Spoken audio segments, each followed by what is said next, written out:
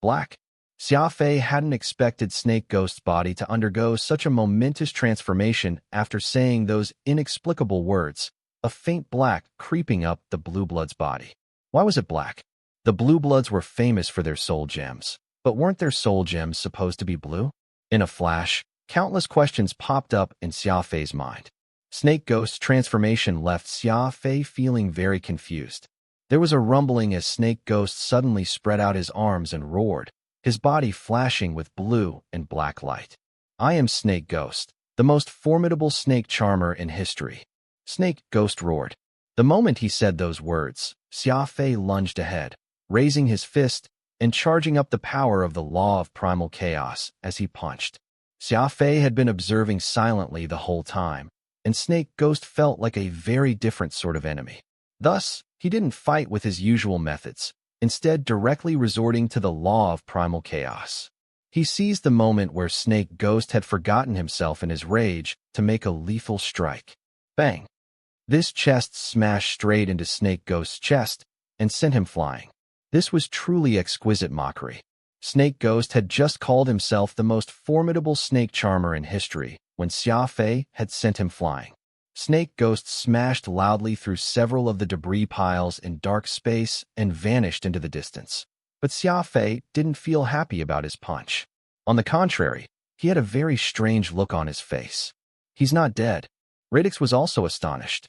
Xia Fei's law of primal chaos was heaven-defying, and anyone who wasn't too many ranks above Xia Fei would die if hit by this unreasonable law force. But Snake Ghost had not. There was a ball of blackness in front of his chest, and that blackness had blocked Xia Fei's attack. Absurd. Blue Bloods all had azure soul gems, but Snake Ghost's soul gem had a ball of black fog. The law of primal chaos could reverse everything, but Snake Ghost had blocked it. How is that possible? You should have let me go, Radix said. The fiendish blade nirvana that Radix controlled could devour energy. Radix felt that if Xia Fei had thrown out the fiend blade, he could have heavily injured Snake Ghost. At that moment, a hair-raising noise resounded through the dark space, as unpleasant as fingers scratching a chalkboard. At the same time, countless king fog snakes began to appear, their golden eyes staring at Xia Fei and their venomous fangs flashing. Finally here, Xia Fei grimly said, "Everyone, be careful." Bang! As he spoke, little Goldie suddenly went crazy. What had come over him? He lunged out all on his own, his eyes red with bloodlust as he roared. Xia Fei could clearly sense something different about little Goldie. He was normally quite simple and obedient, always following behind Furball. He also had a good temper and was rarely angry, unlike Furball, who would start a massacre without a second thought. But today, little Goldie's body was shaking with violence. There was a reckless impulse that everyone could sense.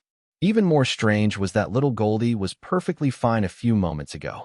He had just inexplicably gone crazy. Furball started moving, putting himself in front of little Goldie, but whatever had possessed little Goldie made him ignore Furball. He continued to heedlessly charge forward. In the blink of an eye, he had begun battling the king fog snakes. His body was small, and he drilled into the body of a king fog snake to do something vicious. To Xia Fei's surprise, in this state, little Goldie displayed several times more combat power. The little golden fellow moved quickly and ruthlessly. Once he was inside the body of the king fog snake, he attacked its brain. He quickly and decisively killed two of them. Furball seemed to be spurred on by little Goldie, and the two of them began a snake-killing competition. Furball used his head like a ram, plunging into a king fog snake's body before using his energy cannon to obliterate its brain. His small body finally proved useful. The snakes that Snake Ghost had called over were all clumsy and huge, and they had no recourse against the palm-sized Furball and little Goldie. It was like an elephant versus an ant. Once an ant was crawling on an elephant's body, the clumsy elephants wouldn't be able to shake them off. "You go too," Xia Fei ordered Radix. Radix was startled, and then he joined little Goldie and Furball in battle, 3 different streaks of light shooting around crazily, inflicting lethal damage wherever they went. On the other side, Snake Ghost raced towards Xia Fei like a comet. At the same time, Xia Fei accelerated to meet him as he raised a fist. Xia Fei had always been known for having many cards and weapons, but this time, he wasn't using any sort of weapon. Was he going to insist on beating Snake Ghost with just his fists? It had to be understood that the law of primal chaos had just proved itself to be ineffective on Snake Ghost. Bang! Snake Ghost howled and thrust out his blue arms, which instantly turned into snakes. Crystalline snakes. 2 blue snakes attacked from the left and right, opening their mouths and biting at Xia Fei. Crafty approach. The sprinting Xia Fei suddenly made an inconceivable turn, his slender body twisting around and squeezing through an extremely narrow gap. And rather than slowing down, he got even faster. Bang! Another punch came in at Snake Ghost's chest, and Snake Ghost was sent flying once more. But after the last time, Xia Fei wasn't willing to let him go. Accelerating, he caught up to Snake Ghost and raised his fists high, smashing down at Snake Ghost's body once more. An observant person would notice that in these 3 consecutive punches, Xia Fei had hit Snake Ghost in the same spot. These weren't just pure attacks, but a means of testing Snake Ghost's resistance. The situation was rather weird. Xia Fei was only using his fists, yet he had the Annihilator-grade Fiend Lock, the Twin Wing Roar, and its formless attacks, the White Dragon Screech, and Peacock Blue. Even without Furball, Little Goldie, and the Nirvana Fiend Blade, Xia Fei still had countless trump cards. But Xia Fei seemed to be sure about something. So instead of using all those weapons, he used only his fists. This assault left Snake Ghost in a disastrous state. The King Fog snakes that he was so proud of were being suppressed by the even more savage Little Goldie and Furball, and he himself was locked in battle with the speedy Xia Fei. Speed types were truly hard to deal with. Even though Snake Ghost was at a higher level than Xia Fei, in close combat he had no means of defending himself. The punches rained down, and Xia Fei was truly ruthless, striking at the same spot repeatedly. Bang! Finally, Xia Fei's fist pierced through Snake Ghost's body. His fist entered through Snake Ghost's chest and out his back. Thump! Snake Ghost's legs gave out, and he dropped limply to the ground. It was clear that the #1 snake charmer was no match for Xia Fei. Xia Fei had only 6 soul marks, but his combat power was Annihilator class. Talk. What's that black ball in your body? Why can it block my law of primal chaos? Xia Fei tied Fiend Lock around Snake Ghost's body. The hair-thin chain was incredibly sharp, and Xia Fei just needed to pull it to slice Snake Ghost into pieces. Confession through torture was one of Xia Fei's skills, but to his surprise, this Snake Ghost was an unyielding character. His body erupted with light. Without saying a word, he chose to detonate his body and die with Xia Fei. Xia Fei very reluctantly pulled on Fiend Lock, and in a flash, Snake Ghost's body was sliced into several hundred pieces. Blue Bloods had soul gems, and their detonations were extremely intense, so Xia Fei wasn't willing to take that risk. In the distance, Mary was dumbfounded.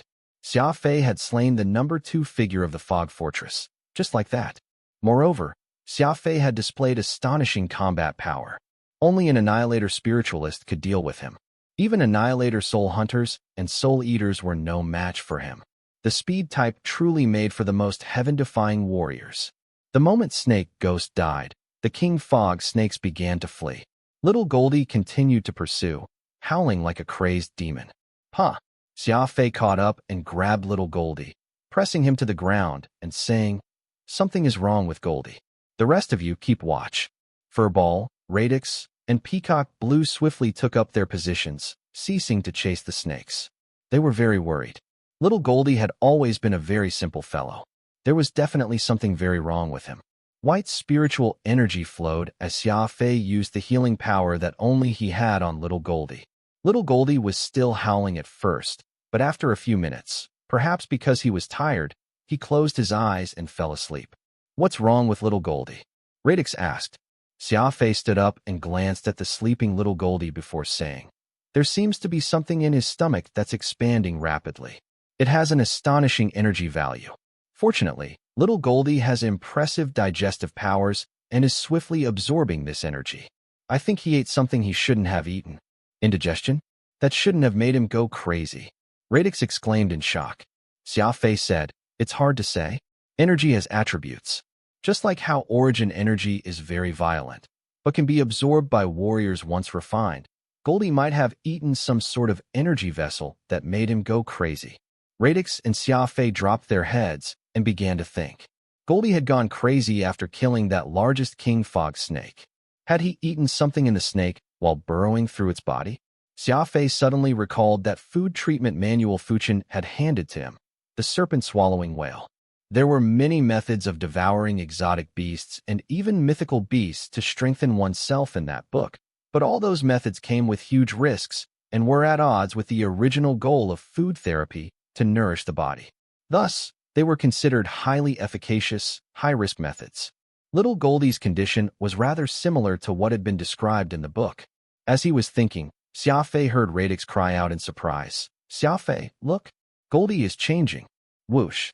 Xia Fei quickly turned around and saw little Goldie's body giving off a faint golden light. He seemed to be growing larger while he slept, and it wasn't long before he had grown to the size of a kitten. It had to be understood that little Goldie had originally been the size of a cicada chrysalis, and while he still wasn't that big, he was at least 100 times larger than before. Furball grumbled, his eyes going round. It was clear that little Goldie had gotten larger, and Furball was now once more the smallest. For a mighty holy beast to be the smallest was simply something Holy Beast Shatterstar couldn't accept. Xia Fei squatted down to take a look before crying out in glee. "It seems like he's promoting." Xia Fei had nothing but weirdos around him. Little Goldie was an example. When his body was huge, it had been the size of a mountain, but when he was small, he had been the size of a cicada chrysalis, an incredibly stark contrast. Now that little Goldie's rank had increased, he had become the size of a golden kitten. While Xia Fei still wasn't happy about it, at least it was better than the forever tiny Furball. Whoosh! Furball was indignant. He ran off to a corner and squatted down, glaring at a small rock on the ground. 1. Furball was a holy beast with pride as high as the heavens. But where was the majesty of a holy beast to be seen in his tiny body? Now, even the dumb little Goldie had grown larger than him, so there was no need to mention how uncomfortable Furball felt. Xia Fei grabbed little Goldie and weighed him in his hand. By now, little Goldie had already woken up and was staring blankly at Xia Fei. "Not bad. I'm very happy to see that Goldie has grown bigger than Furball," Xia Fei muttered. At the same time, he sent some spirit power into little Goldie to inspect his body. When he saw that there was no adverse reaction, he relaxed. This made Furball even more grief-stricken. Had he become an example of someone who would never grow up in Xia Fei's eyes?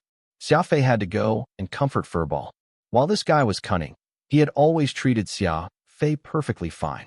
He and little Goldie were both like Xia Fei's children. Little Goldie's small evolution left Xia Fei in a pretty good mood. He stopped criticizing little Goldie for randomly eating things, letting him off with a warning. Do miracles really exist? Little Goldie ate something in the king fog snake and evolved. Dust ate a mythical beast to recover his power, and now you have the serpent-swallowing whale codex. Shouldn't I go and catch a few mythical beasts and holy beasts to eat them? Xia Fei thought to himself. Little Goldie evolving from randomly eating things left Xia Fei rather envious. "Look, Mary seems to be very happy that you have killed Snake Ghost," Radix whispered in a confused voice to Xia Fei. Xia Fei nodded. "I see that. Mary seems to know who Snake Ghost was. Mary was panicking when I grabbed Snake Ghost, but when I killed Snake Ghost, he seemed very relieved. This is very abnormal, and it makes me think of an old saying." "What is that saying?" "Dead men tell no tales," Xia Fei said coldly. Radix was startled, quickly saying, "So after all that, Mary was worried that Snake Ghost's secrets would fall into your hands, so he was anxious to see Snake Ghost die." "That's very possible," Xia Fei said. "Moreover, I'm guessing that he wants to stop me from charging into the Fog Fortress for the same reason. The Fog Fortress, Snake Ghost, and the Cebu clan might all be linked to a secret of the blue blood race." Radix's eyes widened. Xia Fei was truly a monster, able to infer all these possibilities from a simple glance. Once he had noticed Mary's strange attitude, Xia Fei began to pay even more attention to this blue blood assistant. Still, he arrived once more at the Fog Fortress without further incident. "Let me try again. Maybe the Fog Fortress will hand him over." Mary volunteered again. Xia Fei waved his hand and coldly said, "It's no longer up to them. They need to hand him over whether they want to or not. There's no need for you to waste your breath. I'll do it myself." Xia Fei suddenly accelerated, heading to a very conspicuous spot.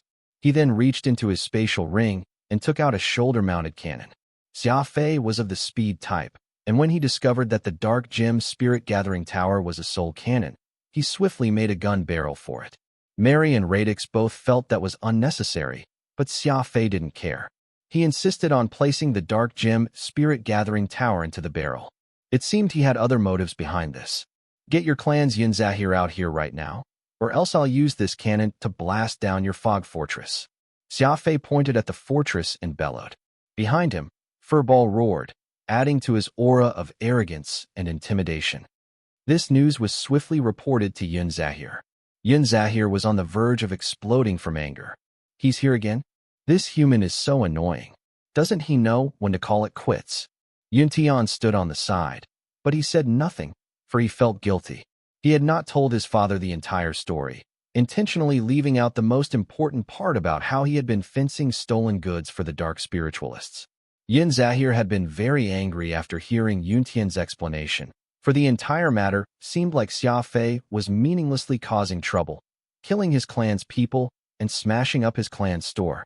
Now, Xia Fei had come to cause trouble for the Fog Fortress again, and Yun Zahir could hardly believe his ears. A human was this bold, and he was also incredibly fast. In less than half an hour, he had come twice? Where is Snake Ghost? Yun Zahir asked coldly. There's no word from him. They presumably missed each other, his subordinate replied. Yun Zahir nodded. He had no idea that Snake Ghost had already been killed by Xia Fei. Within an hour, Xia Fei had retrieved the Dark Gem Spirit Gathering Tower, killed Snake Ghost, and come back to the Fog Fortress with the Soul Cannon. Only someone with divine speed like Xia Fei could do such a thing. Yun Zahir emerged from his study with an ashen expression. At this time, he really wanted to see what this fearless human looked like. How could he dare to cause trouble in his territory not once, but twice? Once Yun Zahir was gone, Yin Tian finally lost his patience. He quickly closed the study door and then had a king fog snake open a temporary passage to conventional space. Communication devices didn't work in dark space, so he had to risk leaving to get in touch with someone else.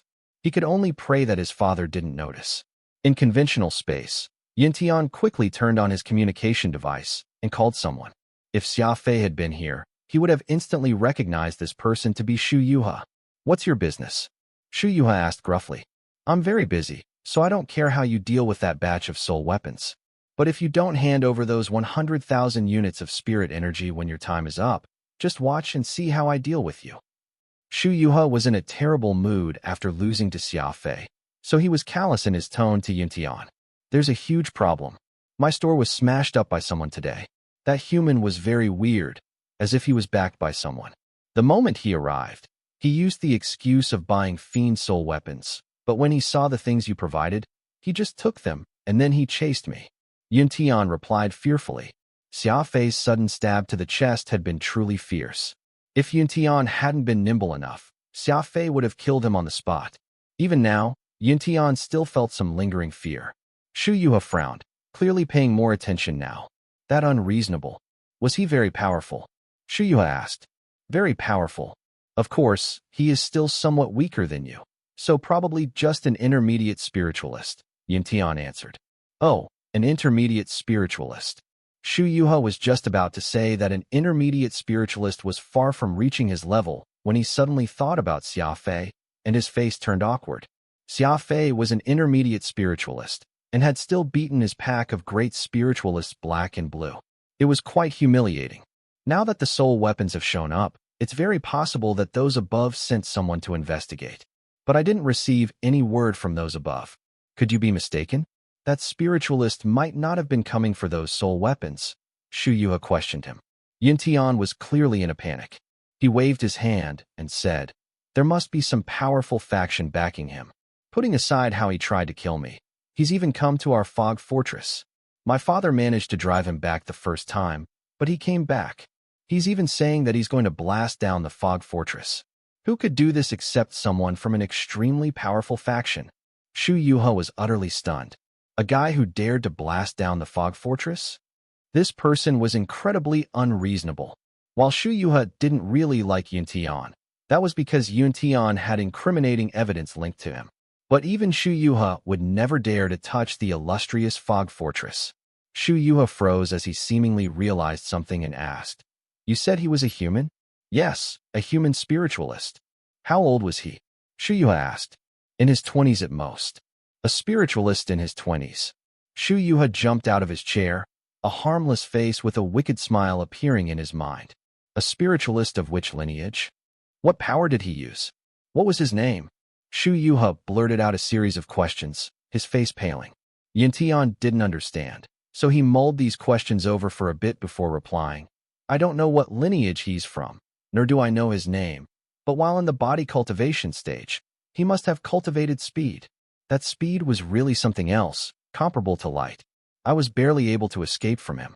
Fortunately, I had a pack of fog snakes around that I used to hold him down in order to escape." Shu Yuha was in no mood to listen to Yuntian's babbling. An intermediate spiritualist in his 20s, a speed expert, and incredibly unreasonable. Wasn't this guy Xia Fei? How had Xia Fei run off to the undercurrent universe after only a few days? Sighing, Shu Yuha plopped onto his chair and massaged his forehead. Does he use this strange blade, and also have two weird little monsters next to him, a ball and a bug? And does he have a plant weapon on his right arm, with huge blue blades of grass? And he might also have this formidable hair-thin weapon. Yuntian was stunned. Why did Shu Yuha seem to know even more about this guy than he did? Right, that's him. So Sir knew of this monster. "Please, sir, send him a message and tell him to stop making trouble for me," Yuntian pleaded. Shu Yuha didn't show the slightest sign of interest. "Xia Fei, Xia Fei, Xia Fei again. Always Xia Fei." Xia Fei was like a haunting ghost, always getting up in his business. "I know him too well. This Xia Fei is truly a spiritualist of the Alpha universe," Shu Yuha said helplessly. "What is he doing now?" Shu Yuha asked. "He's brought a cannon up to the fog fortress and is threatening to blast the fortress down. My father is enraged and has gone to reason with him," Yintian answered. Reasoning with Xia Fei? Shu Yuha found the prospect quite ridiculous. When had Xia Fei ever been amenable to reason? "You should hurry up and escape. There's no way your clan's fog fortress is going to survive," Shu Yuha said while waving his hand. Yuntian's eyes flew open, and he shouted in disbelief. "Is Xia Fei really bold enough to destroy the fog fortress?" Shu Yuha sighed and said to Yuntian in a sympathetic tone, "I don't know about other people, but Xia Fei is definitely bold enough." "I don't know about other people, but Xia Fei is definitely bold enough," Shu Yuha said grimly, his teeth clenched, as he recalled how Xia Fei had repeatedly ruined the plans of the dark spiritualists. He even felt like devouring Xia Fei's heart. Yuntian was stunned into silence. He had always trusted Shu Yuha and knew that the dark spiritualists had supporters among the upper echelons. How could he possibly feel fine when Shu Yuha had said that the fog fortress would definitely be blasted into the ground? "Master, you have to think of a way.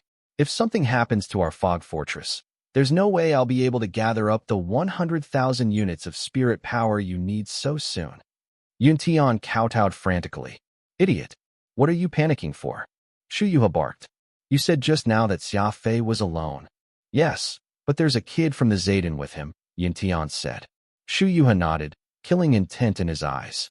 "You immediately try to have your father not have a direct confrontation with Xia Fei. Do that first, and then we'll talk. Force Xia Fei to dare and come to Undercurrent to investigate you all by himself. He must have received orders from above. But he's still just one person. There might be a chance." Dark space, the fog fortress. Yun Zahir ascended to the fortress tower and peered into the distance. He saw that Xia Fei had stuck a cannon standing about 2 meters tall in the ground and was squinting at him. Yun Zahir scowled, first because Xia Fei's carefree posture was very arrogant, and second because this arrogant scoundrel was so young. Xia Fei's gaze was incredibly sharp, so he immediately picked Yun Zahir out of his escort, identifying him as the patriarch. "Yun Zahir." Xia Fei pointed at the fog fortress and shouted, "If you know what's good for you, you'll hand your son Yuntian over, or else I'll stop being polite." Being threatened, Yun Zahir was indignant. He had lived for so long and ruled the fog fortress for so long that there was no one who didn't know of his fame, let alone threaten him. An ordinary person wouldn't even look him straight in the eye.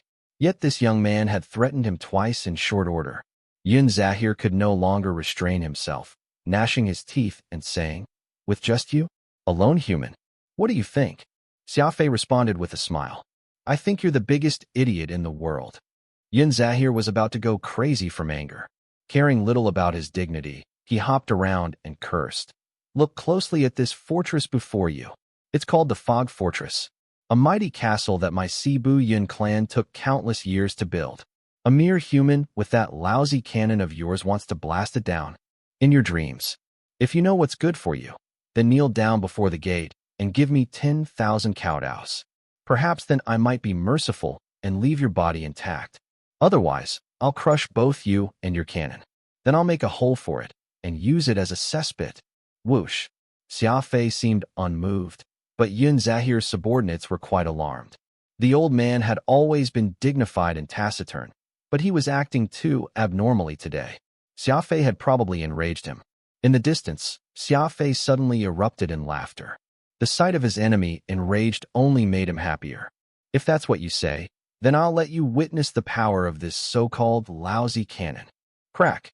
The metal barrel around the dark gem spirit-gathering tower fell away, revealing a conical-shaped crystal, brimming with energy and killing intent. A subordinate of Yun Zahir's instantly recognized the dark gem spirit-gathering tower and cried out in surprise. "The dark gem spirit-gathering tower? Good heavens, it's a dark gem spirit cannon. The Fog Fortress is in danger." This weapon had been made by a blue-blood spiritualist. So many people had read about it in books and could recognize it. Xia Fei was truly sinister, making a useless gun barrel and placing the soul cannon inside, only revealing its true form at the end. Cough! Yin Zahir almost threw up blood on the spot. It now appeared that he was the real idiot. Xia Fei had a lethal weapon in hand, yet Yin Zahir had scoffed that it was a useless cannon. A second later, that lousy cannon went crazy. A black beam of energy engulfed the world, and in the middle of it was a bolt of lightning. Rumble! That one shot sheared away 1/6 of the Fog Fortress. Mournful howls resounded through the air. The King Fog snakes who had been preparing to ambush Xia Fei instantly ran off. Animals avoided danger and moved toward what benefited them, and their intuition told them that this was a deadly threat. They threw aside their masters and fled for their lives. Yin Zahir's blue face turned white, cold sweat caking it. This blast had been aimed to his left, and when he turned his head, he saw that everything on his left had been rendered void, like some monster had taken a bite out of his castle. The emptiness was so close to him that the slightest deviation would have had him going to see the king of the underworld. Yin Zahir's eyes flew open, and he stared at Xia Fei like he was a fiend. A normal person would brandish a powerful weapon just to threaten the other side into giving in, not actually using the thing. But Xia Fei was different, not wasting the time with the threats and moving straight to the beating. Nice. So powerful. Xia Fei looked in disbelief at the dark crystal spirit-gathering tower. Not even he had expected it to be that powerful. This was a super fortress 10,000 meters tall and 10,000 meters wide, but one blast from this cannon had almost shattered it. Its power was simply heaven-defying. But the pitch-black crystal had turned grayish-white. It was clear that the blast had consumed enormous amounts of energy. "Yin Zahir, you forced me to do this.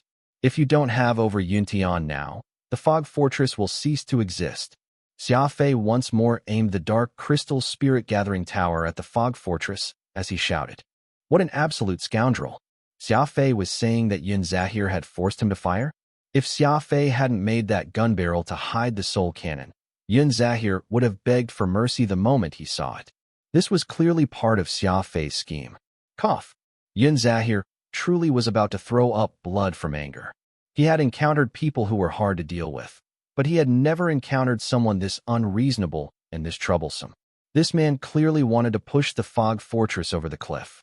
Even more infuriating was that even if the Fog Fortress was destroyed, other people would simply blame Yin Zahir for being blind. This guy brought a dark gem spirit-gathering tower, and you still acted so stubborn? Wasn't that just asking for it? But they would have no idea that Xia Fei had really been holding some lousy gun barrel, which didn't look powerful at all. 3, 2, 1.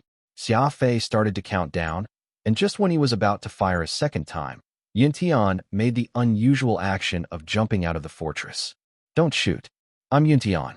Xia Fei pouted, muttering, "Why did you come out so quickly?" Mary almost fainted. If Yuntian hadn't come out, the fog fortress really would have been done for. It seemed like Xia Fei had never planned to spare it. He not only wanted the life of the fugitive, but also the fog fortress. Yun Zahir pointed at Yuntian and cursed him. "Get back here. Our Cebu clan has no cowards. We'll just go together and fight to the death with this annoying human." Yuntian turned around and kneeled. "Father, you can't. Your son was unfilial. Father, you might have heard that the dark spiritualists from the Alpha universe had stolen a large number of soul weapons from the collapsed expanse of the Founders. I was the traitor that's helping the dark spiritualists sell those stolen goods. This person came here to arrest me. He was sent by the Annihilators." Whoosh! Yun Zahir shuddered and almost fell from his tower. It wasn't just Alpha who used the expanse of the Founders. Undercurrent used it as well, so Yun Zahir had also heard about what had happened there. It was now clear that Xia Fei hadn't been causing trouble for no reason at all. He had come on official orders, representing the Annihilators in his investigation of Undercurrent. What sort of person could represent the Annihilators in Undercurrent? Only the Dragoons. In other words, this young man who seemed to be in his early 20s was a Dragoon of the Annihilators. If he had really fought Xia Fei, fought a Dragoon, he would undoubtedly have drawn the ire of those above. Yun Zahir fell completely apart, his eyes losing focus as he stared blankly at Yuntian below. A man should take responsibility for his actions. I will go confess and submit myself to judgment. I will not burden the clan. Yuntian seemed to find his backbone, striding towards Xia Fei. Xia Fei looked at Mary and sighed softly. It was clear that while Mary was nominally Xia Fei's guide, he was actually a plant working for the Zayden clan. Before this, it wouldn't have been excessive for Xia Fei to flatten the fog fortress, as the fog fortress had been hiding the suspect Yuntian and had even sent someone to kill him. Even if questions were asked, all that could be said was that Xia Fei had been a little too ruthless and excessive in his response. But now, Yuntian had presented himself and even said who Xia Fei was. The entire fog fortress had submitted, so if Xia Fei attacked now, he would no longer have reason on his side. Radix had been quietly watching Xia Fei this entire time, and he saw Xia Fei very calmly accept this, putting away the soul cannon and gesturing at Yuntian for him to come over. Radix was quite sullen. Someone with Xia Fei's personality shouldn't have given up so easily. After all, Xia Fei hated being sneak attacked. In the past, Xia Fei would have blasted down the fog fortress even if Yuntian had handed himself over. He must have had another idea brewing in mind. Huh. Xia Fei grabbed Yuntian with one hand and Mary with the other and silently vanished into the darkness. In a part of dark space, Xia Fei threw Yuntian to the ground and said to Mary, "Go there and keep watch. Don't let anyone get close." Mary frowned. Was there anyone around? He couldn't even see a ghost. It was clear that Xia Fei was making him go away. Once Mary was gone, Xia Fei looked at Yuntian, who was feigning composure, and asked, "Talk. What's up with Snake Ghost? Is he part of your blue blood race or not?" Yuntian froze. He had been thinking up excuses this entire time, but he had never expected Xia Fei's first question to not be about the fiend race soul weapons or the stolen goods from the expanse of the Founders, but about Snake Ghost, the snake charmer of the Cebu clan. Yuntian swallowed and asked, "Sir, you've met Snake Ghost?" "I haven't just met him. I killed him," Xia Fei replied indifferently. Yuntian was startled, and then his eyes gleamed with a cunning light. It was like Snake Ghost's death made him rather happy. This was truly strange. Mary and Yuntian, two blue bloods, had learned that Snake Ghost was dead, and they had both been quite pleased about it. Yuntian was startled for a moment, and then he muttered, "Snake Ghost is an ordinary snake charmer of our fog fortress, so of course he's a blue blood. There are around 300 people like him in the fog fortress." Whoosh! Before Yuntian could finish, Fiend Lock had silently wrapped around his left arm. Xia Fei gave a light tug, and several deep grooves appeared on his crystalline arm, as if they had been carved by a scalpel.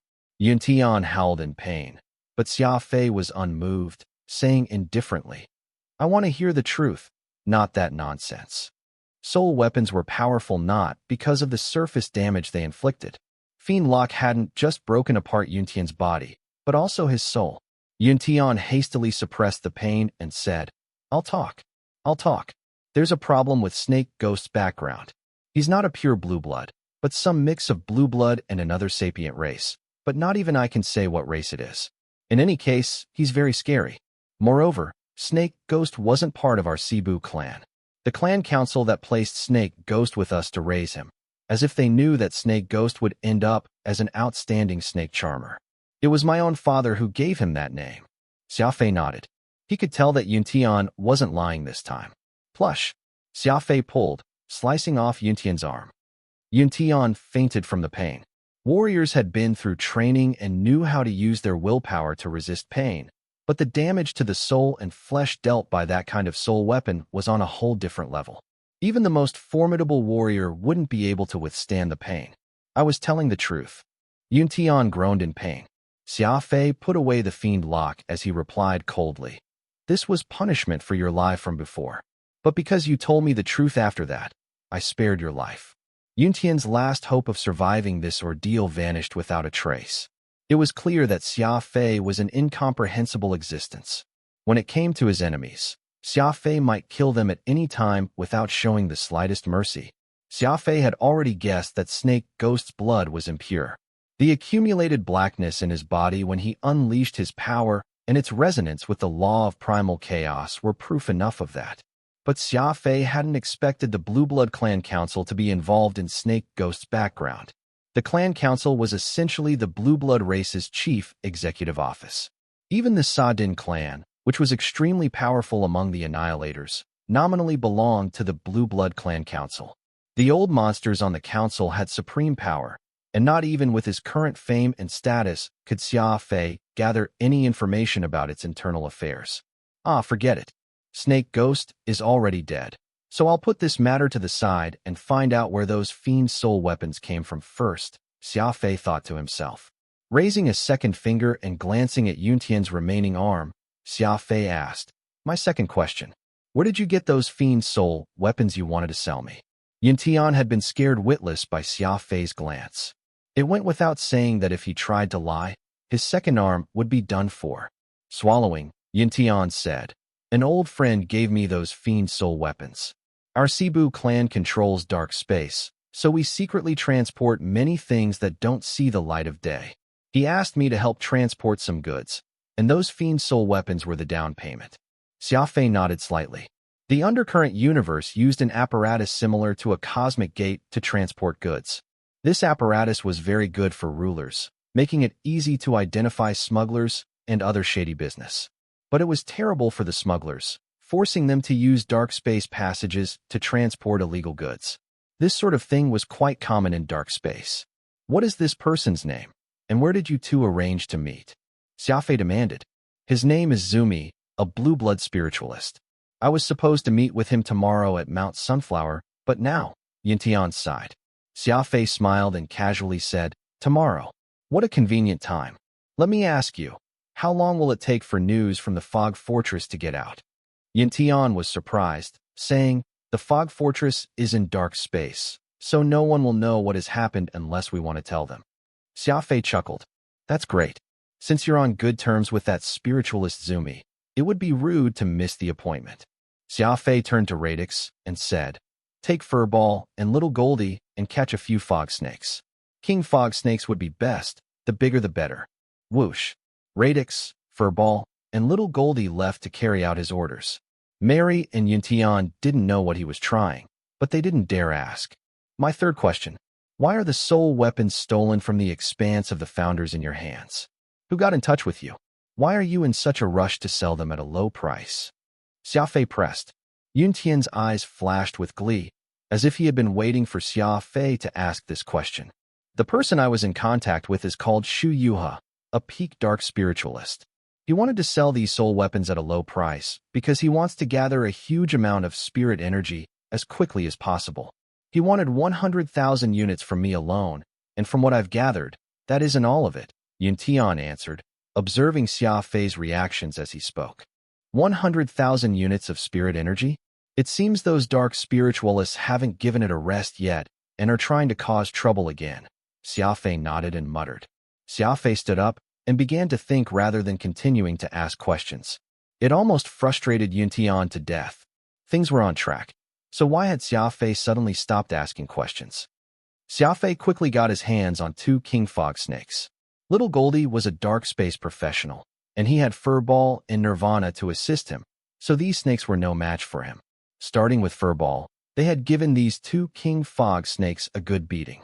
The snakes had been beaten so badly that they trembled upon seeing Xia Fei and his crew. Xia Fei nodded in satisfaction and indicated that they should obey him from now on. The king fog snakes were intelligent, and they had been battered enough that they wouldn't try to resist even if they were beaten to death. They nodded vigorously to indicate that they understood. "Mary, I will have to trouble you for your services tonight. Stand guard in dark space and watch these 2 snakes. Make sure they don't run away. Tomorrow, we'll set off from here to see that blue blood spiritualist," Xia Fei ordered him. Mary was startled, asking curiously, "You want to investigate those fiend soul weapons? But how do we explain the lost soul weapons from the expanse of the founders to my superiors?"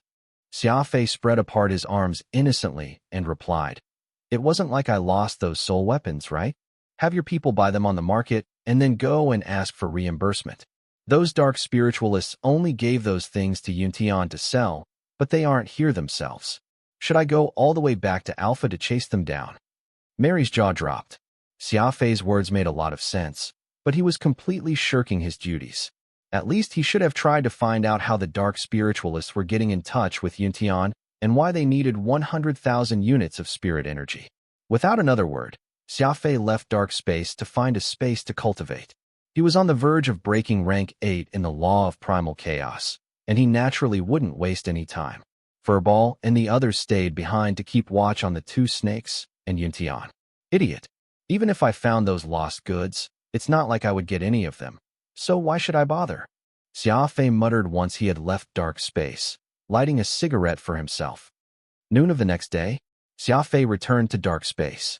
The party sat on the 2 king fog snakes and headed off on their way. Xia Fei had fed Yuntian some medicine, which had improved his complexion. Of course, this was only true for blue bloods. A human with a blue face wouldn't have been in a good spot, but probably would have been poisoned. Just like you thought, Mary spent all last night interrogating Yuntian. Once he found out how the dark spiritualists were contacting him, Mary left to report to his master. Radix whispered to Xia Fei. Xia Fei nodded. "Let the blue bloods worry about the dark spiritualists. This matter is far from as simple as it seems. Snake Ghost's identity and the Cebu clan helping the dark spiritualists sell stolen goods. These affairs all relate to the highest power structures of the blue blood race. I don't believe that a powerful clan like the Zayden can't even see that. It's clear that the Zayden clan wants to use me to stir up internal strife among the blue bloods. Though I don't know why they want to do this. How could I allow myself to be the gunman for another? If the Zayden has some dispute with the Blue Blood Clan Council, let them deal with it themselves. I'll seize those fiend race ruins and then leave. And who will stop me?" Radix was very excited, rasping back. "For as long as I've followed you, trouble has always come to find you. This is the first time I've seen you avoid trouble, a good sign. That's right. We don't need to bother about all that random nonsense." Xia Fei smiled, but there was a cold light in his eyes. The Zayden clan had personally sent Xia Fei to join the pack of experts that was the Neophyte Dragoons, and it now seemed that their intentions were not exactly pure-hearted. When they ran into internal affairs that they found inconvenient to deal with, they had sent Xia Fei to take the blame. Was it really as Aquamarine had said? Annihilators seemed glorious and immortal, but they were actually the most sinister and callous people in the universe. "I have to be cautious," Xia Fei frowned as he muttered softly to himself. He had a strong foreboding that the Annihilator universe was not as fine as others made it out to be. If he was really able to make it inside one day, he might have to interact with the most cunning and cruel people in the universe. An unknown part of the undercurrent universe. A battle had just ended, and only one person had survived. The person wore a mask that obscured his face, but from his voice, one could tell that he was very angry. "Tell me, why was it not Xia Fei, but a bunch of blue bloods who came?" "And from the Zayden clan?" The masked man roared at Shu Yuha on the screen. Shu Yuha's forehead was caked in sweat. He got down on one knee and bowed. "My lord, I really don't know. I very clearly ordered the Cebu clan's Yuntian to leak the information that we were exchanging goods here to Xia Fei, so that Xia Fei would throw himself into the net. But this Xia Fei is far too cunning and refused to take the bait. The masked man snorted and clenched his teeth. This man truly is cunning and ruthless. I had no choice to kill the Zayden force, forming a grudge with them. We've suffered a bad loss this time around. Shu Yuha fell silent. What else could he say? He had fallen for another of Xia Fei's traps. What a monster! How could there even be such a being? From start to finish, not a single dark spiritualist had ever been able to get even the smallest advantage against Xia Fei. The masked man stomped his feet and ordered ruthlessly. This Xia Fei is a walking disaster. He must be eliminated. Use everything we have. I need to know where he is. Dark space. Xia Fei was hiding from afar, watching Mary, Yintian, and Furball arrive with someone, the great spiritualist from the Blue Bloods, Zumi. Zumi appeared to be very concerned as he asked about Yuntian's left arm, and the man managed to cover it up with the lines that Xia Fei had prepared for him prior. As for Mary and Furball, Xia Fei had arranged for them to keep an eye on Yuntian.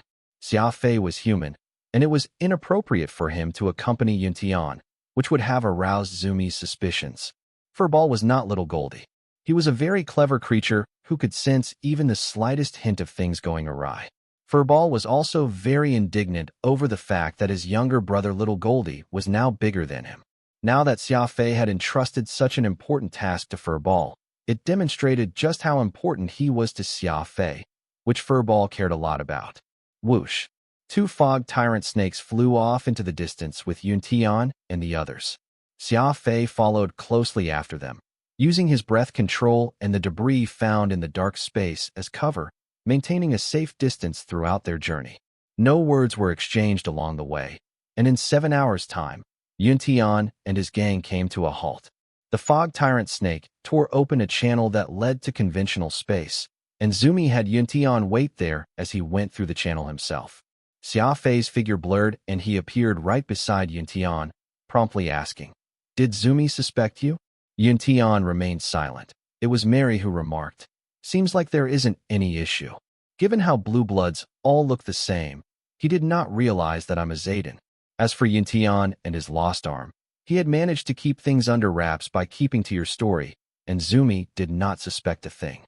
Xia Fei nodded. "What's on the other side of this channel?" Yuntian answered quickly, "It's a location marker. This was all Zumi gave me, and we'll have to check it against a star map to find out where exactly it leads to." With that, Yuntian took out a star map to check their location against the coordinates. Xia Fei reached a hand out to stop him. "No need to look. As long as he isn't a fool, there's no way he would bring you to the actual rendezvous point." "How long did Zumi tell you to wait before he departed?" 15 hours, Mary answered promptly. "Sounds like Zumi is off somewhere far away, or he has many things to do. You two should remain here.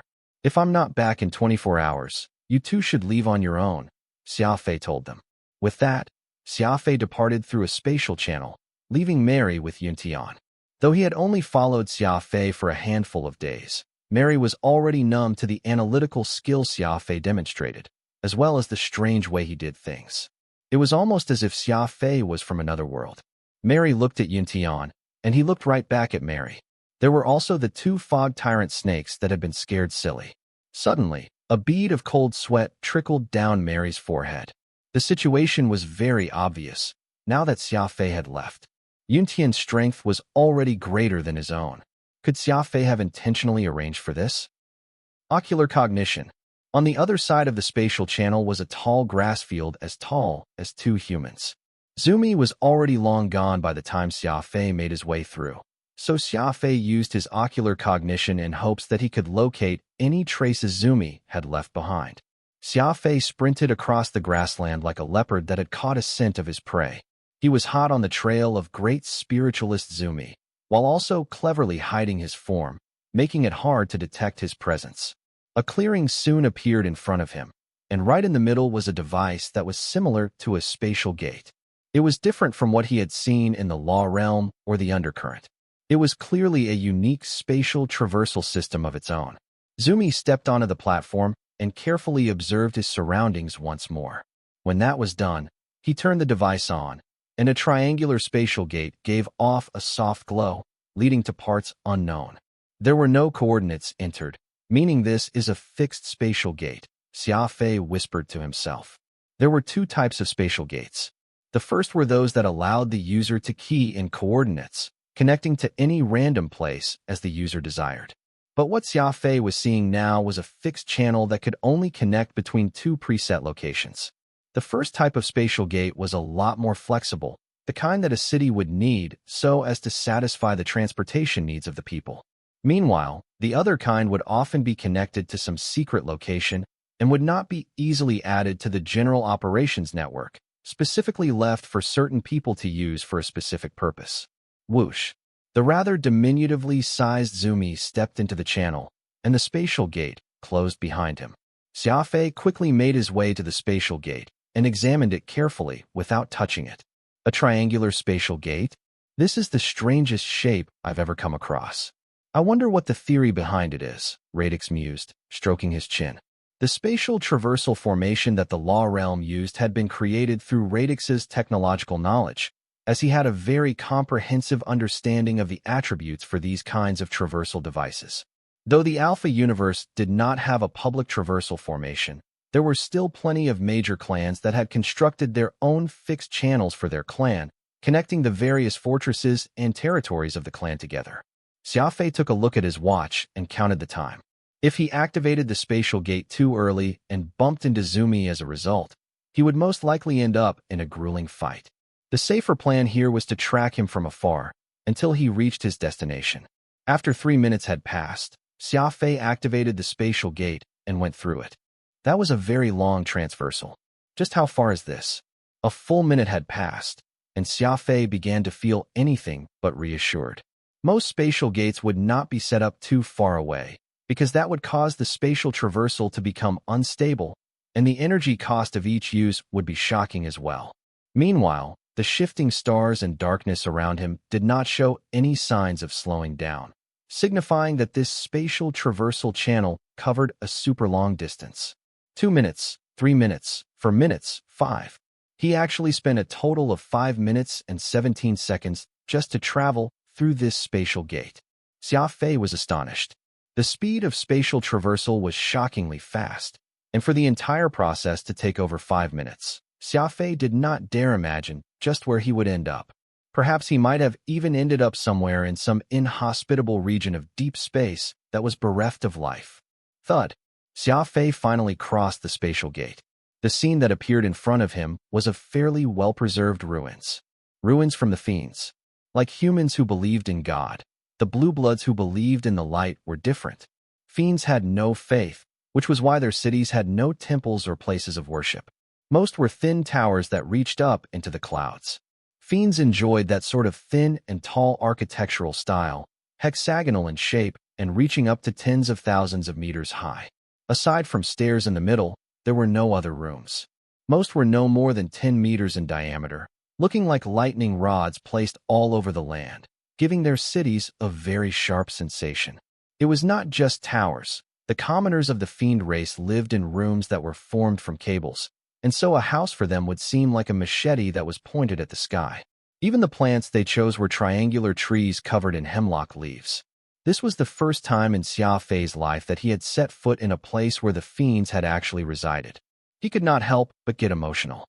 This was an already extinct sapient species that might not be as multi-talented as humans or possess a unique energy-based body like the blue bloods, but they were very sharp. They had their own personality. Whoosh! Xia Fei entered the ancient fiend city swiftly, searching for any traces of Zumi. Xia Fei found everything around him to be a refreshing sight. A household residence's entrance was not fitted with a door panel, but 2 rectangular blades. Using blades as doors was enough to see the degree of obsession the fiends had with martial prowess. No wonder the historical archivists all classified the fiends as arrogant and not people others should easily provoke. It turns out that their rumors were true, having an overwhelming trait that leaned toward murder. Radix was also quite taken aback by what he saw. Humans placed emphasis on concealment, and everyone would act like gentlemen from the outside, appearing all civilized and upright, but there was no way of telling how they were behind your back. Fiends and humans were in exact opposition. Friends did not care to conceal the brutality in their blood. Even their buildings gave off this vibe of slaughtering everything. Radix grew very excited upon personally seeing the remnants of a city that had once inhabited the fiends. Right in the center of the city were 9 tall, thin towers. They were different from the other towers in the city, forming a circle that was arranged in neat order.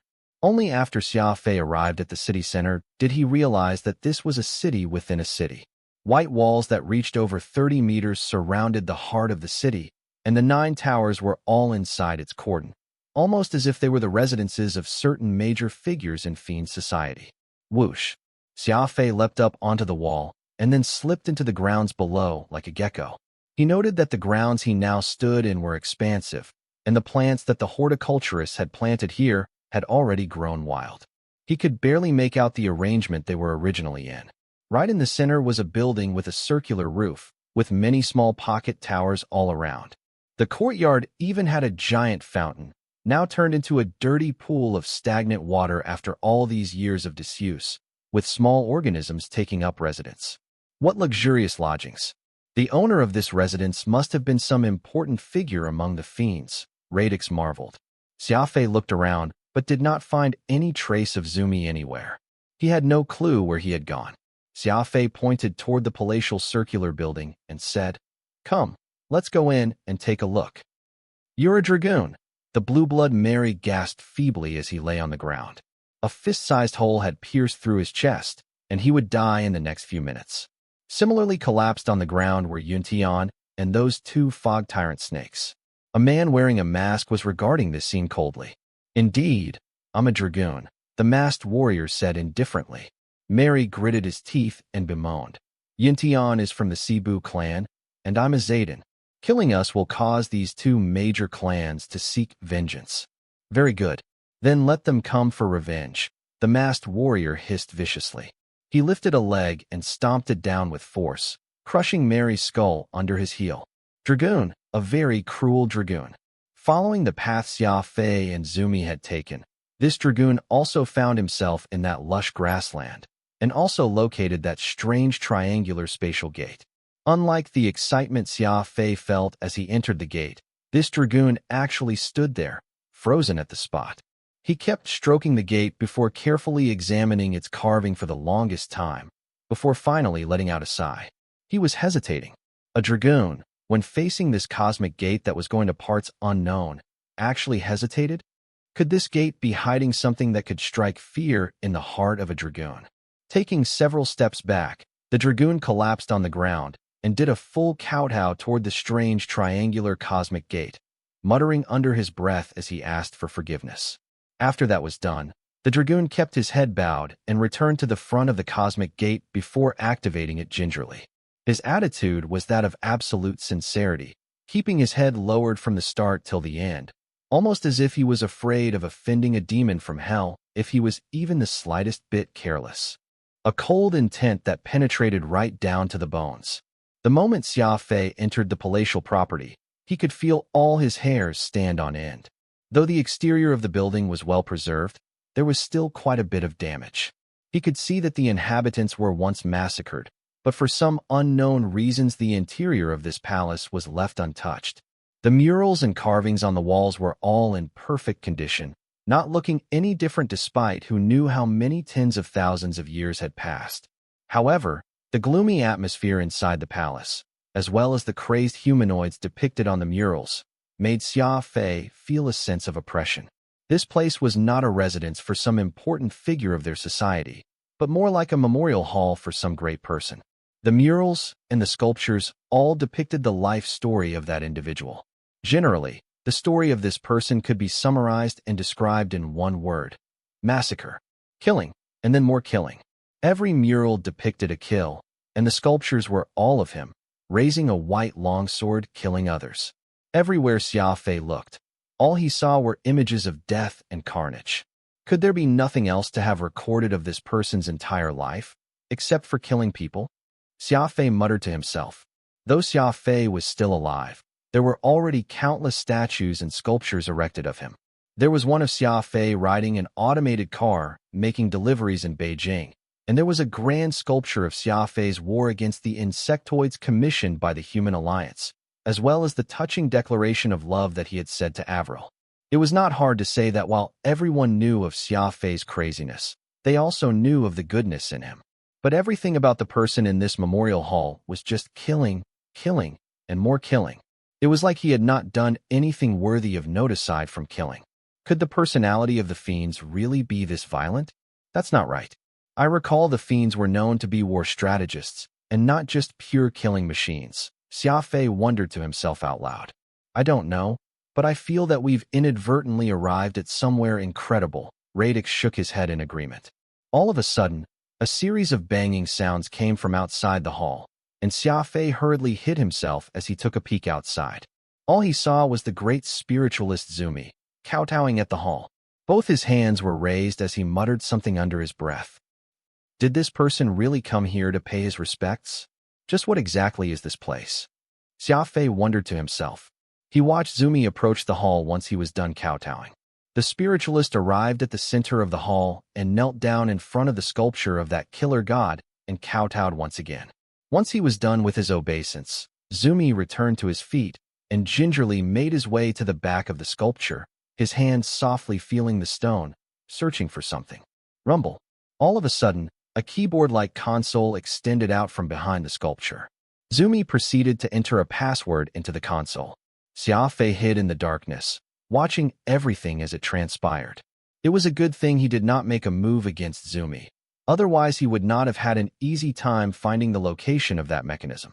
He also didn't know who Zumi was or where he came from, yet he had actually managed to locate the trigger here in the ruins of the fiend race. While he was busy thinking to himself, something strange happened. He heard the sound of wind coming from behind him. Was someone attempting a sneak attack on him? Without a second thought, Xia Fei flipped his wrist and sent out a palm. Boom. The sound was heavy. Xia Fei's palm had slammed into a fist, and it was a fist that held great force. Xia Fei's sleeve looked as if it was cut by scissors as it tore into shreds. That was when Xia Fei made out that the one ambushing him was a masked individual. He was decked out in black war armor, and even had a cloak that seemed to be made of black silk. The immense impact forces sent Xia Fei and that masked warrior away from one another at the same time. Xia Fei subconsciously clenched his hand into a fist, because a severe pain had shot up his arm from that exchange. While he had been in a hurry, Xia Fei's punch was nevertheless filled with the subversive power of his law of primal chaos. This enemy had actually managed to resist this attack, which indicated that his level was much higher than Xia Fei's. The masked man exclaimed in surprise as he was pushed back. First was the impressive power from Xia Fei's law of primal chaos, which had managed to let him trade evenly in that exchange. But what shocked him even more was when Zumi came leaping out with a look of barely hidden anger after hearing the scuffle, when the ambusher thought he was Xia Fei's ally. Whoosh. Three men stood equidistant from one another, forming a triangular standoff, each of them suspicious of the others. Zumi had no idea who Xia Fei or the masked individual were. The masked man thought Zumi was in cahoots with Xia Fei, while Xia Fei had no idea why he had been on the receiving end of a sneak attack. The situation was a little strange. The three men were in a stalemate, and none of them took the initiative to make the first move. Furball, Little Goldie, and Nirvana were all in flight, hovering behind Xia Fei, waiting for his orders. Zumi and that masked individual both appeared to have misgivings, constantly darting their eyes everywhere, looking like they were very unwilling to make a move in here. Are they hesitating? Xia Fei took note of their trepidation, and an idea came to him. With a slight smirk, Xia Fei turned towards Zumi. Zumi, let's work together and kill him right now. Zumi was stunned, asking in his puzzlement, Who are you? How did you know my name? Xia Fei hastily urged. This person's an expert. It's time you give up on the act right now. Given how smart he is, there's no way he would fall for it. We'll only have a chance to get out of here alive if we work together. The expression on Xia Fei's face was animated, showing a sense of urgency and sincerity to make it appear like this was a conversation between good friends. Even Zumi himself was a little confused. Could this human really know me? Throwing a side glance at the masked man, Zumi nearly burst out with a curse. Xia Fei was clearly trying to pull a fast one over on that man. So this strange interloper would treat him and Xia Fei as if they were in cahoots. That masked man let out a long sigh as he said in a suppressed voice, "This here is the cenotaph to the broken wing sky devil. If we're fighting, then let us do so outside." Broken wing sky devil? Cenotaph? Xia Fei was at a loss now. After all this time, he'd found this place was actually a tomb. The dead would not be able to crawl out from their graves. Not to mention this was a cenotaph, which meant there was no corpse even here. There would only be the clothes this broken wing sky devil had once worn interred here to commemorate him. So why would this masked man be so concerned? Could there be something strange about this place? Xia Fei eyed the masked man closely and suddenly felt himself shudder. He realized that he had seen him before. "Brother Zumi, do not be fooled. This person's a dragoon. We'll be dead if we get out of here." Xia Fei warned Zumi as he feigned concern. A dragoon. Though Zumi was surprised, he had also intentionally suppressed his voice lower, not daring to shout loudly here in the cenotaph of the broken wing sky devil. Xia Fei was finding this situation to be more interesting by the second. Evidently, both Zumi and this masked dragoon understood particular details that left them afraid of this broken wing sky devil. Neither dared to make a din here in his cenotaph, much less fight. Recalling that punch he had received from the masked dragoon, Xia Fei suddenly understood what had happened. The assassin had been afraid of making too much noise, which was why he did not go for a lethal strike. Xia Fei had only managed to withstand the blow because he possessed the law of primal chaos and super speed. Had this man been putting in his whole strength into that blow, the situation would have been extremely precarious for Xia Fei. After all, the man was a real dragoon. He was the one whom Xia Fei had worked together with to break the Spirit Mountain soul array that day on Spirit Mountain. Zing! When the masked man saw that they were in a deadlock, he proceeded to draw his sword while whispering a salutation to the broken wing sky devil. The sword was 3 meters long, forged like an extra-large saber, the blade long and slender, gleaming in a cold black phosphorescent sheen. Before the sky devil, I, Ling Boyu, have no choice but to kill here in this revered devil cenotaph.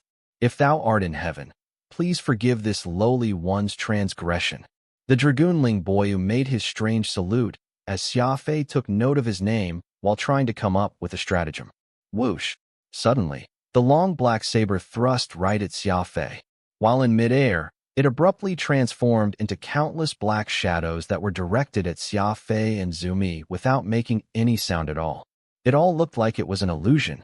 Xia Fei quickly retreated, and at the same time Radix steered the fiendish blade Nirvana to block for Xia Fei. Whiff! The edge of the illusory blade clashed with Nirvana, yet there was still no sound. But Xia Fei did hear a pained howl from Radix. "Radix, are you okay?" Xia Fei asked anxiously. "That sword is very weird. I nearly felt my soul flee from me," Radix exclaimed in fright. On the other side, the color on Zumi's face grew even worse. It seemed he had been hit as well.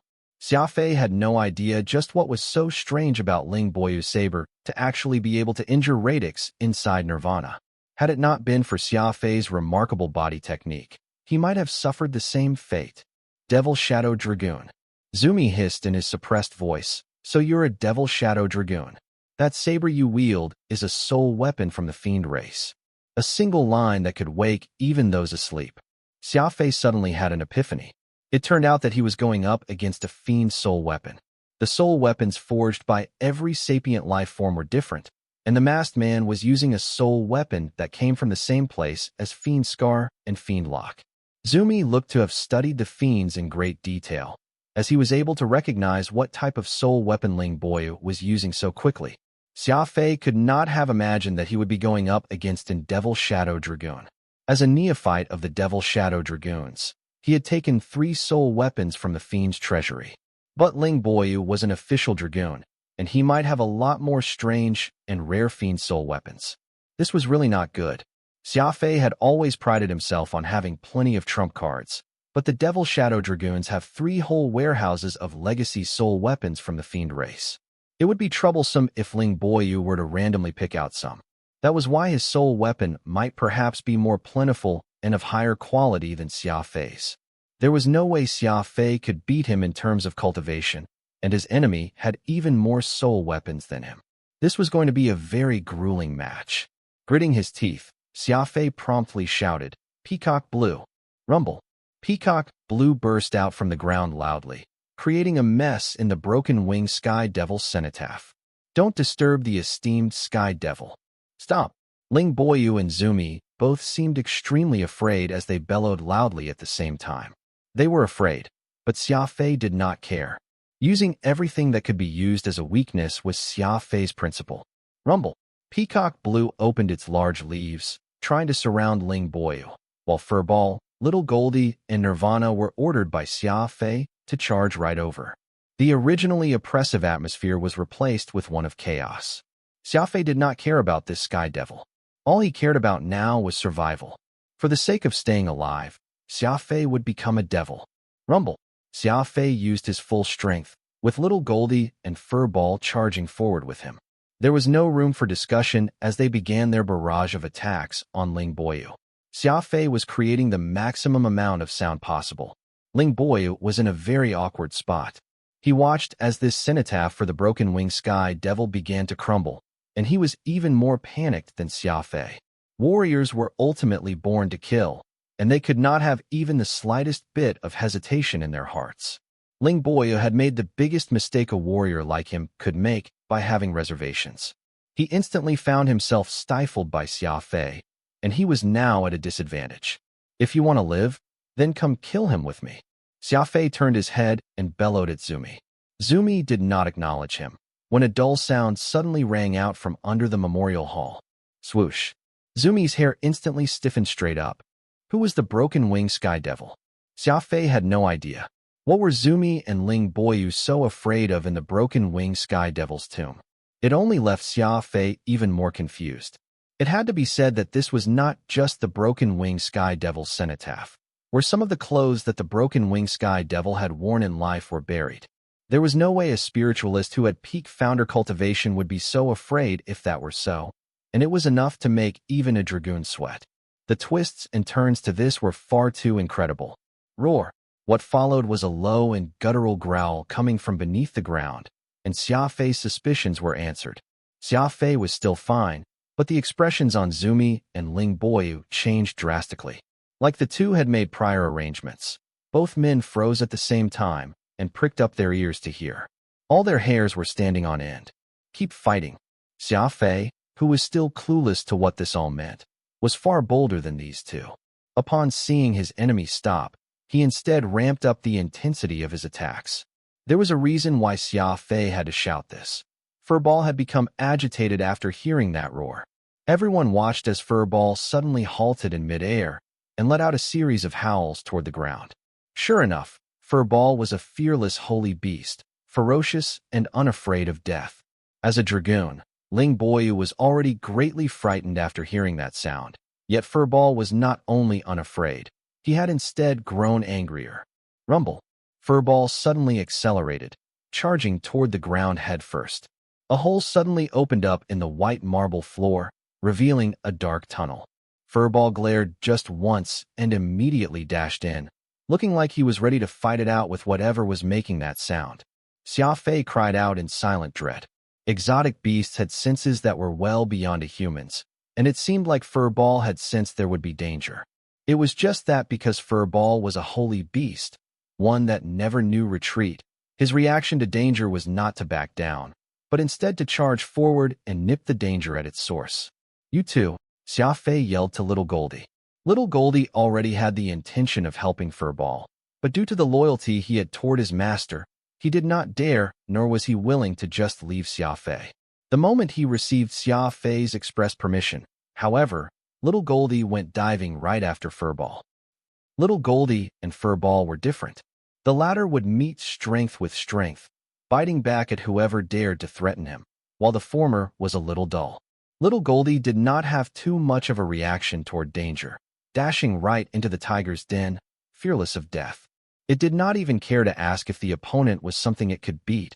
All that mattered was that it was something to fight.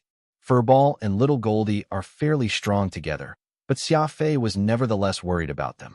Furball was very loyal. Anything that could cause him to abandon Xia Fei so he could face it alone was sure to be quite troublesome. Ling Boyu was wearing a mask, making it hard to tell what his expression was beneath it, but his eyes betrayed a measure of panic, almost as if he felt even more unsettled after seeing Furball and little Goldie zooming down underground. The black saber shot out like an arrow. While it was fast, it was not that accurate. Without a word, Ling Boyu used the move and swiftly retreated outside. Either he did not wish to continue the fight, or he simply did not desire to battle inside the broken-winged Sky Devil cenotaph.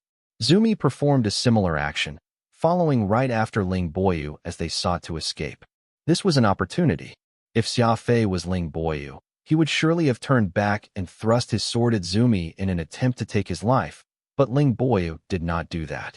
He had devoted all his efforts to leaving the Sky Devil's tomb. "Block him," Xia Fei ordered, and Peacock Blue suddenly burst out from the ground like a green wall to block Zumi's way forward, while Xia Fei cunningly tossed out Fiend Lock, with Nirvana coming in from the side. Zumi was ultimately a whole level under Ling Boyu. While Xia Fei could not stop a Dragoon, he was capable of stopping him. His 300,000 km/s top speed, an immemorial mystical armament, Fiendish Blade Nirvana, and an Annihilator-grade soul weapon were all mobilized in unison. Xia Fei was forcing Zumi to his death. Fiend Lock circled around Zumi, making a very obvious cut on his war armor. Zumi's war armor was peak Founder grade, so it was naturally no match for the Annihilator-grade Fiend Lock. Whoosh! Xia Fei was holding onto Fiendish Blade Nirvana, and there was a black flash. Xia Fei used his six-edged snowflake blade to slice off Zumi's ear. Spirit energy began leaking unceasingly, as Zumi instantly felt faint. "Don't leave," Xia Fei shouted as he went lunging at Zumi. "Why can't I?" Zumi was indignant. "This place is strange, and you must know the reason. If my Furball and little Goldie lose even a strand of hair, I will kill you. Then your entire clan."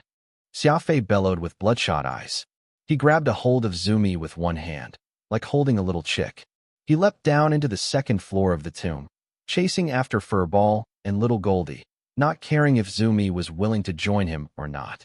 Zumi's face went red. How unreasonable was this? Xia Fei's exotic beasts had jumped in of their own volition, but Xia Fei would kill Zumi if anything happened to them. How did any of this concern Zumi? How was he to know about the relationship Xia Fei had with his two pets, or how they treated Xia Fei like family? No, they treated him even closer than family. Every time Xia Fei was in danger, these two rascals would risk their own necks to help save him. Such emotion might not be something even family could muster. Today, it was obvious just how dangerous the broken-winged Sky Devil's tomb would be. Otherwise, why would an esteemed Dragoon flee with such resolve? As for Furball dashing deeper into the tomb without caring for his own safety, that was just the greatest reaction he had to danger. Furball's natural instinct sensed that the danger coming from underground was far greater than the fight on the surface. Thus, he went charging down there without fail. He did not do that for fun, but to help block a blow coming for Xia Fei yet again. Under such circumstances, how could Xia Fei let someone like Zumi, who knew what was going on, run off? If anything were to happen to Furball, forget killing Zumi's entire clan. Xia Fei might even entertain the thought of eradicating the entire blue blood race. Indubitably, Xia Fei was moving at his top speed. Boom! Xia Fei was like a beam of light, chasing after Furball and little Goldie. The tunnel was dark, and there were murals of the broken-winged Sky Devil massacring his enemies. Xia Fei had no time to look, and was just charging straight ahead. A wall blocked the way forward, almost as if Furball and little Goldie had accidentally triggered some trap or sorts. Xia Fei did not even use his weapon and just blew that wall apart with a singular punch. Kaboom! The metal wall exploded open. Furball, Goldie! Xia Fei was running and shouting like a madman. Given Xia Fei's speed, he should be able to catch up to the two in the blink of an eye, but now that he could not catch even a glimpse of their shadows, Xia Fei was getting even more anxious, and his anger was welling up inside him. There were more and more forks. There were far more tunnels beneath this memorial hall than Xia Fei had first imagined, and even with his first-rate memory, he was also beginning to feel lost. Calm down. I need to calm down. I haven't heard that deep sound for quite some time. Does that mean that the owner of that voice has no desire to attack? Little Goldie is capable of entering dark space, and even if things went sour, they could still escape there. though I can imagine with Furball's personality, he would not opt to escape. Thought after thought flashed through Xia Fei's mind. Despite the fact that he would usually kick Furball aside for no reason, during such critical moments it was obvious just how concerned Xia Fei was for Furball. Several minutes passed, and Xia Fei felt as if his heart was about to leap out of his throat from anxiety. If he failed to locate his two pets for much longer, Xia Fei would definitely go mad. It was at this moment when he saw two figures in the corner in front of him, one white and one gold. They were Furball and Little Goldie. Zoom. Xia Fei went dashing over, grabbing each of them tight in one arm as he gushed with concern. "Are the both of you okay?" Little Goldie acted cute and snuggled up in Xia Fei's embrace, while Furball had let out a long sigh. Evidently, these two had gotten lost. Xia Fei was of course more than happy to find Furball and Little Goldie were well, but his eyebrows soon knit together. He looked around and suddenly realized that he was lost as well. Xia Fei lit a cigarette. He threw Zumi to the ground and took quite a few drags. He had been really nervous just now and had broken out in cold sweat, as if he had just engaged in a battle of life and death. Furball leapt up to Xia Fei's shoulder and continued to observe their surroundings with his beady eyes. He looked completely serious.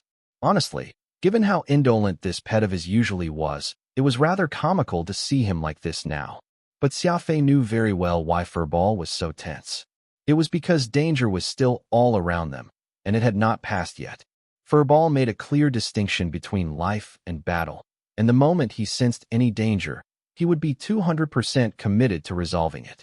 As for living, of course he would try to enjoy it as much as possible, whenever he could. Xia Fei pointed Nirvana right at Zumi and asked coldly, "Where is this place?" "Shhhhhh." Zumi's face was green as he kept signaling Xia Fei to keep his voice low. "Keep it down. Please, I'm pleading with you all. We're in the Broken Wing Sky Devil's tomb now, and you guys can't be like this. The Broken Wing Sky Devil is alive.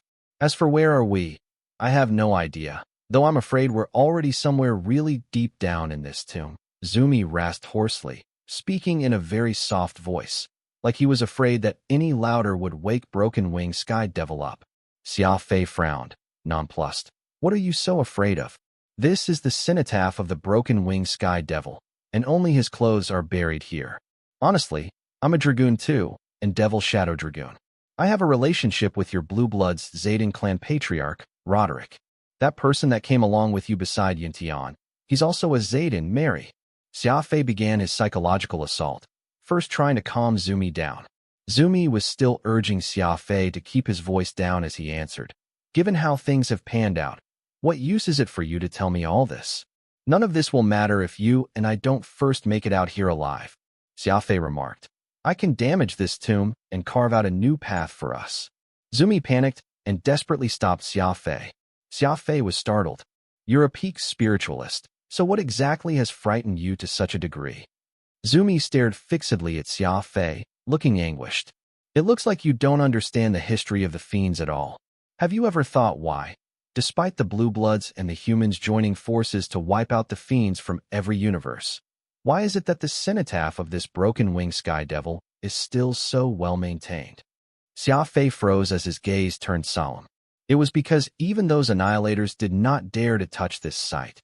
"You're looking down on the fiends too much. They don't believe in gods, but they believe in devils. The Broken Wing Sky Devil, Paletooth. The Gale Sky Devil, Medicinal Cauldron Prince. The Bitter Sea Sky Devil, Forgotten Vale, and the Calamity Sky Devil, Forgotten Trouble. Where we're standing now is none other than the tomb of one of the four great Sky Devils, Lord Paletooth. Broken Wing Sky Devil, Paletooth. Gale Sky Devil, Medicinal Cauldron Prince. Bitter Sea Sky Devil, Forgotten Vale, and the Calamity Sky Devil, Forgotten Trouble. Where we're standing now is none other than the gravesite of one of the four great Sky Devils, Lord Paletooth." Though Zumi was speaking very softly, the change to his expression made it abundantly clear that these four were likely godly saints in his heart. Xia Fei pursed his lips and expressed his surprise. "For great Sky Devils? Are these the gods that the fiends believe in?" Zumi corrected. "I told you, the fiends do not believe in gods, but devils." Among the four Sky Devils, Paletooth was the speedy Sky Devil, and Cauldron Prince was a forging and pharmaceutical sky devil. Then there's the Forgotten Brothers, Veil and Trouble, who represent war and combat. As for the origin of these four great sky devils, I'm afraid only the dead elders of the fiend race could explain it. But the fiends believe that the four great sky devils were the most perfect combination for combat, like the war god that humans believe in, or the Lightbringer that we blue bloods believe in. Xia Fei gave this some thought, but soon discovered an issue with what Zumi said, so he sought to clarify. Strange. Why would the fiend race single their speed warrior out? Shouldn't they consider Paletooth alongside Forgotten Veil and Forgotten Trouble? They are all warriors that excel in combat. Zumi shook his head and looked at Xia Fei. The fiends aren't how you imagine them to be.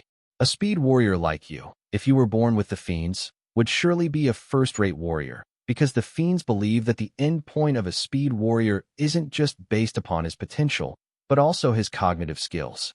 Xia Fei was even more puzzled. Cognitive skills? What has speed got to do with that? Zumi answered his question with a question of his own. What do you think has the fastest speed in all known existence? It must be light. Though the warp engine can achieve an efficiency that is many times the speed of light, it depends on the interfolding technology, and that isn't pure speed. So if we're looking solely on the basis of speed, I'm afraid light is the fastest. Xia Fei reasoned. Wrong. The fastest is the cognitive abilities of sapient life forms. A single thought could well reach speeds billions times that of light. There's nothing that can surpass the speed of thought. That is why the fiends believe that a warrior with the greatest cognitive capability could ultimately break past the limits of speed. The reason why people had difficulty mastering speed is all because they aren't clear about this relationship between speed and cognition. The sharpness of one's mind matches the sharpness of speed. If one is dull, then speed will hardly make progress. That is the conclusion that the fiends came to with regards to speed. Zumi explained. Xia Fei was stunned. He agreed with the assessment that the speed of thought reigned supreme. A person was capable of remaining rooted in reality in 1 second and had their thoughts racing through the vast galaxy in the next. Nothing could fetter thought, and it was even capable of transcending the limits of time and space. Sapient life was a miracle from the universe, and what made it so miraculous was precisely because of their ability to think. Xia Fei spat out a smoke ring and muttered under his breath. So the fiends separated speed from the combat category because of that reason? That was when Radix suddenly said to Xia Fei, "What this person said makes sense. Aren't you the perfect example of this? You possess amazing speed, and the thoughts running in your mind are such a mess that only gods know what you're thinking." Then there's Xia Guqing of the Skywing clan. From the outside, he looks like some barbaric meathead, when in reality, he is clever and is never one to accept taking a loss. All of the Skywing clan are freaks. That is why your clan has the deepest understanding toward the law of speed in the entire law realm, and also why all of you possess the fastest speed. Radix felt that what Zumi had said was tailor-made for Xia Fei, and so he immediately believed it. Xia Fei's forehead creased. Is it possible because speedsters are often in high-speed motion, or that because there could easily be problems if their cognitive speed can't keep up, like the tragedy of running right into a telephone pole? So the fiends believe that it is inevitable for speedsters to have formidable minds. Xia Fei did not really believe in the concept of natural endowment, since no amount of talent could make a warrior outstanding without putting in the necessary hard work. Zumi replied simply, "I'm only telling you how the fiends thought. I can't really explain or tell you exactly why. In any case, the fiends cared about their speedsters very much, and many of their top commanders historically were speedsters." Xia Fei nodded and asked, "Then let's talk about the matter at hand. I don't care about the broken wing sky devil, but tell me why you're so afraid of this gravesite. Also, why did they intentionally leave this place untouched when they were eradicating the fiends?" Zumi looked around and gingerly explained, "These are all just ancient rumors. Apparently, when the humans and blue bloods experts were betrayed at the last second, the resentment in their hearts was such that everyone was determined to wipe out this sapient species that no one could control, which was why they began their cleansing across the universes. No matter their gender or age, no one was let off. But speaking of that, while the humans and blue bloods made up 2 of the 3 major sapient races, they did not understand the mysterious fiends too well. By the time they made their way into their city, only then did the blue bloods and humans realize that the fiends were a lot more secretive than they had thought, and that they had plenty of marvels. Take the 4 great sky devils' tombs as examples. They were all cenotaphs. They only buried the items that these sky devils had previously used, and there were no corpses anywhere. No one had any idea if the 4 great sky devils were dead or alive. Not just that, but something major happened on the site of the 4 great sky devils. An entire team of experts was once insta-killed because they barged into them. It was bloody, and their corpses were left in the most gruesome manner. I'm not talking about your ordinary warriors either, because they were all Annihilator tier experts. Just what level does a person have to reach in order to achieve such a feat? Zumi's voice became slightly fiercer as he spoke of the incident.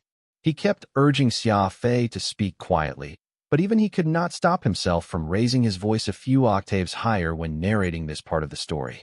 The expression on Xia Fei's face changed. To be able to insta-kill an entire team of Annihilator tier experts was definitely a grand gesture.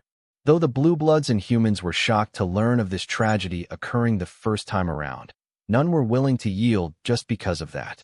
It was only when the second and the third team of Annihilator experts were insta-killed that the blue bloods and humans finally felt fear, and they immediately withdrew from the 4 cities where the 4 great sky demon cenotaphs were situated. The news they learned from all sides was beyond surprising.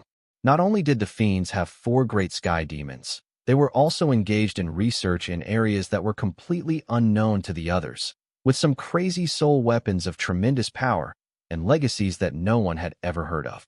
With how things turned out, the humans and blue bloods suddenly realized that though they had been neighbors for many lifetimes, they themselves actually had no real understanding of the fiends. They had far more hidden secrets than what they had shown in the open.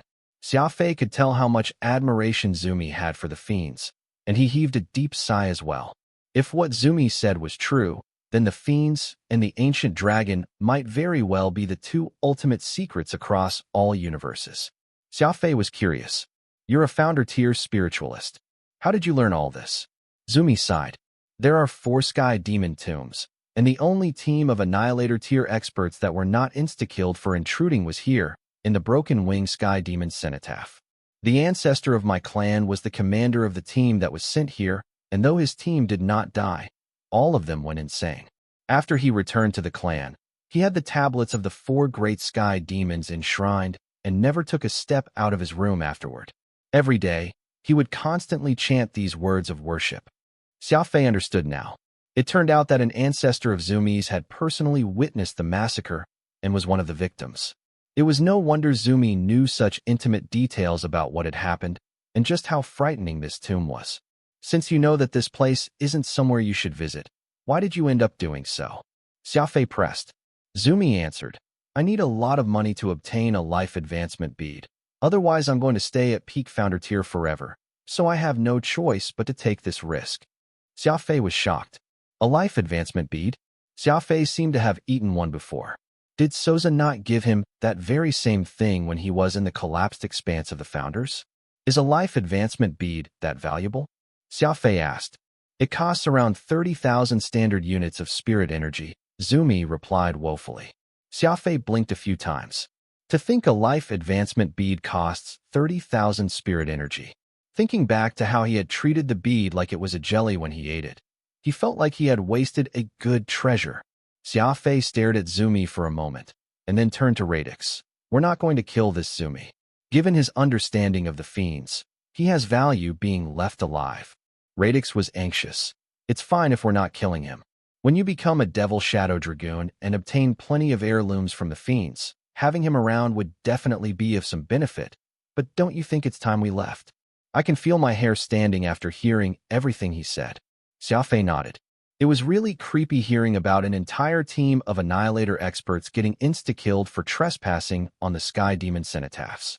Me and the Zayden clan's Roderick have a relationship, and I won't lie, I've eaten a life advancement bead myself. If you're willing to tell me all that you've learned about the fiends truthfully, I'll help you obtain one. Xia Fei calmly offered with his hands behind his back. Hearing these words, Zumi did not break down and cry, praising him as his benefactor. like Xia Fei half imagined he would. Instead, Zumi shook his head helplessly. Let's make our way out of here first before we discuss the matter any further. There's still a dragoon waiting for us outside. You're just a neophyte dragoon, while he is an actual devil shadow dragoon. Without a deep grudge, there's no way he would take the immense risk of coming here. After all, it's a huge taboo for a dragoon to fight another dragoon. Xia Fei was startled. What Zumi said made sense. Now that Xia Fei knew that he was going up against a dragoon, even if he made it out of here, he would still be in for a grueling fight. There was no way Ling Boyu would let him return with his life intact. With that thought in mind, Xia Fei took out the Bixia orb communication device to examine. As he expected, the signal was blocked. Do you have any idea how to get out of here? Xia Fei asked. Zumi answered. First, forcing our way out is definitely a big no-no. All we can do is slowly fumble our way through. As for whether we can make it out of here, and whether the Lord Sky Demon wishes for us to escape, we will have to leave that all to fate. With that said, Xia Fei let go of Zumi, while he went over to carefully inspect the mural on the wall. He pointed to his left and said, We can send your exclusive beasts to take the lead, so we would at least be able to anticipate what we might encounter if anything were to happen. Xia Fei shook his head resolutely. No, you will walk in front. Zing. Zumi was promptly sweating up a storm, but he bit the bullet and led the way forward. Though Xia Fei could tell that Zumi knew a lot about the fiends and was useful to him, how was his life anywhere comparable to that of Furball and Little Goldie? If someone needed to die first, it was of course going to be him. The atmosphere was very oppressive. After hearing about the tragedy that had befallen those who trespassed the 4 great sky demons' tomb from Zumi, even Xia Fei had given up on smashing his way through the tunnels. Their group made its way through the tomb at a decent speed. There were forks in the path everywhere, and there was no order to them whatsoever. The murals that flanked their 2 sides were all the scenes of massacres the broken-winged sky demon had engaged in, as if the painter who had made these murals was intentionally recording down the most cruel scenes of the slaughter that the sky demon had experienced throughout his life, trying to highlight his ferocity. Zumi turned around and suggested to Xia Fei, Let's take the left path. The way to the right seems to be colder. Xia Fei shook his head. No, we're going right, because the path to our left isn't any different from all the other paths we've walked past so far. A war raged inside Zumi. High-level warriors had keen senses, and Zumi could vaguely sense the air coming from the right was a little colder by about 0.01 degrees than the path they had taken thus far. Most people would hardly be able to detect such a minute difference, but it was a stark contrast to a skilled warrior. Is that really a good idea? Radix cautioned. Xia Fei simply replied, No idea, but I know that if we keep choosing the safest path, we could end up spending our entire lives never finding our way out of here. When Xia Fei and the group arrived at the slightly cooler passageway, everyone suddenly realized it was not just a slight difference in temperature, but the confusing forks along the way had also disappeared. There was now only a singular straight path. Zumi went pale. He was anxious and wanted to leave, but Xia Fei strictly forbade it. Zumi's expression was filled with fear as he spoke in a hushed tone. Believe me, this is definitely not the way out. We arrived through maze-like passageways, and this is just a straight path. Xia Fei frowned. No matter where we're going, we have to take a look. Going back will mean returning to the maze, a strange place that had another force stopping us from getting out. You can make the choice yourself. Either you continue going ahead, or I will use Peacock Blue to directly create a new route. Both Radix and Zumi panicked. What Xia Fei meant by creating a new route was naturally blowing up the tomb. In that case, it would be a real miracle if the unknown beast or spirit that inhabited this grave would not end up being unearthed. They might as well quietly make their way ahead, and at least leave themselves a potential lifeline. Zumi was helpless. He had no choice but to follow Xia Fei's order and continue ahead, maintaining approximately 50 meters of distance between them. Gradually, their vision began to blur, and there appeared to be a thin fog hanging in the air. That was when Zumi, who had been walking in the front, suddenly turned his head back and asked Xia Fei, Any orders? Xia Fei was startled. What are you asking me for? Zumi's rather blue face immediately turned green. His veins bulged beneath his blue skin as he asked, Didn't you just pat me on the shoulder? Xia Fei did not respond verbally and just shook his head. The atmosphere instantly turned very tense. Xia Fei had ocular cognition, which meant that this thin fog could hardly obscure his view. He could 100% confirm that there was no one who had patted Zumi on his shoulder. Breaking out his winning smile, so much like someone innocent, Xia Fei chuckled at Zumi. There have been studies that showed that when people are in a sealed environment, it's very easy for hallucinations to appear, and the higher the level someone is, the higher the likelihood. Because of how sensitive the neural responses high-level warriors have are, suddenly getting all tense could easily cause the nervous system to twitch, which results in creating this illusion among high-level warriors. Relax, I'm watching your back, so all you need to focus on is your front. Xia Fei had really convincing acting skills, and he was calm enough that Zumi was a lot more at ease after hearing that. So he continued his way forward. Radix was curious, so he asked, "What's really going on here? Why have I not heard of that before?" Xia Fei's gaze turned heavy as he silently took out Fiend Lock from his spatial ring. Lightly rubbing his own left shoulder, he said, "It's the exact opposite, actually. High-level warriors relied heavily on their super senses, so the more tense they grew, the less likely it was that they made a mistake." The look on Radix's face instantly changed to discomfort, and he muttered, "So you mean to say, just now?" Just now, something patted Zumi on his shoulder. Xia Fei enunciated each word clearly as emphasis. "What did?" "Something we can't comprehend." Whoosh. Just as Xia Fei said those words, he suddenly threw out a beautiful arc with his Fiend Lock and went dashing back.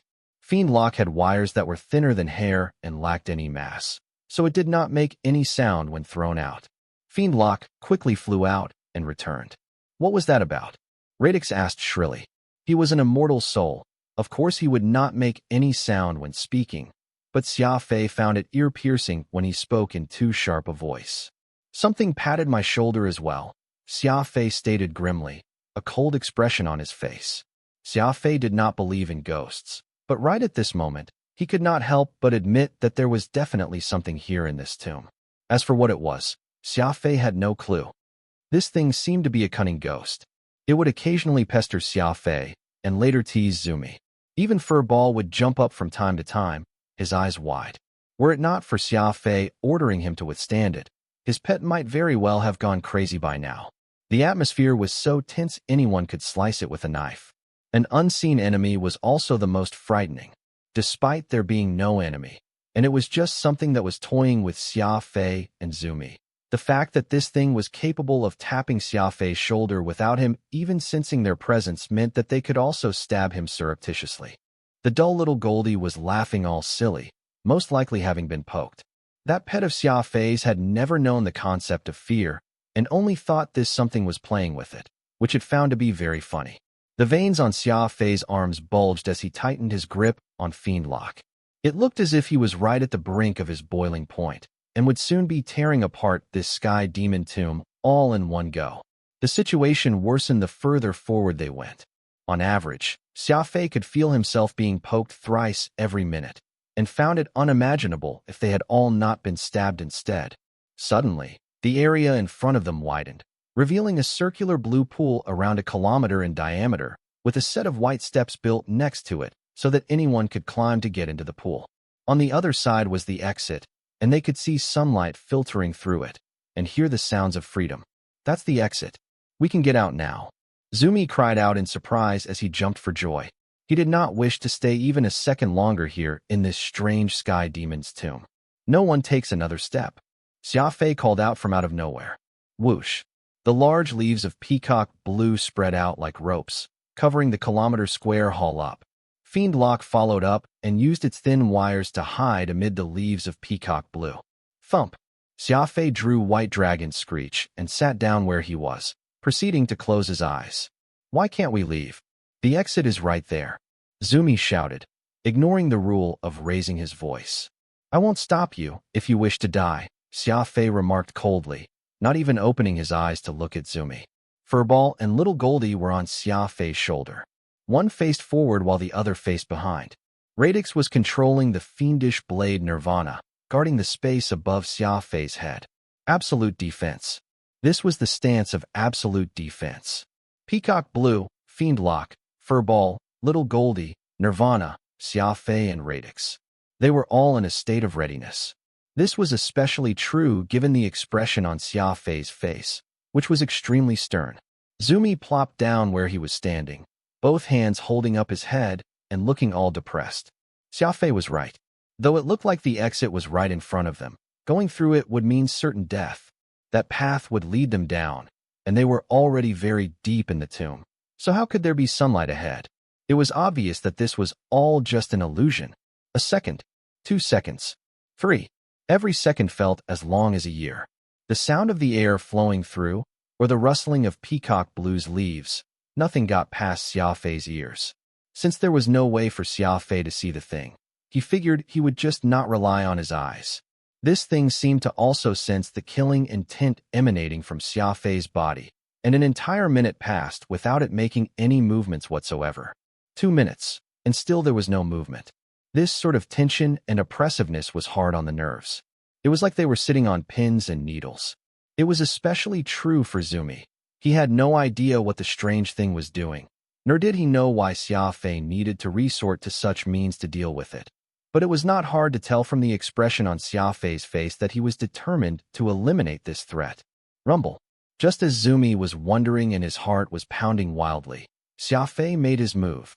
Peacock blue's twisted vines and leaves surged out toward the mid-air like a tornado, swaying its long leaves wildly, while Fiend Lock was flitting between the leaves. Ching! The hair-thin Fiend Lock spun rapidly, turning into a flexible and sharp blade that completely shredded Peacock Blue's leaves. Radix and Zumi could not contain their shock. Neither of them understood why Xia Fei would use his Fiend Lock to harm his Peacock Blue. Even if Peacock Blue was the most tenacious weed, capable of growing its leaves back after losing them, why was Xia Fei hurting Peacock Blue for no reason like that? In the next second, a downpour of sap made from Peacock Blue's leaves and pulp fell down like rain. Peacock Blue was blue, so its sap was also blue. It covered the kilometer-square area completely. It turned out that Xia Fei had damaged Peacock Blue himself, all for the sake of dyeing everything in its blue sap. This was a very powerful move.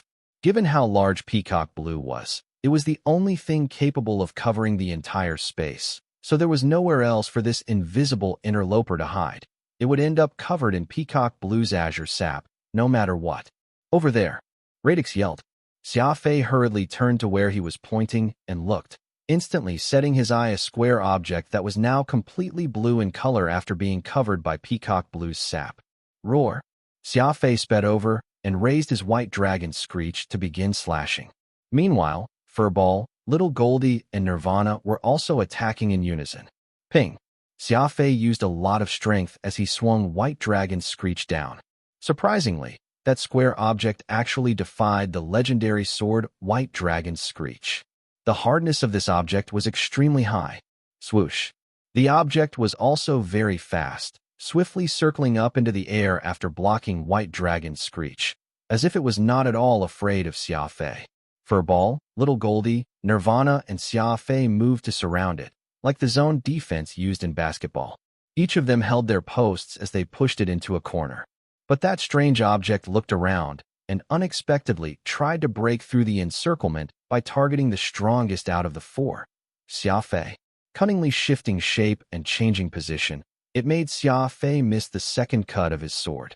In his panic, Xia Fei bit the bullet and adopted a wrestling stance, grabbing hold of his opponent. Instantly, he felt its icy exterior. Xia Fei discovered that this object was not a living being, but felt more like a piece of armor. Armor? The broken wing Sky Devil's cenotaph? Splash! Xia Fei immediately had plenty of thoughts racing through his brain. Before he could even figure any of it out, he found himself being pulled down by the strange thing into the pool of water in the center of the hall with great force. The strength of this object was so great that it easily dragged Xia Fei into the pool in the center of the hall and was quickly heading deeper. What shocked Xia Fei was not its strength, but the feel of its texture. It felt very much like plated armor. Plated armor was a form of armor, simple and sturdy in structure.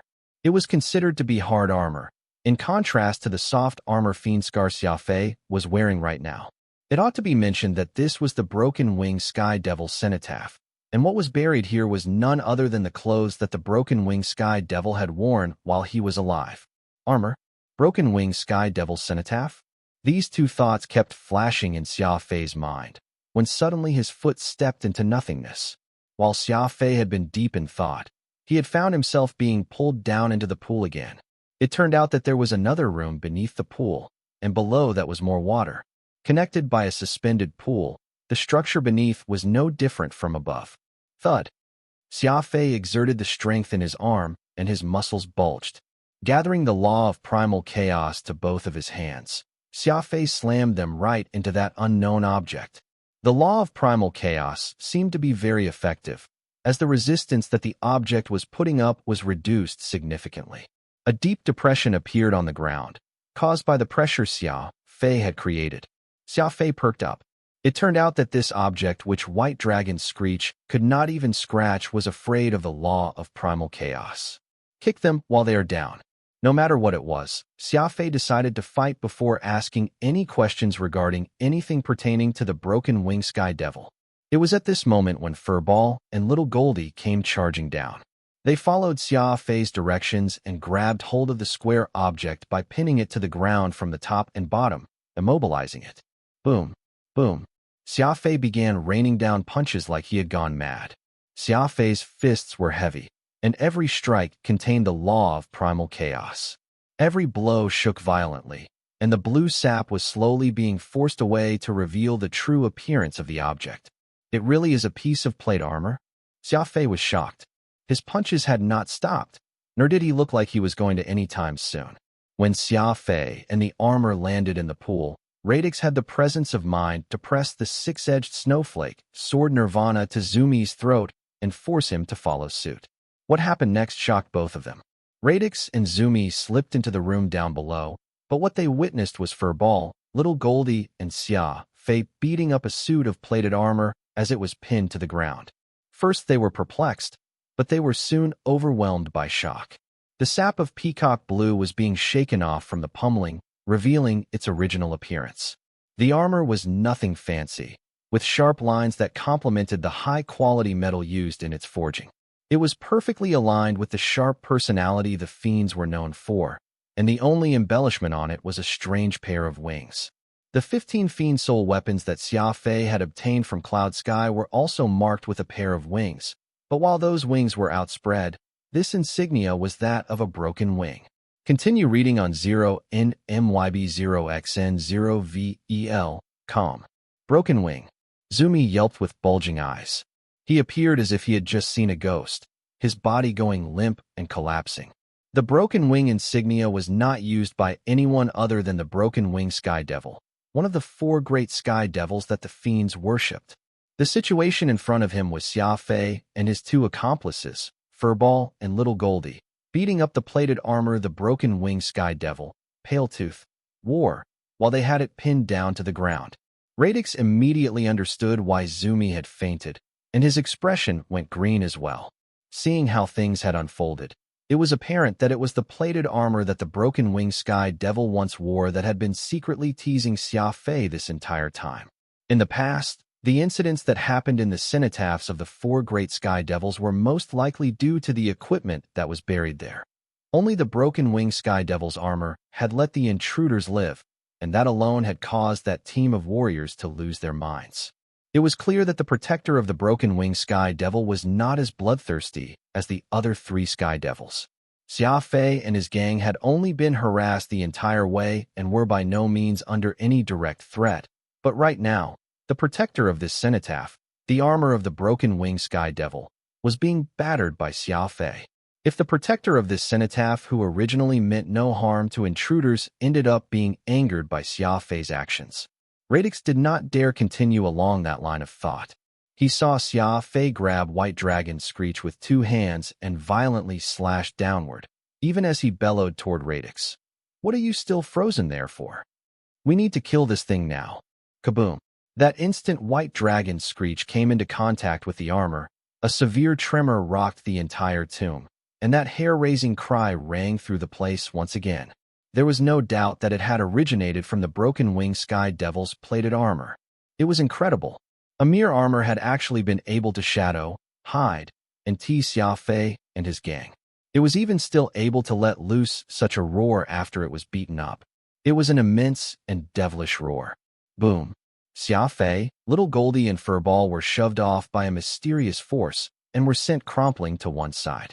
Everyone watched as that silver-plated armor got up, floated up into the middle of the air, looking very majestic. It was almost as if it had a pair of invisible eyes that were coldly glaring at Xia Fei and everyone else. Roar! That demonic voice rang out once more.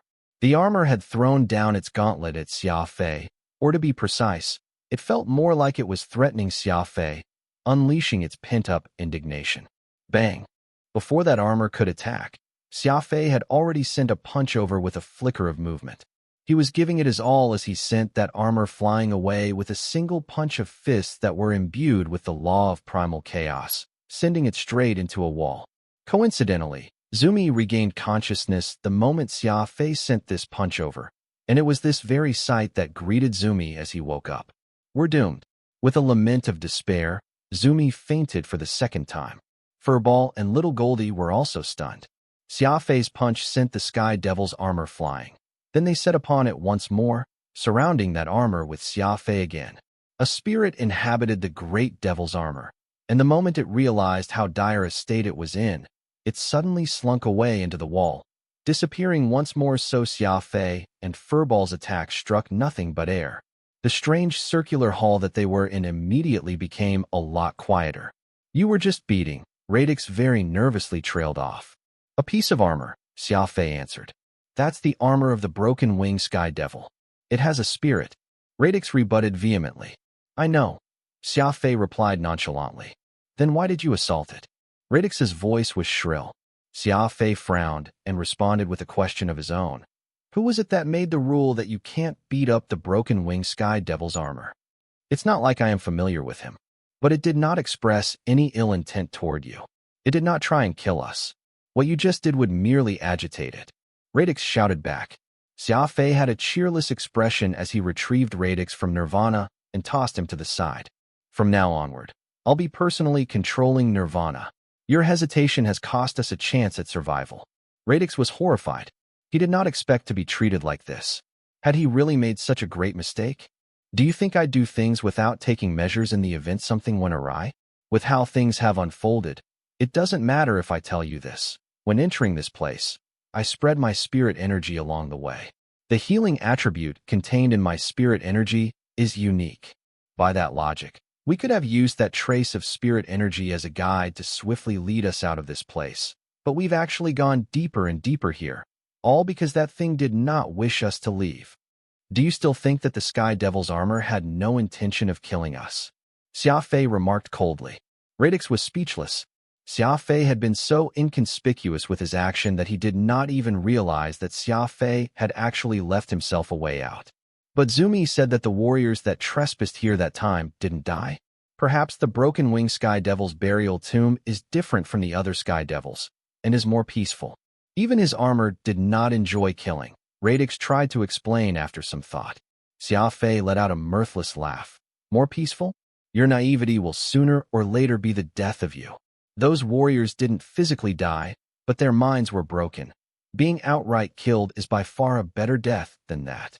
It's evident that while the other three of the four great Sky Devils had more of a reckless character, killing anyone that they found unpleasant, the broken-winged Sky Devil is the most sinister among them. He desired his enemies to lead a life, wishing they were dead. Oh no. Radix instantly felt a chill run over his entire body. Xia Fei was not wrong. Those annihilators that had barged into the broken-winged Sky Devil's cenotaph didn't die, but they all went insane. To the common man, death could very well be the harshest punishment, but to a warrior, especially one that had achieved the Annihilator tier, it was an even greater torture if they led a life worse than death. Consider the countless amounts of blood and sweat that had gone into their journeys, lives of consuming who knew how many premium treasures and the hardships they had endured before they finally became annihilators, only for the broken-winged Sky Devil to let them live with insanity. That was the most cruel punishment for their transgression. Looking at Zumi, anyone could tell that the decline of a generational expert in his clan had caused their downfall. Even after tens of thousand years had passed, and it was now Zumi's generation, they still held immense fear toward the broken-winged sky devil. The broken-winged sky devil did not kill, but he punished. He caused his enemies, and the descendants of his enemies, to all live in abject fear and humiliation. This sort of cruelty was many times greater than killing someone. Xia Fei himself was an insane existence, already vicious enough to his enemies. That was why he had been able to see through the mentality of the broken-winged sky devil, and was why he had striven to kill the protector of this tomb, that plated armor. It's too late to discuss any of this anymore. Since we failed to kill that thing the first time around, from here on, we'll be on the receiving end of its crazy revenge. Xia Fei swung Nirvana once for emphasis and coldly remarked, "O Radix, it is not that being kind and naive isn't good, but that it'll sooner or later be the death of you." Xia Fei found a life preservation container and tossed the unconscious Zumi inside before storing it away inside his spatial ring. Xia Fei had studied pharmacology before, and so he always carried several such containers that could store raw materials. Zumi had a tremendous fear of the broken-winged sky devil and was absolutely no help to Xia Fei, instead a liability. Before this nightmare ended, Xia Fei decided it was best for Zumi not to show his face again, since he would hardly make a show beyond embarrassing himself. After that was done, Xia Fei nodded to Furball and Little Goldie. These two had been unruly enough, not afraid of anything at all, making them perfect as Xia Fei's assistants.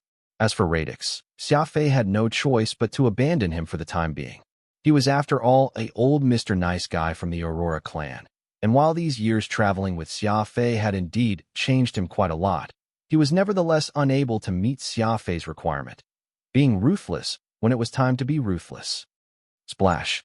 Xia Fei leaped back up into the central pool with Little Goldie and Furball. The structure here was very odd. It was like a terrace, with the water as a ceiling. Looking up, he saw the suspended pool, and below them was another pool. Moving down through the pool, Xia Fei arrived at the third floor. This time, he saw that there was no more pool. Instead, there were 8 passageways, going in 8 different directions. A low blast from a horn was followed by the sound of messy footsteps. It was almost as if there was a pack of something that was running out from inside. A low horn call echoed forth, and the ground rumbled. What looked like soldiers flooded in from the 8 passageways. Listening intently allowed Xia Fei to discern that this sound was not at all in unison, and there was the sound of metal crashing amid the sounds being made.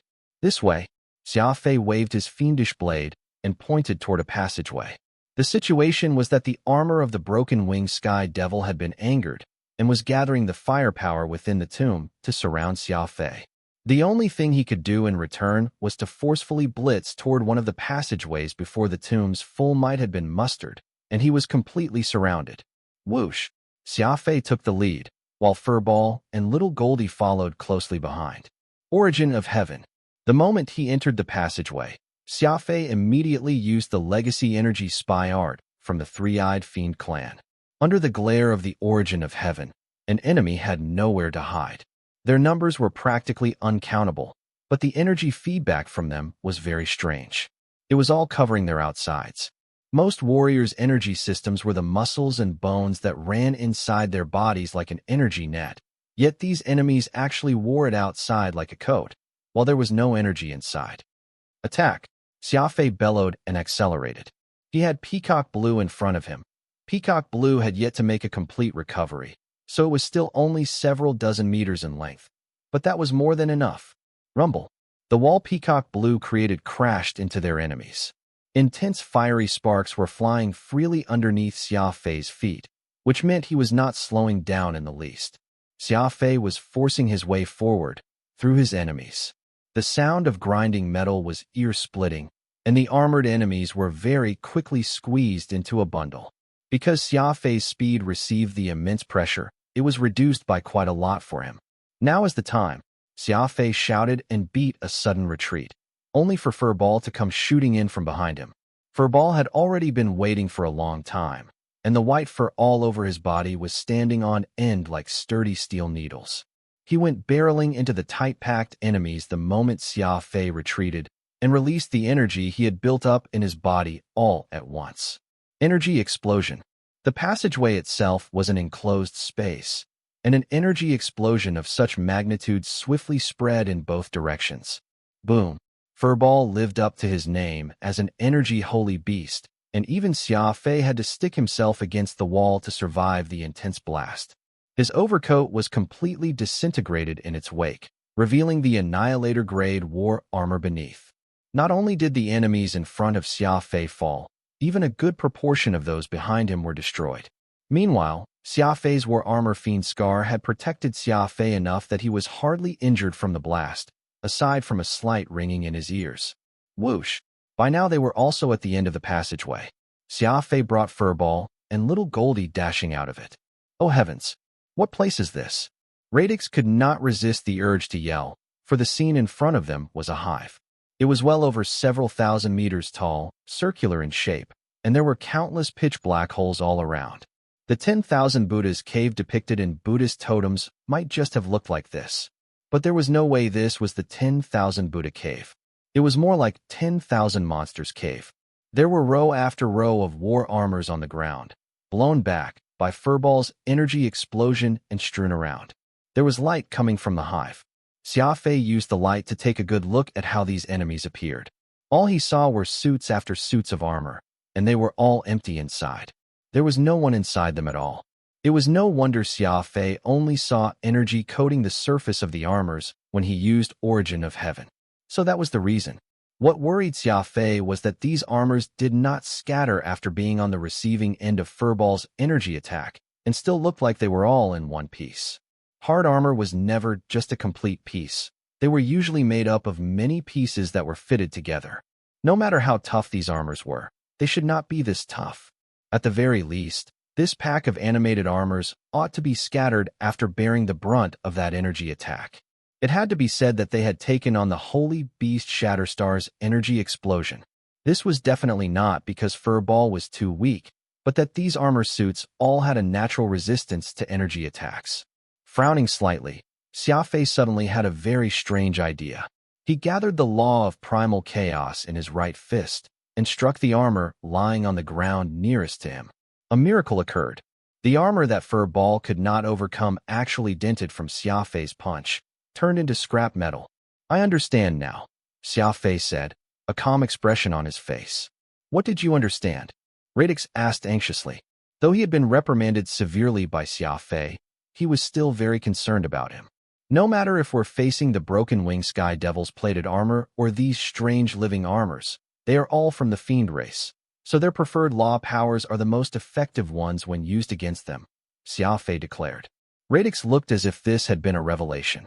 What Xia Fei said made sense, seeing as how the broken wing Sky Devil's plated armor had been sent packing after being struck with the law of primal chaos, as were these living armors. Only the law powers preferred by the Fiends were the most effective against the Fiends. After arriving at that conclusion, Xia Fei knit his eyebrows together. Apparently, this situation had caused him to associate other things. Unconventional thinking and bold speculations were two traits Xia Fei had. The sound of more footsteps were heard, and a single black figure dropped down onto that large bowl-shaped hall above the hive. When it landed, Xia Fei could see two extremely deep imprints left on the ground. The living war armors that could attack without having anyone inside began to move, starting to surround Xia Fei and suppress him. Whoa! Furball hated being surrounded, so he charged straight into the enemy ranks. The armors actually dodged to the side and allowed Furball to plunge inside. Come back, Xia Fei shouted. That simple movement to let Furball pass reminded Xia Fei of the Skywing's Wolfpack formation, waiting for the enemy to dive into their midst before they surrounded them. The move would allow them to leverage their numerical superiority to the extreme. Sure enough, the moment the living armors saw that Furball was deep in their ranks, they immediately surrounded him. Law of Primal Chaos. Xia Fei had witnessed the power of the Wolfpack formation firsthand, so he had brought little Goldie along for a flank attack. He forcibly pitted his Law of Primal Chaos against the armors to tear an opening, trying to keep Furball from being completely surrounded. The battle persisted for some time, and not only did Xia Fei show no intention of retreating, his eyes actually began to shine brighter and brighter. Obviously, This was a fiend stratagem that had been lost with time. It looked very similar to how the wolfpack formation worked. It was a tactic which similarly relied on high-speed movement to create opportunities to strike, and the moment an enemy panicked in the slightest, they would find themselves subjected to an encirclement. Compared to the wolfpack formation, this tactic lacked speed and agility, since it was ultimately a pack of living armor sets that was utilizing it, no different from using automatons. In terms of both speed and tactical execution, the armor was far lacking compared to the wolfpack formation. However, when this formation attacked in concert, their execution was vicious. They were able to perform a three-dimensional attack, instantly subjecting their targets to a sea of flames and knives across their head, waist, and feet. Xia Fei was very intrigued by this display of prowess. As the lone wolf of the wolfpack formation, Xia Fei had not studied the wolfpack formation on his own before and had only watched intently from the sidelines. Presently, Xia Fei was more interested in which would be stronger, the fiend formation or the wolfpack formation. Furthermore, there were plenty of similarities between the two, so he wondered if there was any way for him to borrow the former to help improve the latter. Kaboom! The flurry of attacks continued, while the law of primal chaos was continuously unleashed, creating a substantial threat to his enemies. In a short period of time, the ground was littered with the broken pieces of war armor. These living armors were similar to robots. A seemingly endless stream of them made them impossible to kill, and instead their numbers only increased over time. "We can't continue on like this. Let's retreat instead," Radix shouted. "Definitely not," Xia Fei replied decisively. Now that his interest had been piqued, there was no way he would just leave like that. If he wanted to gain the biggest reward, he would have to bear the greatest risks as well. Besides, this was a Sky Devil's tomb. Even the Bixia orb communication device that the Annihilators had given Xia Fei had no signal here. It just went to show that the fiends had put in a lot of hard work into the construction of the broken-winged Sky Devil's cenotaph, turning it into a space that was completely under their control. Where could Xia Fei retreat to? Whoosh! Xia Fei ducked behind, creating enough distance for him to charge. His inner demon exploded. A pair of desiccated wings appeared behind his back, none other than the pair of fiend wings that were unique to the Skywing clan. Xia Fei had learned from his grand ancestor Xia Guqing not too long ago that the fiend wings could be used as a weapon to kill people. It was just that he had no idea if they would be effective when used against these fiend race living armors. Zwing! A savage wing sliced past a living armor, drifting past it like an incorporeal shade, and that living armor promptly broke in response to the attack. It actually worked? Xia Fei gasped in surprise to himself. When he was in the collapsed expanse of the Founders, Souza had told Xia Fei that the law of speed legacy of the Skywing clan was related to the fiends, something Xia Fei had been very surprised to learn of at that time. He had found it hard to believe, given that the fiends had already been extinct for countless years. How could the Skywings have anything to do with the fiends? No matter the reason, the fiend wings had proven to be effective, and that was enough. Slowly, Xia Fei entered a situation wherein he could not escape, and was starting to enjoy being surrounded by enemies. The fiend formation piqued Xia Fei's interest, and Xia Fei was gratified to see the law of primal chaos improve. Who was it that said the fiend wing was merely just a formless wing? Reality had proven that the fiend wing not only increased a warrior's momentum in battle, it was also an uncompromisingly powerful weapon. Xia Fei found himself stuck in a loop in the hive. He was learning the prowess of the fiend formation during real combat, and his fiend wing was proving to be a very keen weapon. There were plenty of targets around, so whenever Xia Fei found himself having trouble dealing with them, he would use his fiend wings to clear them out. This desiccated wing was even sharper than the sharpest blade. Every time it sliced past them, it would turn these living armors into scrap.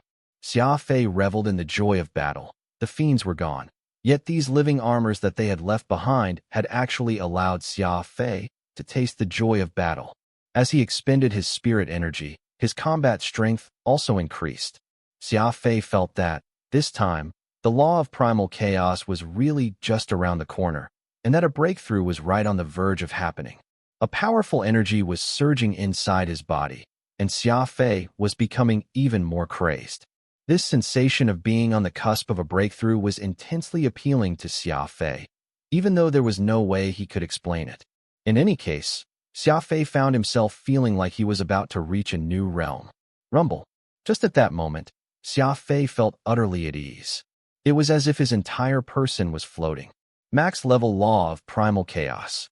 Xia Fei would never have imagined that when he really achieved max-level law of primal chaos, it would actually be such a miraculous experience.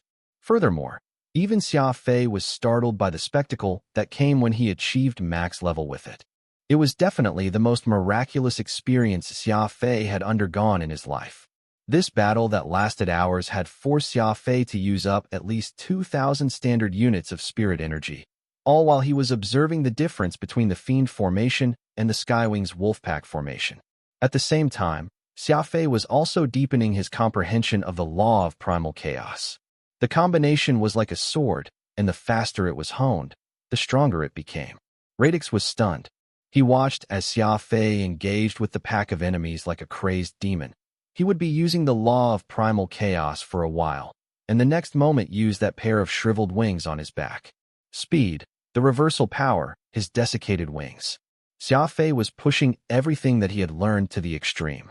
He was intoxicated by this battle, completely having no idea just how frightening he was today. Xia Fei had always been known for his varied studies, but this time he was focusing on just the law of primal chaos and his fiend wings. And as such, Xia Fei had instead become specialized, all in an effort to improve these two ultimate combat skills that he possessed. Kaboom! The final living armor fell, and the entire hive fell silent. A silence reminiscent of death. Though there was not a single corpse around, there was nevertheless an atmosphere of death hanging over everything, even thicker than hell. Broken armor littered the ground, already piled up into mountains. In Radix's eyes, they were not scrap metal, but skeletons. Over 10,000 of them. Furball and Little Goldie were also shocked. At the start, they had indeed enjoyed joining Xia Fei together as they charged into battle. The two of them had grown more and more excited as they fought. But by the end, Xia Fei seemed to have forgotten that the two of them existed, and a lot of corpses built up around him as he continued to fight on his own. Furball was depressed. He had actually been relegated into becoming a spectator, but he knew very well that Xia Fei was exerting his absolute combat prowess this time. It was precisely because Xia Fei had been so crazily absorbed in the fight that he had forgotten everything around him. The 10,000-plus broken armors lying around the floor were practically all Xia Fei's doing. The crazed Xia Fei had finished off 10,000 all by himself. All of a sudden, Xia Fei's footsteps turned somewhat chaotic, like he was drunk, yet he was still able to stand upright. In the next second, Xia Fei suddenly extended his arms and let out a sharp cry. It was like some element that had accumulated in his body was undergoing a qualitative change. Rumble. Xia Fei could feel this explosive and frightening power that emerged in his seventh brain region. The law of primal chaos pattern rose. Snap! There was a new imprint added to the 7 patterns, bringing it to a total of 8. This was the sign that he had been successfully promoted, something that Xia Fei had worked very hard on for a very long time. Now that it had finally borne fruit from his plentiful use of the law of primal chaos, Xia Fei had finally done it. But that was not the end yet. A 9th miraculous pattern emerged as well. Xia Fei did not dare believe it. He had inadvertently cultivated his law of primal chaos to the maximum level. Xia Fei had mastered chaos, the most unreasonable law that existed. A powerful wind stirred inside the hive. The unrestricted soul spirit mark appeared, and so did the law of primal chaos pattern. The soul mark symbolized soul and spirit power, while the pattern symbolized the bodily manifestation of power. Two systems of powers that could not be used together were being forcibly fused. This happened the last time as well, when the soul mark absorbed the spirit beast codex as well as the pattern of Xia Fei's law of space. The same thing happening now was a clear indication that the unrestricted soul spirit mark was not just the strongest, but also the strangest soul mark. An indescribable scene unfolded. The hive that was almost 5,000 meters high began to flicker with light and darkness, as the unrestricted soul spirit mark had actually ended up fighting with his law of primal chaos pattern. The soul mark wanted to completely absorb the pattern to improve its own strength, as that was its goal. It wanted to combine everything its master learned into just one source. giving Xia Fei incomparable power. But it just so happened that the law of primal chaos was unreasonable. Even though being absorbed by the unrestricted soul spirit mark would increase Xia Fei's combat strength greatly, and Xia Fei was its master whose increased strength would not be bad by any means. The problem was that disruption and reversal was the law of primal Chao's key attribute. The purpose of the law of primal chaos was none other than to turn black into white, to disrupt the world, to reverse heaven and earth. Mad. They had all gone mad. An unrestricted soul spirit mark absorbing the law of primal chaos had never happened before, even in the ancient past. The former had always belonged to humans, while the latter was a legacy inheritance belonging to the fiends. This was not merely a fight between the soul mark and the pattern, but also a contest between two sapient species. A six-sided soul mark battled it out with the 9 patterns in midair, charging at each other repeatedly. The Spirit Beast Codex also belonged to the fiends, but it was hardly the strongest technique, and it had no way of fending off the unrestricted soul spirit mark, which was completely incompatible with the law of primal chaos. Fusion? They would have to fight it out first. The beautiful soul mark was like a complex image made of lights which were flowing fast internally. Meanwhile, the pattern was dim as it emitted ferocity. As such, when the battle between Xia Fei and the living armor that protected the Sky Devil's tomb came to an end, another battle that was even more powerful and violent broke out. Furball gulped and watched the soul mark and pattern clash. Little Goldie was drooling too, like it had discovered something delicious. It was only Radix that clutched his head in anguish, yelling, "The worst-case scenario has occurred." I knew that Xia Fei being too eclectic in his studies would become a problem. Now, the powers from the humans and the fiends have begun to do battle with each other. Just what should we do? What do we do? Just as he said that, a single bright beam of light shot out from a dark corner. The armor of the broken-winged Sky Devil. Xia Fei's encirclement had been its doing, and now that it saw that Xia Fei's internal powers were clashing with one another, it seemed to see it as a chance to strike. As long as it could use this opportunity to sabotage Xia Fei's soul mark and pattern, he would be ruined. Thus it had recklessly revealed itself and charged right up. With a roar, the broken-winged Sky Devil's plated armor finally revealed its true visage. It was like a comet. A dark tail trailed behind it, and 2 broken wings grew out from the bottom half of the armor. It was as if a Sky Devil had been reborn. It was just the armor that the broken-winged Sky Devil had worn, but it was already this powerful. The moment it came dashing out, the entire planet trembled. That intense roar alone instantly pierced through the galaxy. It was displaying the fact that the Sky Devil themselves were unparalleled existences. Furball and Little Goldie leapt instantly to Xia Fei's defense, hoping to intercept the armor. The sense of crisis was too great, and the two were worried about Xia Fei. If a warrior lost both their pattern and their soul mark, they would die. But that was when something unimaginable occurred right there in midair. The 6-faced unrestricted soul spirit mark and the 9 patterns from the law of primal chaos both immediately stopped fighting and faced off directly against the Sky Devil's plated armor instead. It was hard to tell what exactly happened, but the moment that Furball and the others realized what was going on, the 5,000-meter-high, 10,000 monster cave began to crumble. Meanwhile, the broken-winged Sky Devil's plated armor was sent down from the sky by the concerted efforts of Xia Fei's soul mark and pattern. Indeed, the powers from the fiends and humans contradicted each other greatly, neither succumbing to the other, but they were both still Xia Fei's powers. Even if they were to turn the heavens upside down against each other, they were not about to let an interloper like the broken-winged Sky Devil butt in. When the plated armor came swooping in, both soul mark and pattern immediately joined hands. Anyone that came to interfere would be beaten back.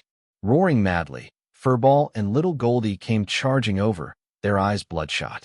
The broken-winged Sky Devil's plated armor had fallen down to the ground after that joint attack, and found itself surrounded by the 2 creatures. Dare to attempt a sneak attack on their master. Furball and Little Goldie's little hearts ignited with rage. They would naturally react with even more finality in their attacks. Radix was on the brink of a mental breakdown. He had always known that Xia Fei was crazy, and his exotic beasts were crazy with him. This was known by everyone by now. But today, Radix had finally witnessed that Xia Fei's soul mark and pattern were even crazier. Standing beyond the Fiend City, the Devil Shadow Dragoon Ling Boyu had a smile on his face. He watched the city shake like it was experiencing an earthquake before picking up his Bixia orb and contacting his compatriot, a mysterious figure who was also wearing a mask like him. Xia Fei's doomed, Ling Boyu said with an icy chill in his eyes. The sound of the Sky Devil and tremendous quakes can be heard coming from inside the broken-winged Sky Devil's tomb. So I reckon Xia Fei must have angered the protector of the place and is currently being killed. This masked man on the other end of that communication nodded. Ho ho, the Sky Devil cenotaphs are restricted locations. Everyone knows that. Xia Fei not knowing about this means his death is completely deserved. It also takes care of this big concern of ours. But if I'm not remembering this wrongly, the broken-winged Sky Devil cenotaph was different from the other 3 Sky Devils. No one ever died from barging in, but those who did intrude all went insane. That is why you can't leave just yet. Wait to see if Xia Fei leaves the place or not. Ling Boyu frowned. And what if Xia Fei goes insane? Then kill him. The man was resolute. This person has ruined a lot of things for us, so we're not going to grant him any mercy. Not only does he have to die, but anyone who is related to him will also suffer the same fate. We're not going to let him off, even if he has gone insane. Ling Boyu burst into laughter. Actually, that was my thought as well. All right then, I shall wait for the unhinged Xia Fei to come out, and then toy with him to his death. Turning off the screen, Ling Boyu held out his arm as he listened intently to the wails coming from the tomb. It was just a pity that he had no idea that this sound was not being made by Xia Fei, but the broken-winged Sky Devil's armor after it found itself attacked from all sides. The plated armor of the broken-winged Sky Devil was presently pinned to the ground and being beaten up. Tragedy. Though the Sky Devil plated armor was not the Sky Devil himself, it had ultimately inherited the higher force of spirit of the Great Devil, being proud and arrogant. But now, the armor had failed yet again. It had been teasing Xia Fei in the beginning, but then Xia Fei caught it and gave it a sound beating. The armor had felt indignant at that. So next it had set up a trap for Xia Fei, leaving him to be assaulted and besieged from all sides by over 10,000 of suits of living armor. But Xia Fei only ended up beating them all, and even managed to get promoted. Worse was the fact that Xia Fei was actually promoted twice. That was the second indignation that the Sky Devil armor faced. This time, when Xia Fei's soul mark and law pattern began fighting because they could not get along, the armor had thought that this was an opportunity for him to attempt a sneak attack, only for him to be caught by the two and given another pummeling thereafter. When they were done, it was Furball and Little Goldie's turn to be tagged in. Even more aggrieved, its indignation was pushed to its limit. Roar! The Sky Devil plated armor used the same trick it had used before, letting out its roar of indignation as it attempted to sink into the ground. But this time was different from the last. It was as if it was now determined to kill. It had already left the hive, but that low roar still echoed forth.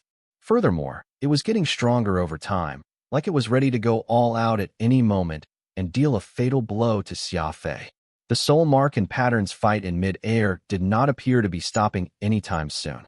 One was the unrestricted soul mark that represented the orthodox spiritualists, while the other was the chaos that subverted all things. Neither was relenting. Even Xia Fei himself had no idea how to resolve this dilemma he found himself in. It was at that moment when Xia Fei finally got an epiphany. The biggest problems he faced were not those that others brought to him, but those that he brought upon himself. Roar! The Sky Devil plated armor's roar was intensifying, filling with killing intent. The bitter clash between the law of primal chaos and the unrestricted soul spirit mark was still going on. This was a very strange affair. They were clearly Xia Fei's most important powers, yet neither was submitting to the other. This was especially true for the law of primal chaos, which had displayed its subversive attribute to the extreme. I can't go on like this, Xia Fei muttered to himself. The broken-winged Sky Devil's plated armor is still a threat, and I have no idea when this internal conflict of mine will resolve. Every minute that passes I can feel a large amount of energy being wasted. Radix added, the law of primal chaos and the unrestricted soul spirit mark are both your powers. Their fight would of course end up using your energy, But what can we do about it? Xia Fei arched both his eyebrows and bellowed. No matter what happens, I must resolve this stupid internal conflict. Whoosh! With that, Xia Fei leapt off the ground, holding on to Nirvana as he rounded a slash toward the law of primal chaos. Boom! The six-bladed snowfall blade very cleverly passed through the pattern of the law of primal chaos. This so-called pattern was actually made out of energy and was not a physical manifestation by any means. Xia Fei's attack was impressive, but he still held back some. After all, he would be the one suffering a loss if he truly damaged it. His blade suddenly turned and delivered an attack to the unrestricted soul spirit mark. How could there be something as peculiar as this situation? Xia Fei's soul mark and law pattern actually ended up fighting with each other. Xia Fei had to intervene personally. After these two slashes, the fight between the two came to a temporary halt thanks to Xia Fei's actions. But he did not stop himself there and accelerated in an oblique path again and charged over, throwing out a kick right at the law of primal chaos pattern. The law of primal chaos pattern, of course, did not resist Xia Fei, because it was essentially Xia Fei's to begin with. The dim pattern fell backward and was eaten up by the six-sided soul mark that had been hiding behind it. Having done it once, he could do it twice. Xia Fei did the same thing once more. The law of primal chaos dared to resist the soul mark, but not Xia Fei. Very soon, his soul mark had managed to consume the other 8 patterns of the law of primal chaos. The entire process was very frightening. The time when the soul mark took Xia Fei's law of space and beast spirit codex, it had hardly met any significant resistance. But this time the law of primal chaos had defended itself like it had gone mad. When the soul mark absorbed one of the patterns, the situation looked as if it was about to explode, and everyone's heart thumped madly as it happened. Chomp! The final pattern was absorbed by the unrestricted soul spirit mark. At this point, the 6-sided unrestricted soul spirit mark had expanded to 3 times its original size. It would mean a job accomplished once they make their way back into Xia Fei's 7th brain region. All of a sudden, the broken wing sky devil's plated armor had been unwilling to admit defeat and came dashing out once more. This time, it seemed like it had done some careful planning and was prepared to ram its body right into the soul mark. Xia Fei's soul mark was presently in an unstable state, and the broken wing sky devil's plated armor was very sturdy. Not once had the repeated attacks from Xia Fei left even a scratch on it this whole time. But if the armor were to collide right into the soul mark, the latter would very likely completely collapse from the impact. The broken wing sky devil's plated armor had the stealth attribute and came zooming in without any warning. It startled Xia Fei so much that he broke out in a cold sweat. Whoosh! For some unknown reason, the broken wing sky devil's plated armor suddenly froze up in midair before turning away in an arc. It attempted to slink into the wall again, giving up its attack on the soul mark. That was close. Your soul mark was very unstable just now and had lost its means of resisting. If that collision had occurred, it would surely have been a disaster. Why did that strange armor suddenly stop its attack? Radix asked in amazement. Xia Fei glanced at where the armor had disappeared and calmly replied, "There's only one explanation. After absorbing both my beast spirit codex and the law of primal chaos, both legacies of the fiends, it might have changed my soul mark somewhat." "What sort of changes?" Radix asked again. Xia Fei answered, "It's now closer to that of the fiends." Radix was shocked to hear that. He fixed his suspicious gaze over at that mass of constantly moving light in midair. Indeed, the unrestricted soul spirit mark was a fusion soul mark, and the moment it assimilated the 2 major powers of the fiends, it was no longer pure. The broken wing sky devil's plated armor had a spirit of its own. It might not have reached human sapiency levels, explaining why it had hesitated in the moment it sensed a spiritualist soul mark belonging to the fiends from Xia Fei, before ultimately deciding to give up on the attack. Frowning, Radix thought of a problem. The only other law that Xia Fei had not maxed out was his law of speed, and was that not a legacy law from the fiends as well? If it were to be absorbed by his soul mark, would Xia Fei become an actual fiend? Rumble!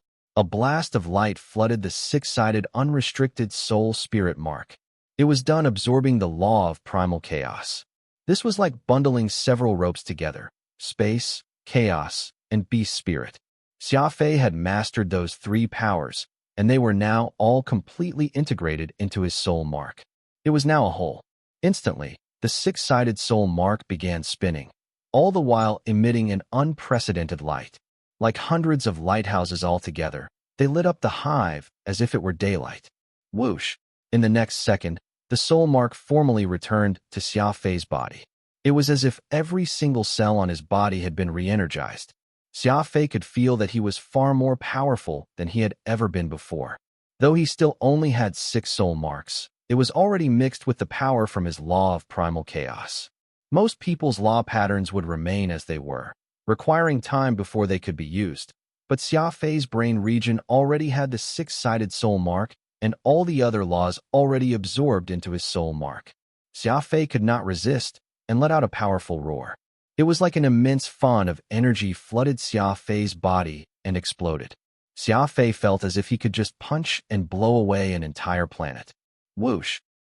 After a very long time, Xia Fei finally returned back to normal, but a light flush still remained on his face, largely because of his level of excitement. "Let's go," Xia Fei said with a swing of his arm. "Where to?" Radix asked. "To find that armor the Sky Devil left behind. Something so good must belong to me, or I'll make it disappear from the face of this universe forever," Xia Fei replied nonchalantly. The broken wing Sky Devil's plated armor had a spirit of its own and was very powerful, having caused quite a bit of trouble for Xia Fei.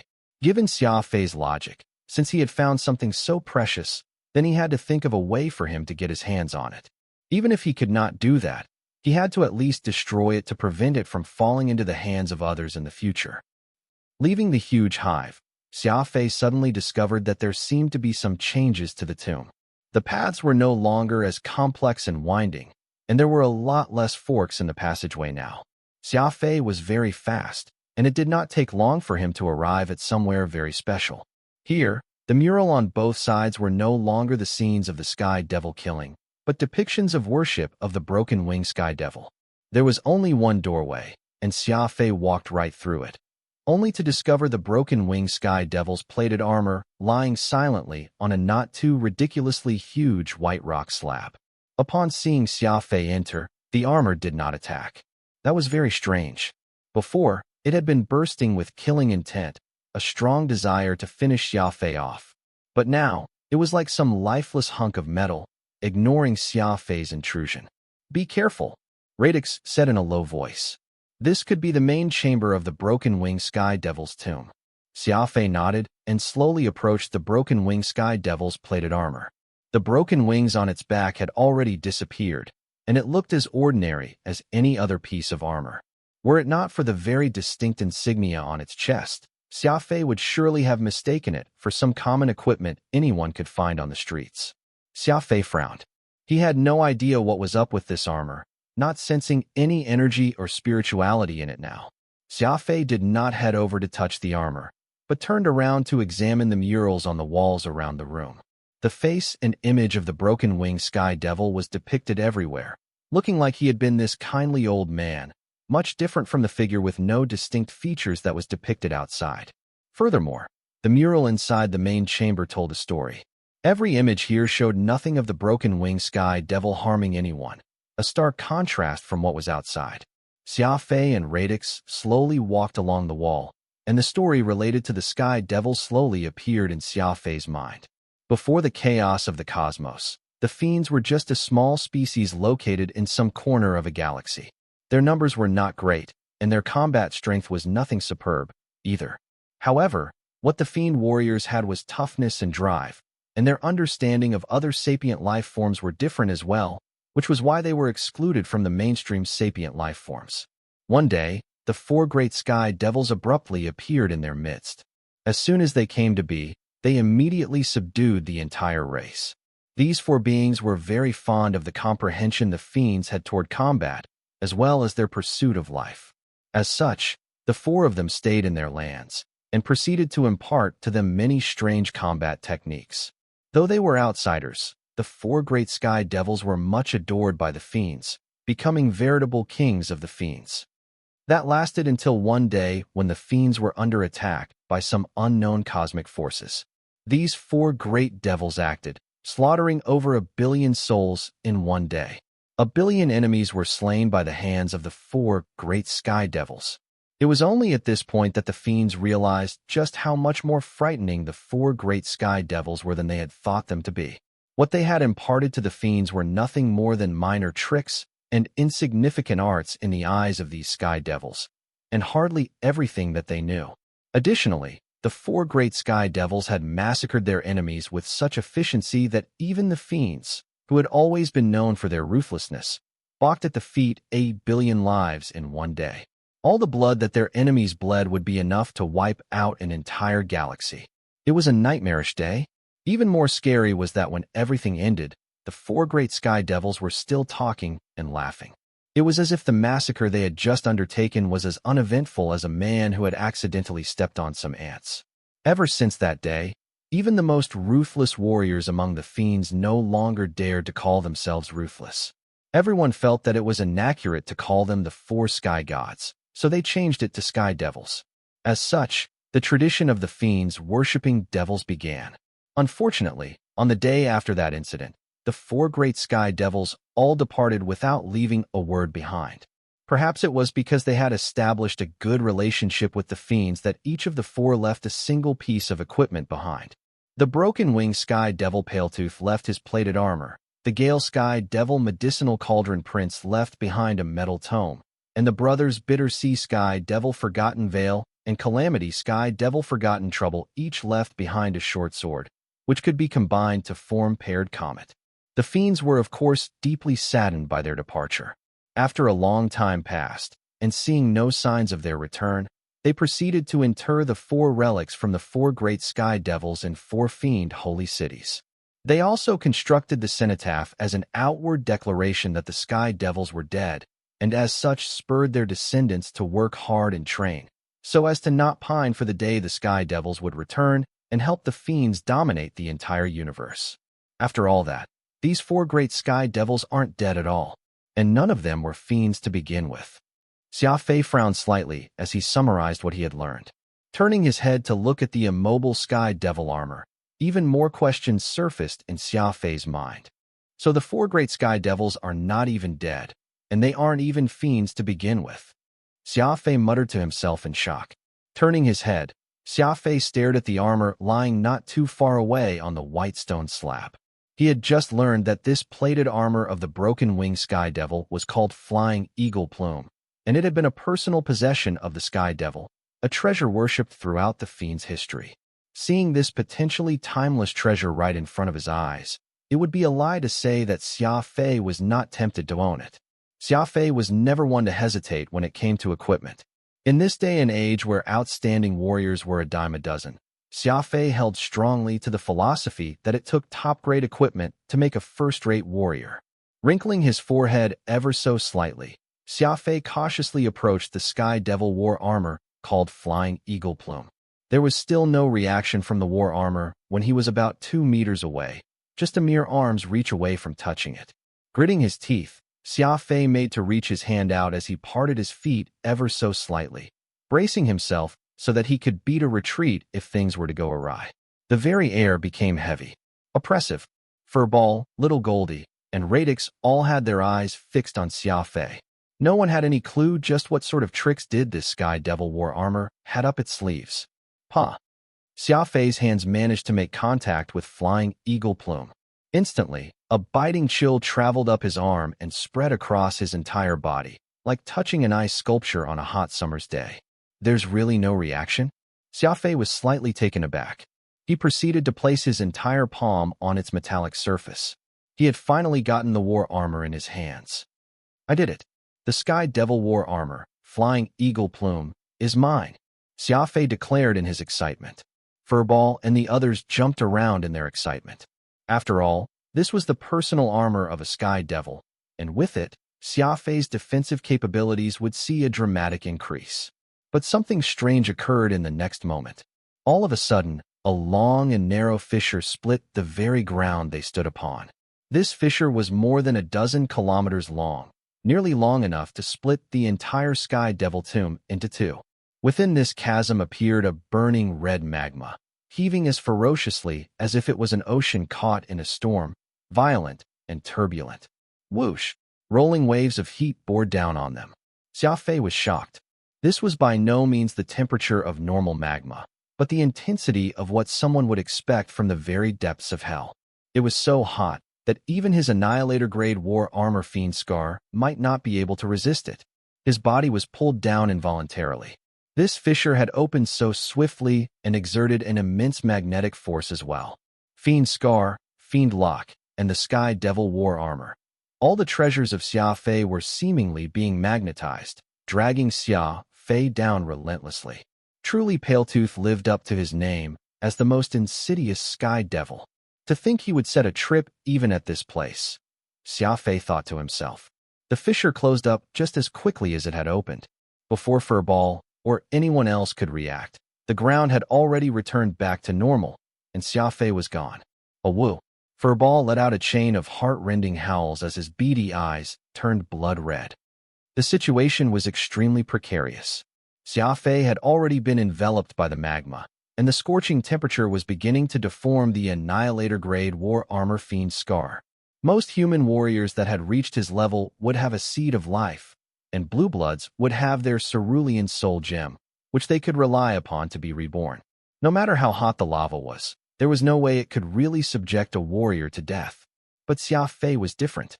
He was someone who had integrated his unrestricted soul spirit marked together with his healing powers. Perhaps it was because Xia Fei had too great a potential to begin with, but he did not have a seed of life of his own. If he were to die, that would be permanent. There was no rebirth for him. Whoosh! Xia Fei felt his entire body burning up. The heat was sweltering, and Fiend Scar's temperature control function had been lost. In a matter of seconds, Xia Fei would be nothing more than a piece of charcoal. It was at that moment that he felt an unbearable pain in his left leg, as if something was tearing itself off from Xia Fei's body. Left leg? Xia Fei groggily recalled that the water immemorial mystical armament Terrorgenesis was there. Could it be? Boom! Black water rose, and formed an impregnable water barrier that enveloped Xia Fei within it. It nearly caused Xia Fei's temperature to decrease too rapidly, and he even felt a cool sensation wash over him. Even his senses were quickly coming back to him. What first came to him was shock, then it was carefreeness. That was because the immemorial mystical armament Terrorgenesis had finally activated when Xia Fei was at death's door. The 8 metals of absolution, the 7 plants of the Cloud Sea, the 6 waters of Terrorgenesis, the 5 flames of Lux Gloria, and the 4 stones of the Southern Star. There were a total of 5 categories of the natural immemorial mystical armaments, and Xia Fei possessed both Cloud Sea and Terrorgenesis. The 7 plants of the Cloud Sea had peacock blue as their main body, which was inhabiting Xia Fei's right arm, while the 6 waters of Terrorgenesis had black shell spring as their main body, and were located in Xia Fei's left leg. Ever since Xia Fei had obtained the water immemorial mystical armament, it had always been stuck in an inexplicable chaotic state. All it did was inhabit Xia Fei's body, and there was no telling what it was up to. Xia Fei had no means of mobilizing it, let alone urging it to merge with Peacock Blue. It was something that had no use. Xia Fei had ignored it in a moment of spite, leaving it to its own devices. But today, when Xia Fei was in a truly desperate situation, the 6 waters of Terrorgenesis actually came to his rescue. This was definitely a good thing. This black water first formed a sphere, then it began to rapidly shrink, turning into a layer of thin film covering Xia Fei's body. Xia Fei could move freely inside it, and every part of him was still under the protection of Terrorgenesis. He no longer had to be afraid of burning. It was just that Xia Fei was presently covered by over 1,000,000 tons of magma. It seemed like the fiend weaponry he had on him was being attracted by something, pulling Xia Fei ever deeper into the magma, into parts unknown. Xia Fei originally planned to depend on his speed to dash out of the magma, but on second thought, he decided to just stay put, letting himself be dragged down into the planet's core by the powerful attraction. Radix quickly caught up to Xia Fei. As the former was an immortal soul and had a mental connection with Xia Fei, the magma was unable to impede him. Unless this magma could manifest dark energy, there was no way the heat would harm him as a spirit.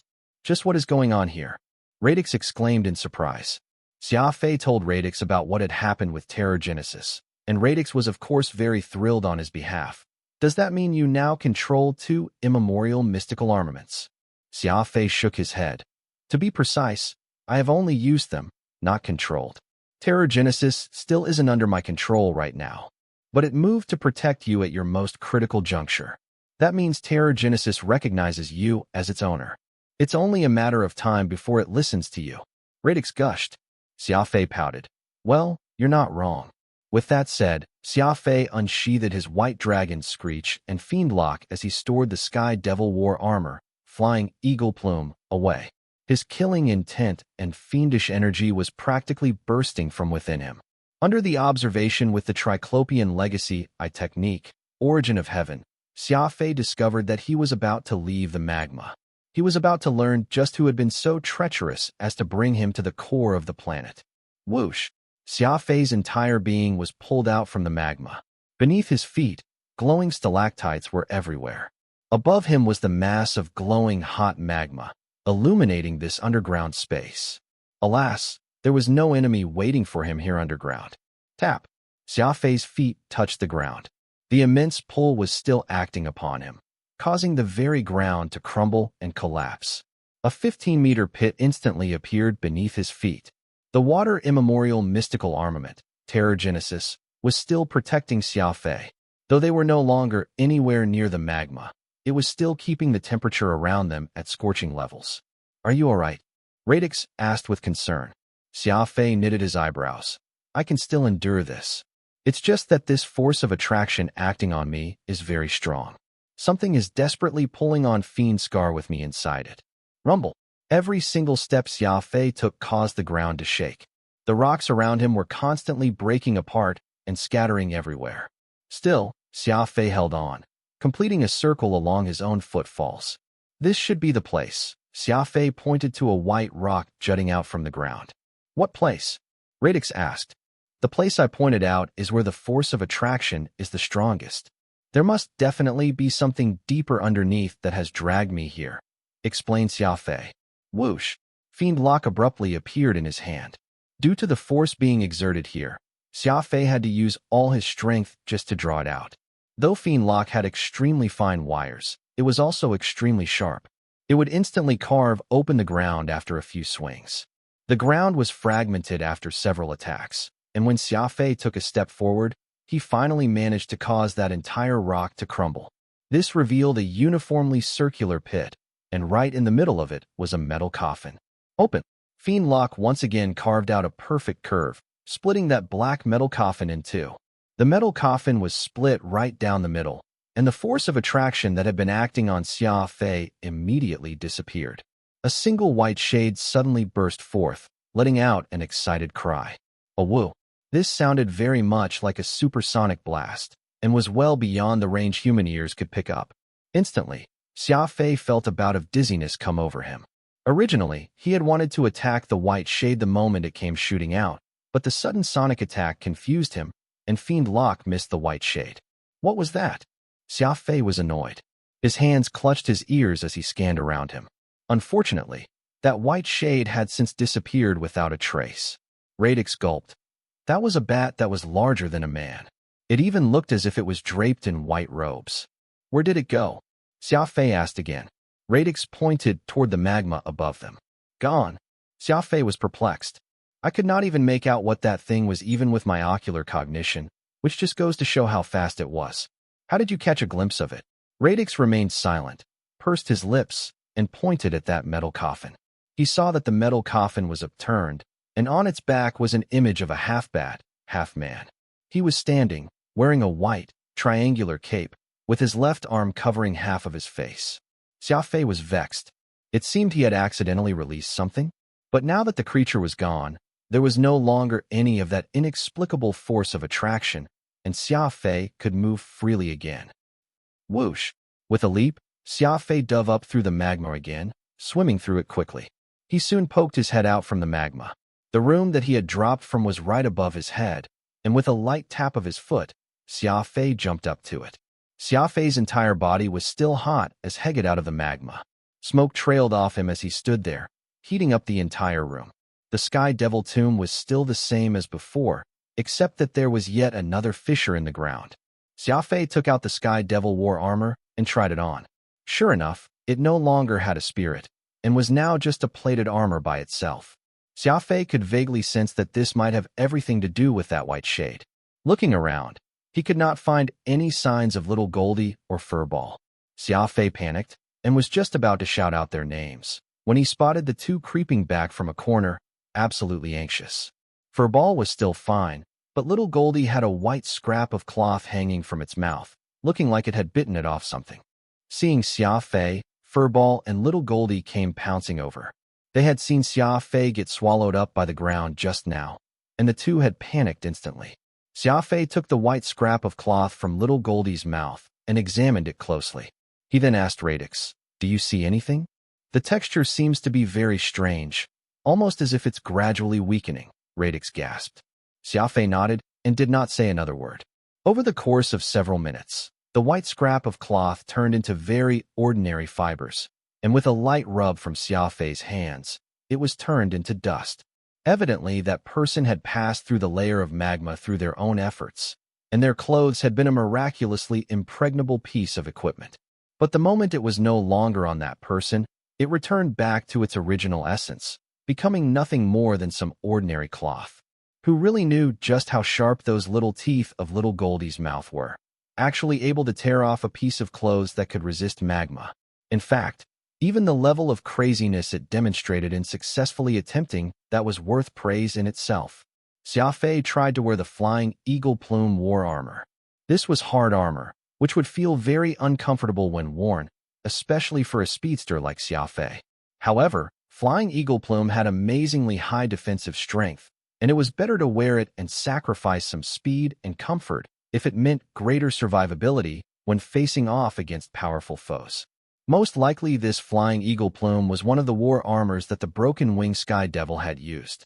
The historical records had very clearly stated that the Broken Wing Sky Devil Paletooth was a speedster, but as for just how fast he really was, it seemed that was an answer only people who had seen him in person knew. An expert speedster would not normally wear hard armor. If that was what Paletooth had done, so too should Xia Fei. There was originally a trace of broken wings behind Flying Eagle Plume, but those traces disappeared when Xia Fei donned it himself. There were too many miraculous things pertaining to the four great sky devils. Xia Fei could not make sense of them, and he could not be bothered to spend more time trying to figure them out. "Are you ready? There's still an evil shadow dragoon waiting for us outside," Xia Fei said with a smile. Immediately, Furball and Little Goldie let loose roars in unison. Ever since they had fought their way into the Broken Wing Sky Devil's tomb, these two had been choked with resentment. They were planning to find someone to beat up, and neither of them cared that they would be taking on a dragoon or not. Rumble. Peacock Blue had already half recovered and was like a huge octopus, using its tentacles to tear apart the Sky Devil tomb. Ling Boyu, who had been bored waiting for Xia Fei to come out, was immensely shocked. He had considered the possibility of Xia Fei getting out, but never had he imagined it would be in such a startling fashion. Whoosh! Xia Fei landed on the ground and continued forward. He completely ignored the destruction of the Broken Wing Sky Devil's tomb. Furball had always been one to hold a grudge, and he felt that being trapped underground had been a very embarrassing matter. He had dragged Little Goldie along to ruin the Broken Wing Sky Devil's tomb. Little Goldie had always been a little on the dull side, so he was most obedient toward Furball, aside from Xia Fei. These two worked together right away, intent on bringing down the Sky Devil's tomb. Boom!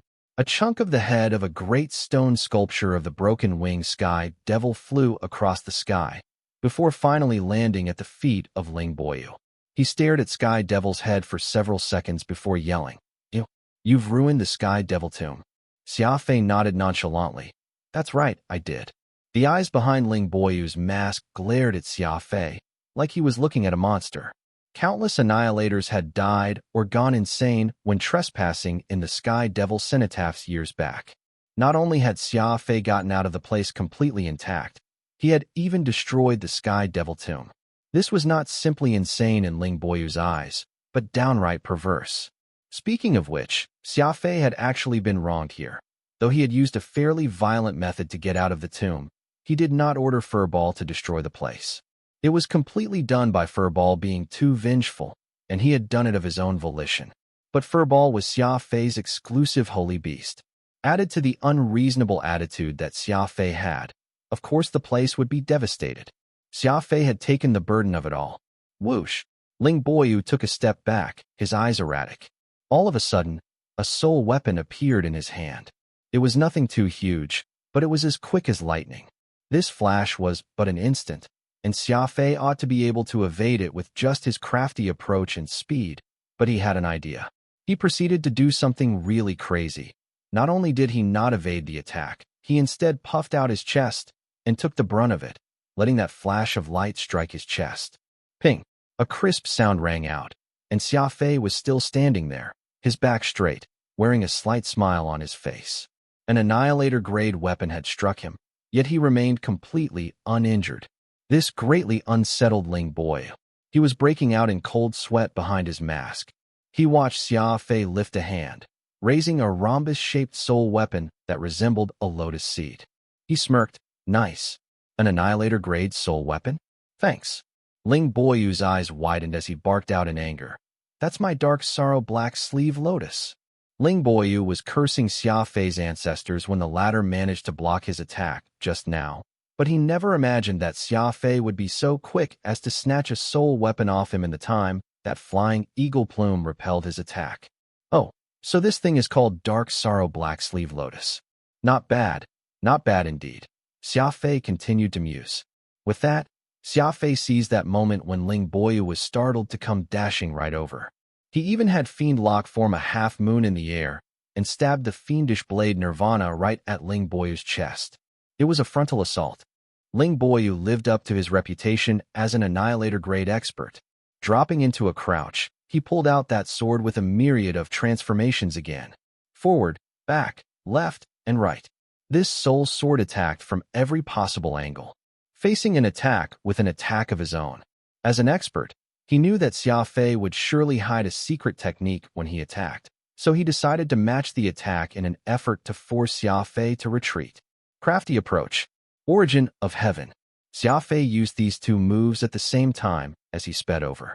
Crafty approach aided Xia Fei in evading the attack, while Origin of Heaven helped Xia Fei search for something. Right there, Xia Fei bellowed. He leaped up high and took the attack coming right at him. Clank. This lunge struck Xia Fei right in his chest. Got him, Ling Boyu shouted. His hands clenched tightly. For some unknown reason, though Xia Fei clearly just had a six-sided soul mark, he felt happier having successfully struck him than after stabbing an Annihilator-tier warrior. But his happiness soon turned into mortification. Xia Fei once more fell from midair without a scratch, and now he had another Annihilator-grade soul weapon in his hand. It turned out that he had used Origin of Heaven to find which soul weapon was real, all for the sake of snatching away the phantasmic soul sword from Ling Boyu, a soul sword that has the phantasmic realization trait. As an evil shadow dragoon, you've got far more fun toys than yours truly. Xia Fei smirked as he made an offhanded remark. Just how are you doing this? Why is my betwixt Florambra unable to hurt you? Ling Boyu shouted hoarsely, almost as if he was on the verge of a mental breakdown. As an Annihilator-tier expert, and an esteemed dragoon, to boot, to let Xia Fei steal his soul weapons twice was utterly humiliating to Ling Boyu. A warrior going up against a warrior weaker than them, unable to guard their own soul weapon? It was far too embarrassing, absolutely mortifying.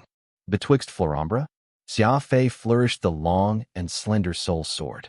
It moves like a shadow, inescapable, flitting in between vegetation. The name is rather poetic. Changing the topic, Xia Fei tapped Ling Boyu with Betwixt Florambra lightly. The tip gave off a low hum, and Xia Fei said, "This soul sword has a great name. It shall belong to me from today onward." Whoosh! Ling Boyu was appalled. Only half a day had passed. When Xia Fei first entered the broken-winged Sky Devil's tomb, the younger man was not his match, but he was now just being toyed around with Xia Fei after getting out. His soul weapon not being able to injure Xia Fei was already mystifying enough, but Xia Fei had actually used the opportunity to snatch his soul weapons. This was completely unreasonable. Even if Xia Fei could take on people beyond his level, There was no way he could have made such a leap to his level from being a level 6 spiritualist. Besides, in Ling Boyu's eyes, there had not been any changes with Xia Fei from when he first entered the tomb. He still only had 6 soul marks. How was he to know that the law of primal chaos had successfully been absorbed into Xia Fei's soul mark by now? This used dark energy to substantially increase his attack power. Furthermore, this was a forced fusion between the human and fiend legacies. It was essentially a unique existence in itself. Even if he did not have the impregnable flying eagle plume that had once belonged to the broken-winged sky devil Paletooth, Xia Fei would at least be able to fight Ling Boyu to a state male with just his strength alone. The Xia Fei right now might not be an annihilator, but he already possessed the combat strength of one. The situation was beginning to look dire for Ling Boyu. He even entertained the thought of retreating, but it was just too bad that even attempting to do so when facing a speedster like Xia Fei would be extremely difficult, without Xia Fei revealing some major flaw. Ling Boyu really had no choice but to grit his teeth and fight with Xia Fei to the death. Today, right here in this fiend city, right beside the cenotaph of the broken-winged sky devil Paletooth. Don't gloat just yet. You're nothing more than a neophyte dragoon, while I'm already a formal dragoon, affiliated to the Devil Shadow Dragoons. Ling Boyu bellowed. Suddenly, several Annihilator-grade soul weapons appeared in his hands. Each and every one of them was no weaker than Betwist Florumbra or Dark Sorrow Blacksleeve Lotus. Members of the Devil Shadow Dragoon had access to 3 whole warehouses loaded with soul weapons once owned by the fiends. That was also why every Devil Shadow Dragoon would not fret over their soul weapons. Seeing as how a neophyte dragoon like Xia Fei was only given 3, one could only imagine how many more a formal member would have access to. Furthermore, Ling Boyu was someone with a similar habit to Xia Fei. He was someone who enjoyed relying on powerful weapons to target his enemies. Even Xia Fei himself had no idea just how many weapons he had stored in his spatial ring peak rainbow. All he knew was that whenever he was in a pinch, he would always be able to pull out a treasure and deal a fatal blow to his enemies. Ling Boyu also had another habit, and that was his penchant to bully others due to how many more high-grade weapons he had in his possession. Unfortunately for him, Ling Boyu had encountered the ancestor of Annihilator-grade soul armors. Xia Fei was wearing the war armor of the broken-winged sky devil Paletooth. Every weapon Ling Boyu unleashed was equivalent to gifting Xia Fei a present each time. Boom! In the blink of an eye, Xia Fei had gained a miniature hexagonal hammer. Just now, Ling Boyu had only managed to get close to the slippery Xia Fei, and his heart was battered by the result. He wondered to himself, if ranged attacks do not work, then would close combat be better? But how could he know that Xia Fei would undergo an insane change after? Not only was Xia Fei unharmed, Xia Fei had even felt even more goodness coming from Ling Boyu. Xia Fei jumped and snatched away 3 Annihilator-grade soul weapons from Ling Boyu. I can give this hammer to Xia Guanghai. Oh right, what's its name? Xia Fei asked as he examined the weapon. Humiliation. Absolute humiliation. As the saying went, once bitten, twice shy. Xia Fei had managed to snatch 3 soul weapons from Ling Boyu consecutively. Ling Boyu was so angry that he was letting loose a litany of curses the moment he realized it. After having 3 of his Annihilator-grade soul weapons stolen by Xia Fei, Ling Boyu felt he had lost all face, and he was letting loose a litany of curses in the corner. Xia Fei remained as indifferent as before, raising Nirvana in his hand, the thin wires from Fiend Lock following silently behind. Ling Boyu had not even noticed that Furball and Little Goldie, Xia Fei's 2 accomplices, had not made a move the entire time. Xia Fei was intentionally doing things like this. Xia Fei was focused. After several rounds of probing, he no longer forced Ling Boyu to attack. He seemed to have gotten a good grasp of Ling Boyu's hidden trump cards and was preparing to vent the frustration that had been fermenting deep inside him for some time. Xia Fei enjoyed combination attacks and would always attack to kill his enemies. But he had very obviously left some leeway in his attacks just now and had allowed Ling Boyu to attack. In return, all he did was constantly snatch away Ling Boyu's soul weapons and intentionally make him ever more furious. Ling Boyu was an expert annihilator and a dragoon. He quickly sensed the change in Xia Fei and how those focused eyes were now like a pair of knives. He felt like Xia Fei's stare could bore two holes in him. Whoosh! A short gust whipped up grains of sand as it came passing through the once glorious city of the fiends. Here on the streets, the younger and much lower in cultivation Xia Fei was demonstrating his ferocity. Just seconds ago, Xia Fei was flashing that trademark harmless smile of his and teasing Ling Boyu. But now his killing intent and fiendish energy had combined together and were rising fiercely. It was like Xia Fei was now another person, no longer sparing a glance for the new Annihilator-grade soul weapons that Ling Boyu had pulled out. His eyes were trained directly on Ling Boyu himself. His murderous gaze matched the sharp edges of the buildings around them. Ling Boyu had an odd feeling, almost as if he was facing off against a super-powerful warrior of the fiends in the once bustling fiend city. Whoosh! Xia Fei had made up his mind. He took a step back with his left leg and bent into a crouch. He looked like a monster building explosive power, ready to pounce on his prey. Everyone was stunned, but the change in aura was actually very normal for Xia Fei. The smiling Xia Fei was very different from this Xia Fei with the ferocious aura. The former was like a warm spring's breeze, and the latter was essentially a hellspawn. Ling Boyu felt an unimaginable threat coming from him, and he could not help but take a step back, clutching a soul weapon tightly in his hands. Radix widened his eyes. He had been with Xia Fei for a very long time, so of course he knew there were many versions of him. The good man Xia Fei would tell jokes to Avril. The brotherly Xia Fei would take good care of Brother Iron and the others. There was also the Xia Fei that could kill tens of thousands in one breath without blinking an eye. And there was the crazy Xia Fei who would take a bite of his enemies, even if they were a god. That Xia Fei would dare to exchange his life to kill another, not afraid of death in the least. It was hard to imagine that so many personalities would inhabit Xia Fei's body, but today, his bearing was different from the past. When he faced a powerful enemy in the past, Xia Fei would usually choose to fight with his life on the line. It was no exaggeration to say that the reason Xia Fei was still alive was because he was so vicious. He would fight bravely, unafraid of his death, and kill everyone. Today, Xia Fei still gave off the bearing of someone who was somewhat risking his life, but there was very clearly an added self-confidence. He seemed to be very confident, certain that he could kill this Annihilator-tier enemy before his eyes. Silence. A deathly silence. The population of this city had been massacred, countless lives were lost here.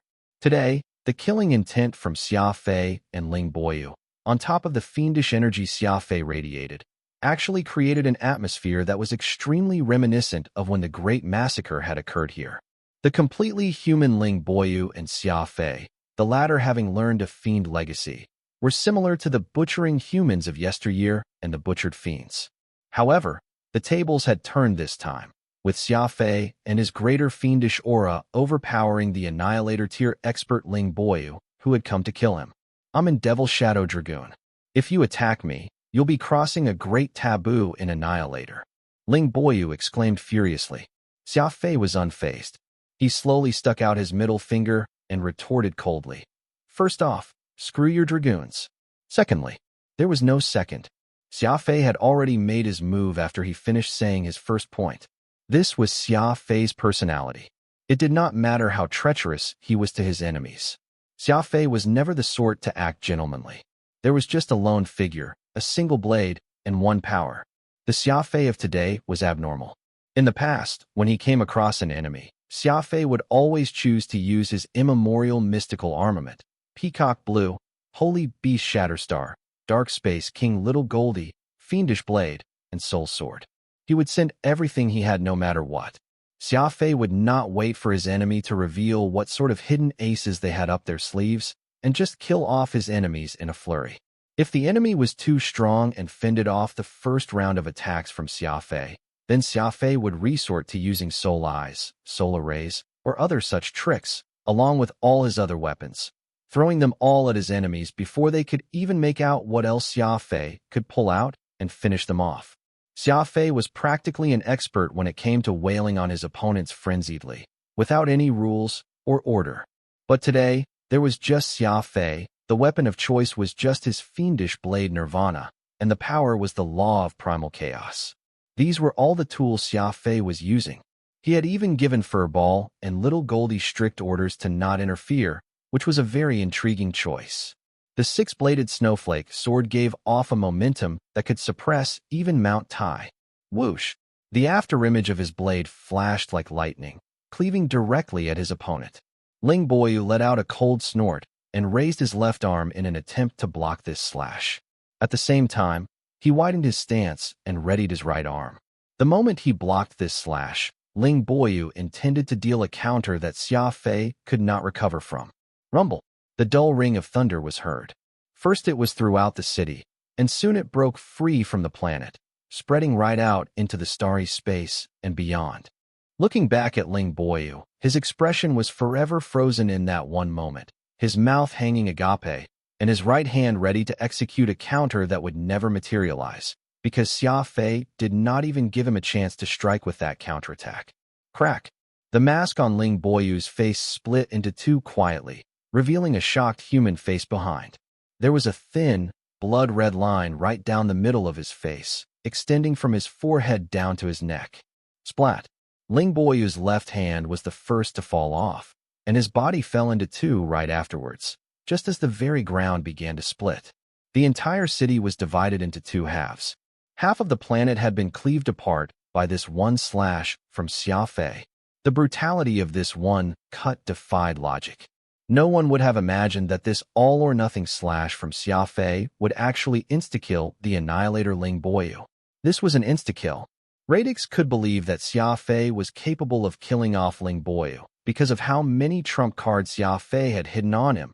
But now that Xia Fei had obtained the Broken Wing Sky Devil's plated armor, Flying Eagle Plume, he had become all the more powerful. But there was no way Radix would have believed Xia Fei could insta-kill Ling Boyu had he not witnessed it with his very own eyes. But today, this unbelievable feat had actually happened. The max-level law of primal chaos was truly overwhelming, and its assimilation with Xia Fei's soul mark only made it an even more devastating and brutal power. Ling Boyu had underestimated Xia Fei, only using an arm to block the attack, while leaving another arm for the counterattack. It was to be expected that he would end up being insta-killed by Xia Fei under such circumstances. Furthermore, Ling Boyu was using equipment that the fiends had left behind. Ultimately, the law of primal chaos that Xia Fei used against Ling Boyu had proven to be extremely effective against his gear. Squelch! Ling Boyu's energy was absorbed by Nirvana. The man not only had good equipment, but the energy he had stored up was equally surprising. In no time at all, Xia Fei's brain region had gained more than 2,000 standard units of spirit energy, so there was a slight surplus even if he were to take away the energy he had previously expended. Heaving a long sigh, Xia Fei pulled out the Bixia Orb Communicator and directly contacted Souza from the Blue Blood race. Anything important? Souza asked directly the moment the connection was made. He had previously instructed Xia Fei to notify their contact person, White Haze, if there was anything not too important. So of course it must have been something important if Xia Fei directly contacted him about the matter. There's something I need you to look at, Xia Fei said casually. A Devil Shadow Dragoon has been killed. Snap! Souza instantly leapt to his feet and asked, flabbergasted, what happened? How could a Devil Shadow Dragoon be slain? Who did it? Xia Fei immediately told Souza about everything that had happened along the way. Souza could feel his eyelids twitching uncontrollably after he finished listening. If the mastermind behind the Dark Spiritualists was a Devil Shadow Dragoon, then that would be very bad for the Blue Bloods. There were not many Devil Shadow Dragoons to begin with, and there was no other official designation, aside from being attached to the Blue Bloods' Destiny Dragoons. If the Devil Shadow Dragoons were secretly backing these Dark Spiritualists, then the Blue Bloods would surely be implicated as well. Wait there for me. I'll be right over. Souza instructed him nervously. Turning off the screen, Xia Fei sat down cross-legged. Ling Boyu's war armor was of decent quality, probably at about intermediate Annihilator grade. It was just too bad that Nirvana had sliced it in two, so it was now just scrap. Fortunately, Ling Boyu's spatial ring was still intact. Xia Fei had been very envious when he saw how the man had been swapping out soul weapon after soul weapon during their fight. Though Xia Fei had snatched 15 fiend soul weapons from Yuntian's store, those were only at founder grade. Everything Ling Boyu had on him was at Annihilator grade and above. Aside from soul weapons, Xia Fei also found Ling Boyu's communicator, which was Bixia Orb. It did not look any different from the one Xia Fei owned, almost as if all Annihilator warriors used one as their personal communicator. Turning on the screen, Xia Fei carefully examined Ling Boyu's communication records and memorized them all. Xia Fei was a speedster, so of course his actions were all done very quickly. It took just over a minute for Xia Fei to finish inspecting everything Ling Boyu had on him. After wiping away all the records, Xia Fei smiled and lit a cigarette as he waited for Souza to arrive. To think Ling Boyu would have 11 Annihilator-grade soul weapons. Looks like you've struck it rich this time. Radix chortled. Xia Fei waved his hand dismissively and softly corrected him. It was 14. Remember, I snatched 3 soul weapons off Ling Boyu before he died. That was about when the spatial gate abruptly opened, and Souza quickly hurried over with a handful of his men. Seeing the scene in front of his eyes unnerved Souza greatly. There was a huge fissure across the very land. It had sundered the fiend city in two, and half the planet seemed to have been destroyed as well. This was proof of just how terrible the fight must have been. Meanwhile, Ling Boyu only had his broken war armor on him and nothing else. You did all this? Souza gasped in shock. Xia Fei did not deny it, giving him a slight nod. Souza was stunned. He pointed to the ruined city. And all that too? Yes, Xia Fei was straightforward with his answer. He was a very unique mix of both the unrestricted soul spirit mark and fiend legacy techniques. There was no point in him trying to conceal the truth, so he might as well just admit to it. Souza did a simple examination of Ling Boyu's damaged war armor and whispered a few words into the ear of one of his men. They proceeded to carefully begin a very close inspection of the damage to the city. Strangely enough, it seemed Souza did not care about the death of the Dragoon, but was actually more concerned about the Broken Wing Sky Devil's tomb. Souza was far more concerned with the Broken Wing Sky Devil's tomb. Xia Fei watched as the blue blood gingerly approached the site, his blue face inscrutable. Xia Fei found this hilarious. The Sky Devil tomb was no longer as mysterious as before. Xia Fei had even managed to obtain the Sky Devil's plated armor, and it was only the large bat-like creature escaping from the coffin at the last second that puzzled Xia Fei. Fortunately, it seemed like that thing was not too much of a threat and did not attempt to attack Xia Fei as it flew off. An idea came to him, and Xia Fei intentionally pulverized a piece of rock beneath his foot suddenly. The sound of the crumbling rock was also heard by Souza, who immediately ran off as fast as he could. Xia Fei almost thought he saw the sparse hairs on his head standing on end. Seeing how flustered Souza became, he could not help but laugh. However, he had always been a decent actor, so he suppressed his urge and instead looked as if he suddenly realized something. Oh yeah, I suddenly recalled something. Originally, there was no way I could have caused such a huge commotion, but there was a force from the underground that forcefully tore through from beneath the city. Also, I seem to have sensed something coming out, but I was locked in an intense fight with the Dragoon Ling Boyu, so I could not spare any energy in verifying what happened. By the time I turned my head around, I could not find any trace of the creature. Calm. With that said, Xia Fei watched Souza's expression. Sure enough, he immediately turned stern and asked in a low voice, "Are you certain there was something that came out from underground?" Xia Fei shrugged. Of course I can't be certain. I was locked in an intense battle against Ling Boyu at that time. Honestly, Ling Boyu had also sensed something strange, and that was how I managed to stab him in that brief moment of uneasiness. Otherwise, there's really no telling who might have made out of that fight with their life intact. Xia Fei was being very humble with his words, but the looks on Souza, as well as the other blue blood warriors, were very strange. An opportunistic thrust at Ling Boyu while he was experiencing a moment of uneasiness. This was a blow that had killed a Devil Shadow Dragoon. Ever since the New Hero Alliance had planned to revive the Devil Shadow Dragoon division until now. Just how many men had they recruited over all those years? They were warriors that might not be called the strongest, but they would at least have their own uniqueness that made them powerhouses. Ling Boyu was a weapon master at the forefront of soul weaponry research. He enjoyed executing combination attacks with all sorts of weapons, similar to how Xia Fei fought. That was the reason why he had the qualifications to be promoted and became a Devil Shadow Dragoon. How could these people not be shocked after hearing how Xia Fei had so simply slain Ling Boyu with a thrust? just like that. To so easily kill a dragoon and ruin half a planet along with him, as well as the city and the broken-winged Sky Devil cenotaph. In any case, no one was present when it happened, so who knew exactly what Xia Fei had done? Pursing his lips, Souza let out a bitter laugh as he backed off from the ruins and woefully remarked, "There are a total of 4 Sky Devil cenotaphs. With the broken-winged Sky Devils ruined, I worry if there will be any unexpected changes happening to the other 3 tombs." Xia Fei was startled. Souza actually associated this incident with the other 3 tombs. Xia Fei knew that there were also heirlooms left behind in the other 3 Sky Devil tombs, and had already begun making his plans. He wanted to bring along Zumi, someone well-versed with the Sky Devils, to take a look for himself. The reason Xia Fei had been unwilling to kill him off was completely in consideration of that fact. But now that Souza had thought to connect this to the other forgotten tombs, Xia Fei was very worried. Xia Fei had already personally experienced the prowess of Flying Eagle Plume, and there was no way he would be satisfied until he acquired the other 3 heirlooms as well. "Why don't we go and take a look, seeing as how this place is already in such a state now?" Xia Fei suggested. He was hoping he could accompany Souza and later find the chance to strike.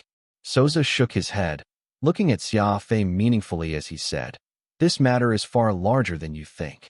The patriarch of our Zayden clan is already on his way, and will likely arrive as we have this conversation.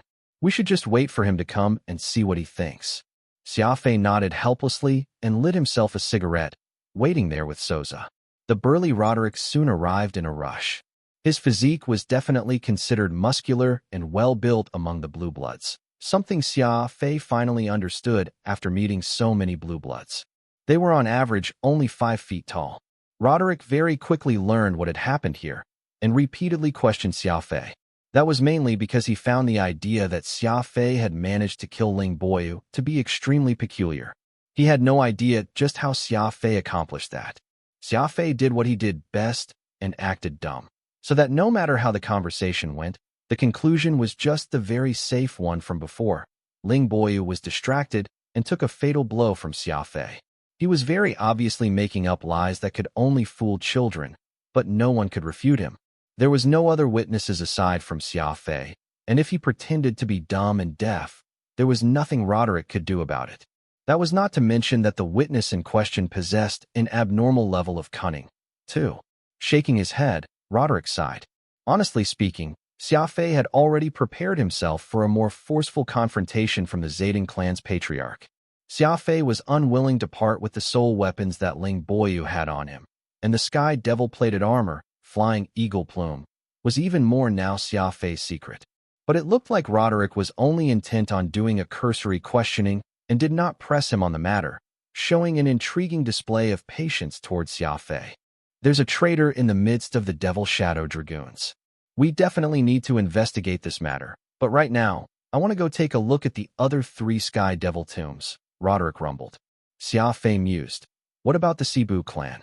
They are also very suspicious, actually helping the dark spiritualists fence their stolen goods."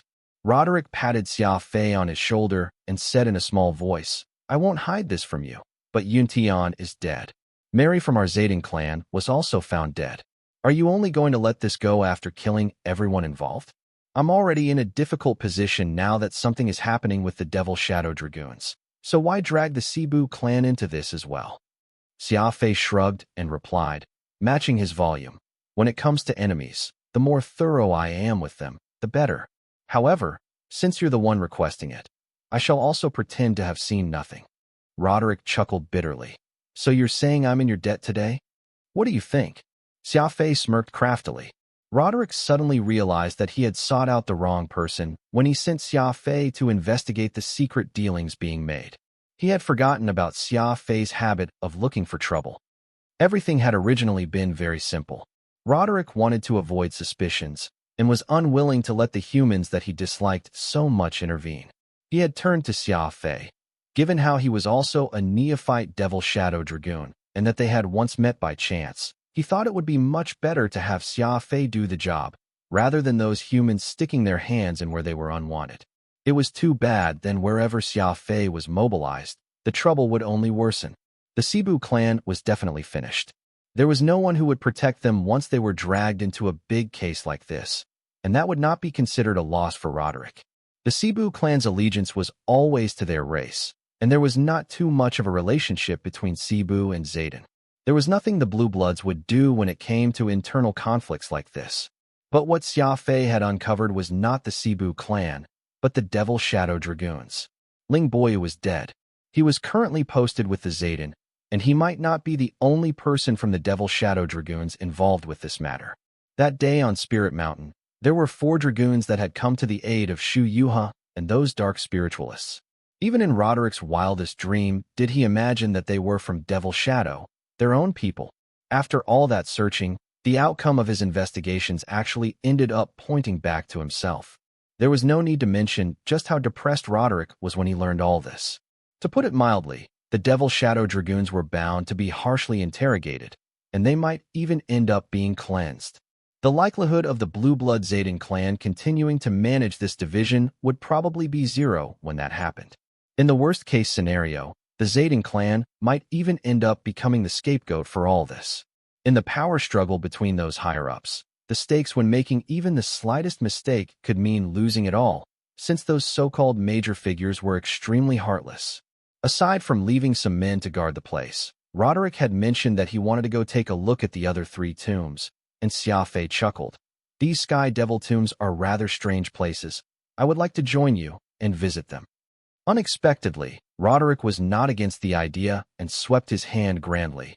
Let's go. One of the 4 big cities of the Fiend race, the cenotaph of the Gale Sky Devil, the Medicinal Cauldron Prince. Arriving at its location, everyone was dumbfounded, for the place was actually in a state of even more severe destruction than the Broken Wing Sky Devils. There was a glaring fracture, with the Medicinal Cauldron Prince's tomb as the epicenter, that had cut through the entire planet. Is this a tear? Radix exclaimed. Tears and fissures were 2 completely different things. This particular gash was very clearly created by both external and internal forces. If there was something that was trying to escape, it could not create such a huge disturbance alone. So it clearly showed the great resentment of the thing that had been trapped there. With a belly of fire, it had vented it all out in its escape, and in doing so created the terrifying scene that they could see before their eyes. Roderick suddenly shook his head and turned to look at Xia Fei, who was stunned. He instantly understood that now even Roderick felt that what had happened in the Broken Wing Sky Devil's tomb was not Xia Fei's doing. This was good, too, as it would spare Xia Fei from needing to explain himself. No one would learn that Xia Fei had managed to completely master the law of primal chaos, and that suited Xia Fei fine. Since the Gale Sky Devil cenotaph had already been wrecked, what they needed to do next was search for clues. Xia Fei volunteered yet again, and Roderick did not reject him yet again. Whoosh! Xia Fei was a speedster and the first one to rush in. Having entered the tomb of the Broken Wing Sky Devil, Xia Fei was very familiar with this place, since its configuration of this cenotaph was exactly the same as Broken Wing Sky Devil's. There was no sign of the Medicinal Cauldron Prince metallic scroll inside the burial chamber, but there was also a metal coffin that had been broken laying beneath the chamber. The thing inside had also broken out, or perhaps it had been destroyed along with the tomb. Just what exactly are they? Xia Fei returned back to the meeting point, very disappointed. The other teams had also returned, and none of them had uncovered anything. They visited the other 2 Sky Devil tombs soon after, and their situation was the same as they had seen at the Medicinal Cauldron Prince's cenotaph. Xia Fei's suspicions deepened. Could the 4 great Sky Devils have left behind some creature, aside from the treasure buried in their tombs? Where were the treasures, anyway? Could that bat-like creature have taken them away? And if it did, where did it bring them to? Roderick heaved a sigh. Everything happens for a reason. The destruction of these Sky Devil cenotaphs are for the best. At the very least, these locations will no longer be barred from entry. Xia Fei knew that Roderick was being self-depreciating. Since such a major incident had occurred, there was no way for him to escape implication, so he was a little self-defeated. Sending everyone else back, Roderick had Xia Fei remain, seemingly wanting to speak to him about something. Xia Fei smiled. Feel free to give your orders, Elder. Roderick frowned. How do you know I have something to ask of you? Xia Fei shrugged. Ling Boyu is dead, and you plan to look into the matter. I'm very interested in these Sky Devil cenotaphs, and you allowed me to join in this investigation. Doesn't all that point toward you wanting my aid with something? Roderick knew Xia Fei had a very analytical mind, and that there was no detail that would escape his eyes. Thus he did not bother to argue with Xia Fei, especially since he was unlikely to win, anyway. Indeed, I do have something to ask of you. I recall that Fuchen's brain region was sealed, and it was you who did an emergency spiritual energy penetration at the last minute. It's quite rare to see someone with such capabilities, Roderick replied slowly, observing Xia Fei's reaction. Xia Fei sighed. Unfortunately, I am still unable to completely cure Fuchen. Roderick hurriedly corrected him. You can't say that. Though you failed to heal the seal on Fuchen's brain region, you managed to save his life through your actions. A sealed brain region is a terminal debilitation, and what you managed to achieve is already amazing. There's probably less than a handful of spiritualists of healing with high status in the Annihilation universe who might be able to replicate the feat you pulled off. Actually, Xia Fei had only revealed half of the truth. There was definitely no way Xia Fei could heal Fuchen had he not previously obtained the mysterious gastronomy treatment manual, Serpent Swallowing Whale. Now that Xia Fei had mastered both healing and Serpent Swallowing Whale, he was at least 90% confident that he could treat Fuchen's ailment. But even Xia Fei himself was not aware that were it not for the initial primer that his healing spirit energy had provided, even if Fuchen had consumed a divine beast that could heal the soul, he might not have been able to make a recovery. Only when the two ultimate recovery skills of his healing powers and the serpent swallowing whale worked in tandem was it possible to maximize the effect of the treatment. There was a pause before Roderick continued. I have an old friend who has succumbed to a very strange illness, and it worries me quite a lot. That is why I was wondering if you were willing to take a look and see if you're able to do your best and treat him. Xia Fei did not even spare a moment to mull over this offer as he shook his head. I should be able to comply with this request of yours, but right now the Alpha universe is in turmoil, and the dark spiritualists are making waves as we speak. I've crossed swords with them quite a few times during this time, and I'm watching as these dark spiritualists become even more brazen as the days go by. There's no way I could stay too far away from my comrades. So it's best if we wait until this matter with the dark spiritualists has been managed before we talk about this any further. Xia Fei was speaking the truth. Whether it was the Skywings or the Aurorians, they both needed Xia Fei's assistance. Besides, Xia Fei was once a businessman, and he had a few tricks up his sleeves when it came to haggling. If Xia Fei were to agree to Roderick's request immediately, then he would have made a big mistake as a businessman. Price rises when demand goes up, and there was no way Xia Fei would act so easily if there was insufficient benefit for him to do so. Roderick chuckled helplessly. He could of course tell that Xia Fei was looking to discuss conditions, which was why he offered. As the patriarch of the Zayden clan, I'm still fairly capable. As long as you agree to make a trip out to the Rainbow Glass universe, I guarantee your people will be kept much safer than when you're around. What the dark spiritualists want the most is your life, and staying here with your people would easily make them worry for you. It's best if you use this period of time to travel about, while I send the Iron Guards from my clan to protect your people. What Roderick said made sense. Xia Fei would indeed be easily ambushed if he remained with the Skywings. It was too bad that Xia Fei had always been a falcon that would not act without first seeing the hare. This was a level of commitment that Xia Fei could not completely ignore. The Aurora clan and the Skywing clan each will have a team of my Destiny Dragoons attached to them. That should keep your mind at ease, right? Roderick bit the bullet and made his offer when he saw Xia Fei hesitate. Xia Fei was taken aback. This was a grand gesture on Roderick's part. 2 teams of Destiny Dragoons? That was the most powerful fighting force from the Blue Bloods, and having them protect the Skywings and Aurorans was more than enough. Contemplating further, Xia Fei sighed. Elder, it is not like you're unaware, but while I do have a bit of skill when it comes to spiritual healing, this is something that consumes a lot of energy, and I'm just a spiritualist from the Alpha universe. With my lowly stature, how much energy could I muster? Even if I were to promise you my aid today, I'm afraid I won't have that much spirit energy to help your old friend. Roderick suddenly felt the strong desire to beat Xia Fei up. Others might be unaware, but he knew clearer than anyone else that Xia Fei's seventh brain region had more than 6,000 standard units of spiritual energy stored inside. Even an official dragoon from the Annihilation universe might not have a greater store of energy than Xia Fei here. Xia Fei might very well be the second richest individual out here in Alpha Universe, if not the first. He clearly had a lot of energy, yet he was trying to bemoan his poverty. Xia Fei's insatiable greed was really on full display here. The wrinkles on his face relaxed.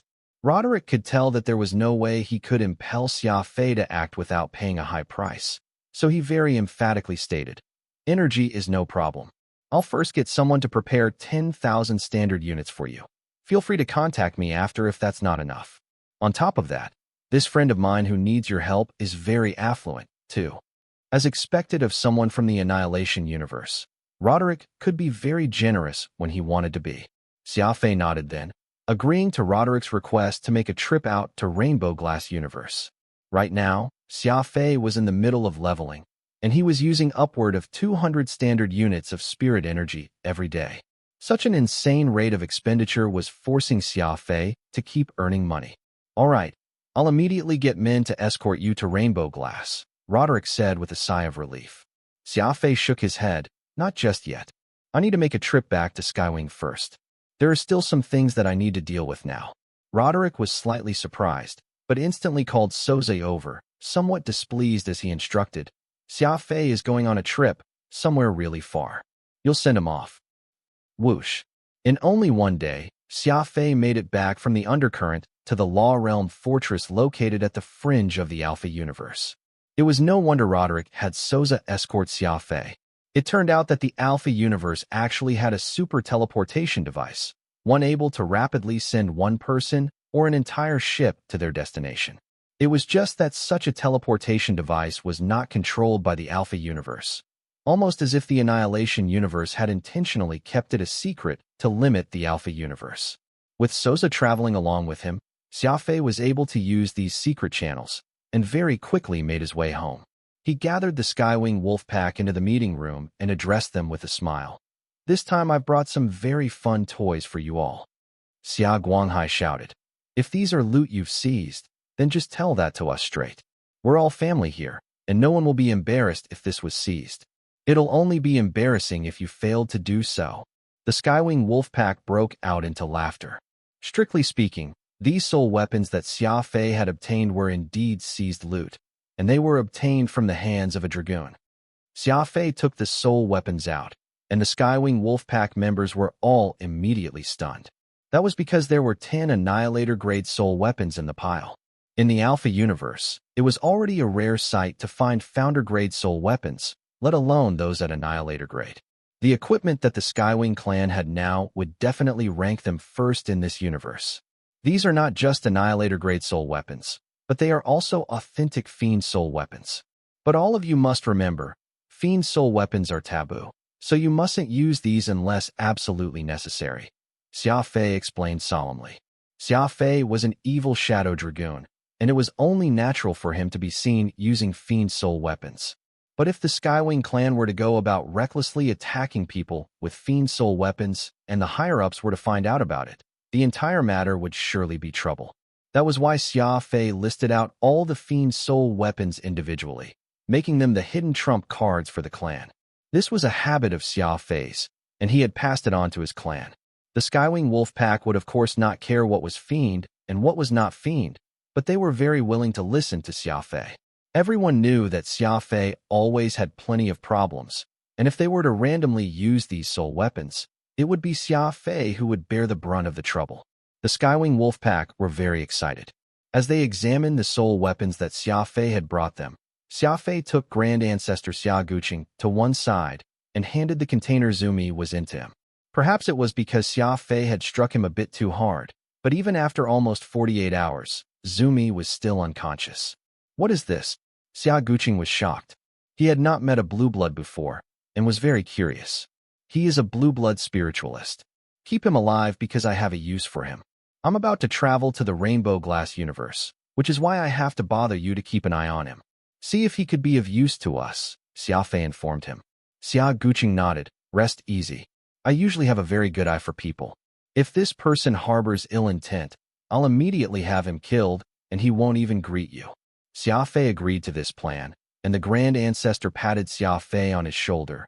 You're in too much of a rush, leaving so soon after just coming back. Why don't you head on back and see Avril for a bit? It's been almost a year, and the two of you have barely spent 3 days together. I'm still waiting to meet my grandson. You're a speedster, and everything you do is fast, so why are you so slow when it comes to this matter? Xia Fei was speechless for a good while before jokingly saying, that isn't the sort of thing that one should be fast at. Avril wouldn't be able to take it if I was too fast. Clap. The joke had the Grand Ancestor bursting into laughter. He playfully punched Xia Fei on his shoulder. What I'm referring to is having a child. Who's interested in talking about that sort of thing? Thinking back to my younger days, I was known to be a speed control expert. Cough. Radix was nearly rolling on the floor with laughter. How could this ancestor and descendant pair be chatting idly about such a topic? Returning to the law realm from the Alpha universe was very convenient. Xia Fei only needed to pass through the cosmic gate and then use the spatial traversal array, which did not take more than a dozen or so minutes. However, Xia Fei still found it difficult to find the time to do just that, despite how little time it took. Sunset Villa. The moment Xia Fei returned, Pod and Xiao Yu came crowding in on him. Pod hurried off to prepare Xia Fei's favorite fried paste noodles, while Xiao Yu asked somewhat whiningly, Big brother Xia Fei, how many days will you be staying this time? Xia Fei was somewhat embarrassed. Avril was pretending to be unconcerned, but he could tell that she had pricked her ears up to eavesdrop on his answer. Xia Fei bit the bullet and replied, I'll be leaving tomorrow. Xiao Yu had always been very obedient, but even she could not help but angrily complain. You just come and go like this every time. Big sister Avril is always worrying about you. I know, Xia Fei said as he reached for a cigarette. If you know that, then why are you always never home, and always leaving the moment you're back? Xiao Yu lamented while Avril lowered her head. Xia Fei's gaze was complex as he softly replied, Actually, I know home is the best. I, too, wish I could just stay at home. But there are some things that ultimately need doing. So unless there comes a day where I'm able to be certain that there's no one in this world that would seek to threaten me and the people I care about, I'll always be on the road. Actually, both Xiao Yu and Avril understand Xia Fei's thinking. Some people were destined to be restless, and Xia Fei was one such person. That was also what attracted Avril to Xia Fei. If Xia Fei were to only know how to laze idly from morning to night, that was definitely nothing good, either.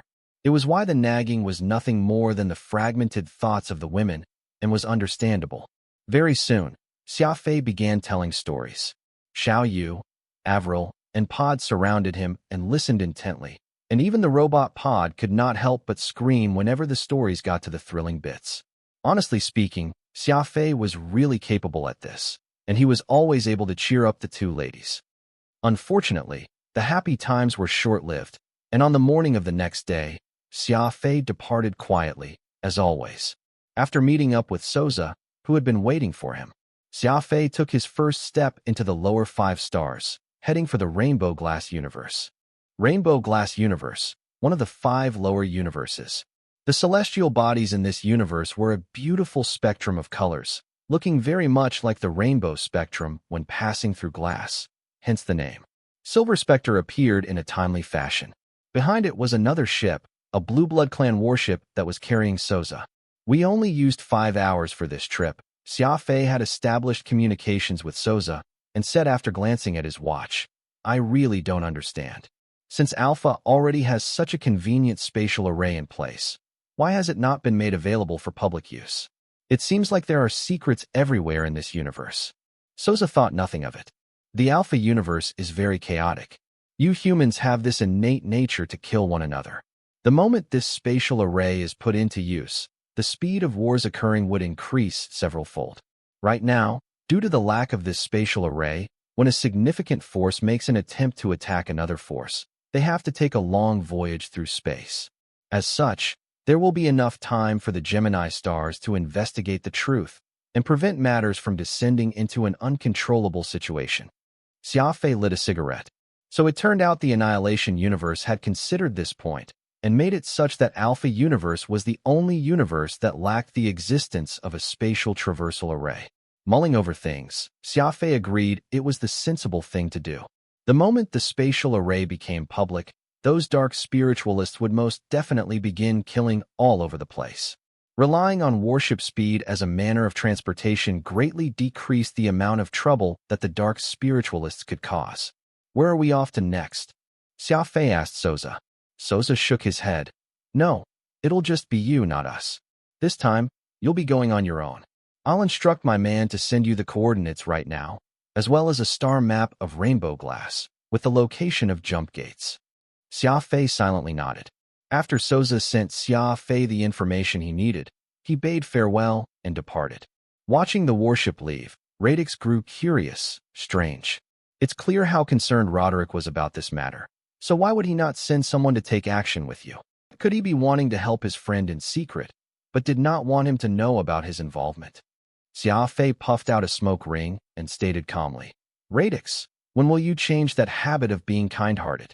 It seems like this patient might be in a dire state of health, but Roderick doesn't believe I can really cure them. In fact, there might even be the possibility for the patient to die during the process of the treatment.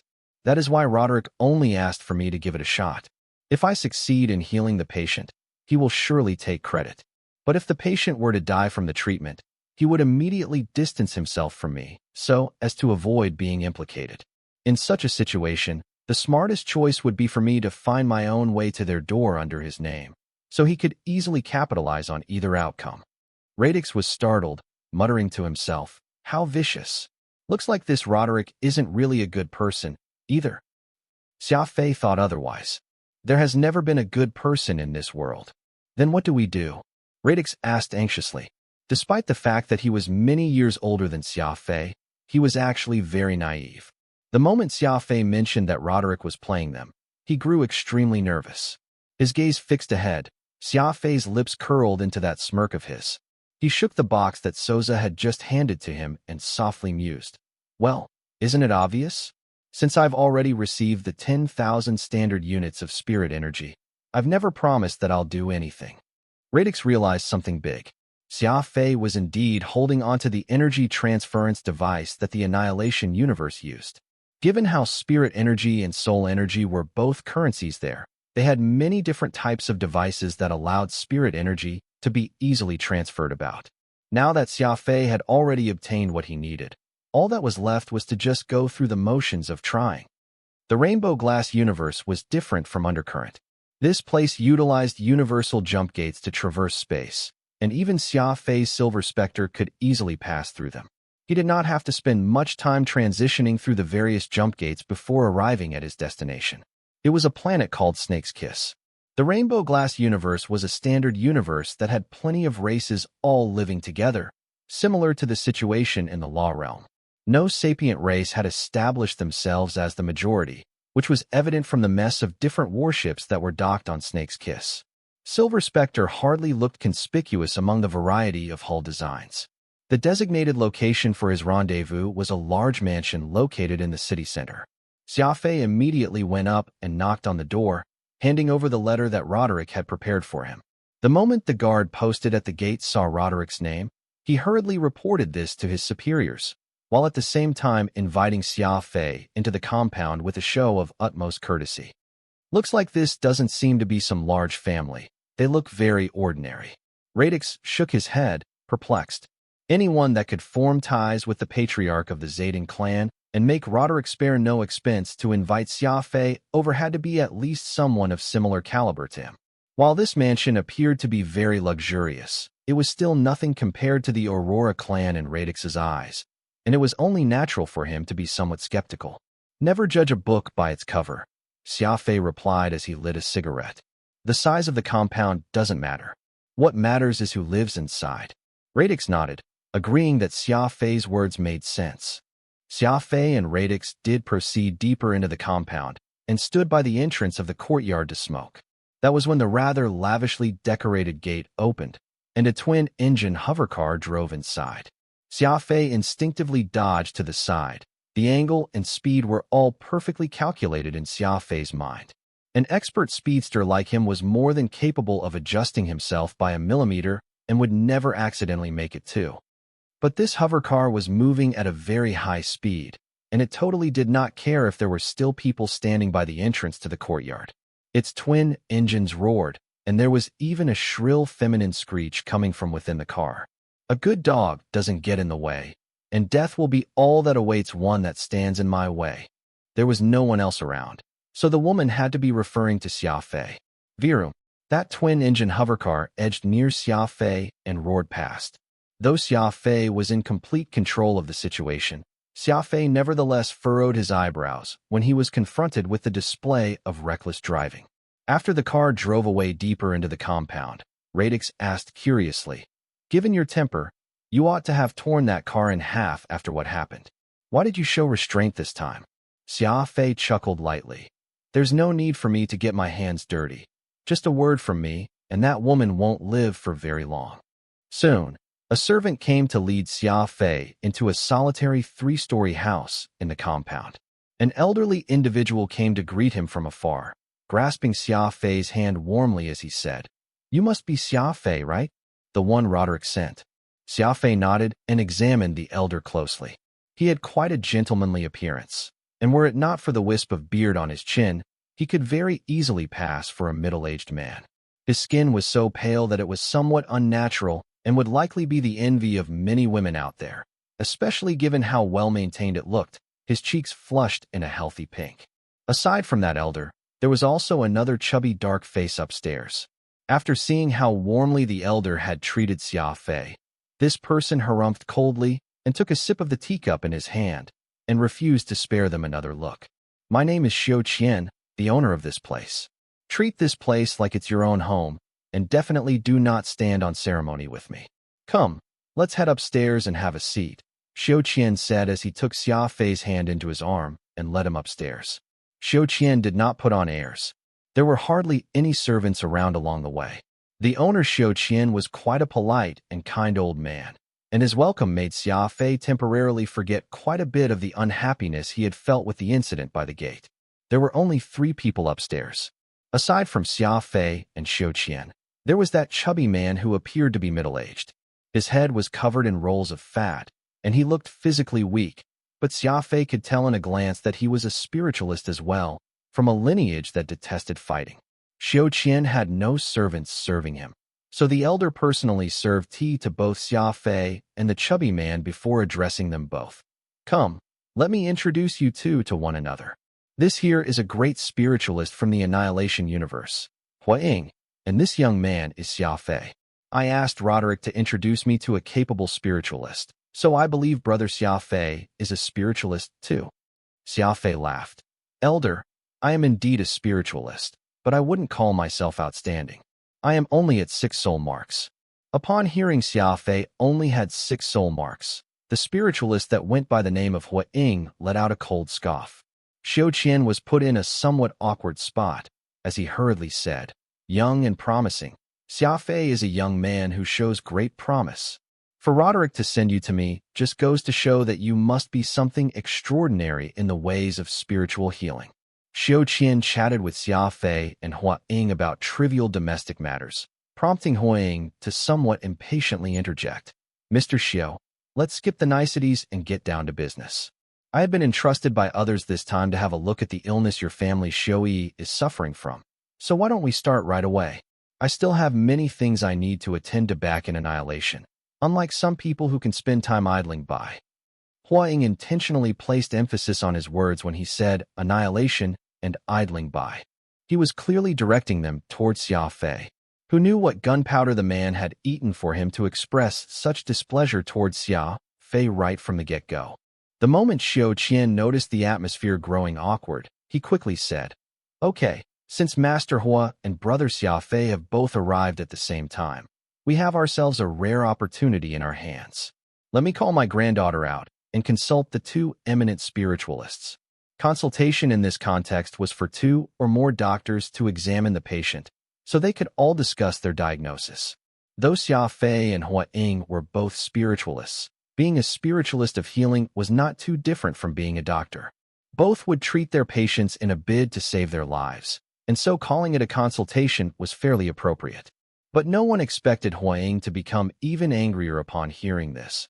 muttering under his breath, "Forget about a consultation. I'm not risking letting someone else steal my skills." Zing! The eyes of Xia Fei glowed, and Huiying felt a chill run down his spine. This man had belittled Xia Fei because of the status he held, without even realizing that Xia Fei was actually a very ruthless man and a warrior on top of being a spiritualist. The atmosphere was heavy. Xia Fei was already wondering if he should just kill this detestable person when he heard a girl's voice cry out from behind him. "Grandfather, what swindlers have you found this time? They are all just trying to trick you of your money. Don't believe them." Well, this one was even more amazing, instantly calling both spiritualists, Xia Fei and Huiying together, swindlers in one go. Xia Fei turned around to look, and his anger immediately dissipated. Standing there was a scrawny little girl about 11 or 12 years old, with her hair tied up in a braid. She had a childish look to her, and it was not hard to tell from the color of her face and the energy fluctuation coming from her that she had major problems with her 7th brain region. There was no way of knowing if she would live out the year. Xia Fei could not be bothered to argue with a little girl who looked like she was about to die. Instead, it was Huiying who glared at her ungraciously. "This is my precious granddaughter, Xiao Yi. You cannot be disrespectful with your words. Quick, come and ask for forgiveness from these two masters." Xiao Qian pressed, a mortified expression on his face. Xiao Yi pouted, pulling out a purple peach from her pocket, and began eating as she said dismissively, "Who's going to apologize to them? Anyone who can't cure me of my illness is nothing but a swindler." Before she finished her sentence, Xia Fei suddenly made his move and slapped the peach right out of Yi's hands. He moved with such swiftness that Xiao Yi had quite the scare from the sudden motion. The color on her face drained, and there was no peach when she bit down, so she ended up biting down on her teeth instead. "You still dare to eat a purple soul peach, despite being in such a state? You must really be tired of living," Xia Fei remarked coldly. Xia Fei acted to swat away the purple soul peach in Xiao Yi's hand, scaring the little girl so that she chomped down from fright, biting hard on her teeth. She glared at Xia Fei, all furious. Xiao Yi was ill-tempered, having been pampered with delicacies and silk clothes since she was young. She had never been treated so poorly before and was angered by it. Xia Fei somewhat regretted what he had done. Whether Xiao Yi lived or died had nothing to do with him, so was there even a need for him to act so harshly? It was just that Xiao Yi was in a very bad condition. Her scrawny frame and dull eyes clearly indicated that she was barely hanging on to her life with what energy she had left, and was likely close to the point where she would see her short life flash right before her eyes. Eating 3 more purple soul peaches would be enough to kill her. Before Xiao Yi could speak, it was Huiying who interjected, letting out a mirthless laugh. "What do you mean she's sure to die if she eats a purple soul peach? Do you know how much spirit energy needs to be exchanged for just 1 purple soul peach? Miss Yi's body is weak, and her brain region is experiencing a slow erosion. Long-term consumption of the peach would be extremely beneficial to her. Not eating it would only speed up her death." Huiying had despised Xia Fei from the moment he set eyes on him. He was an annihilator-tier spiritualist, someone adept at treating all sorts of spiritual ailments. Meanwhile, how old was Xia Fei? What cultivation did he have? Having Xiao Qian see them as equals made the great spiritualist Huiying very unhappy.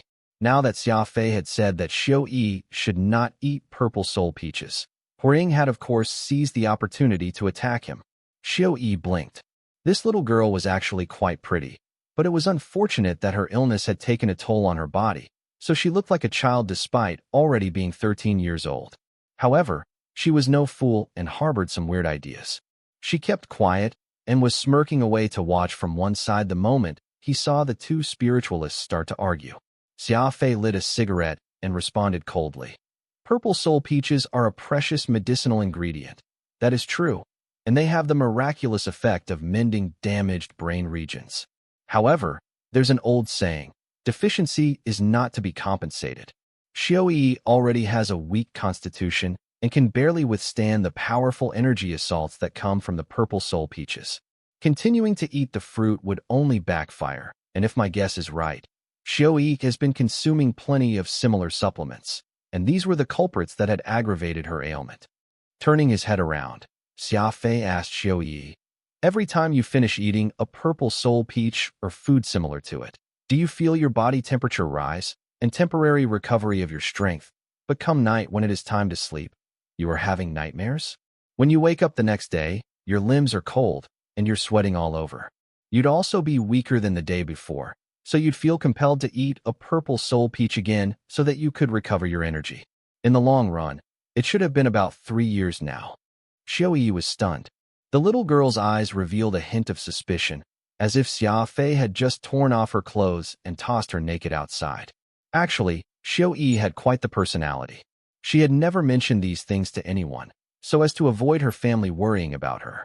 She would be fine after eating a purple soul peach in the morning if she felt lethargic when she woke up, so Xiaoyi thought nothing of it.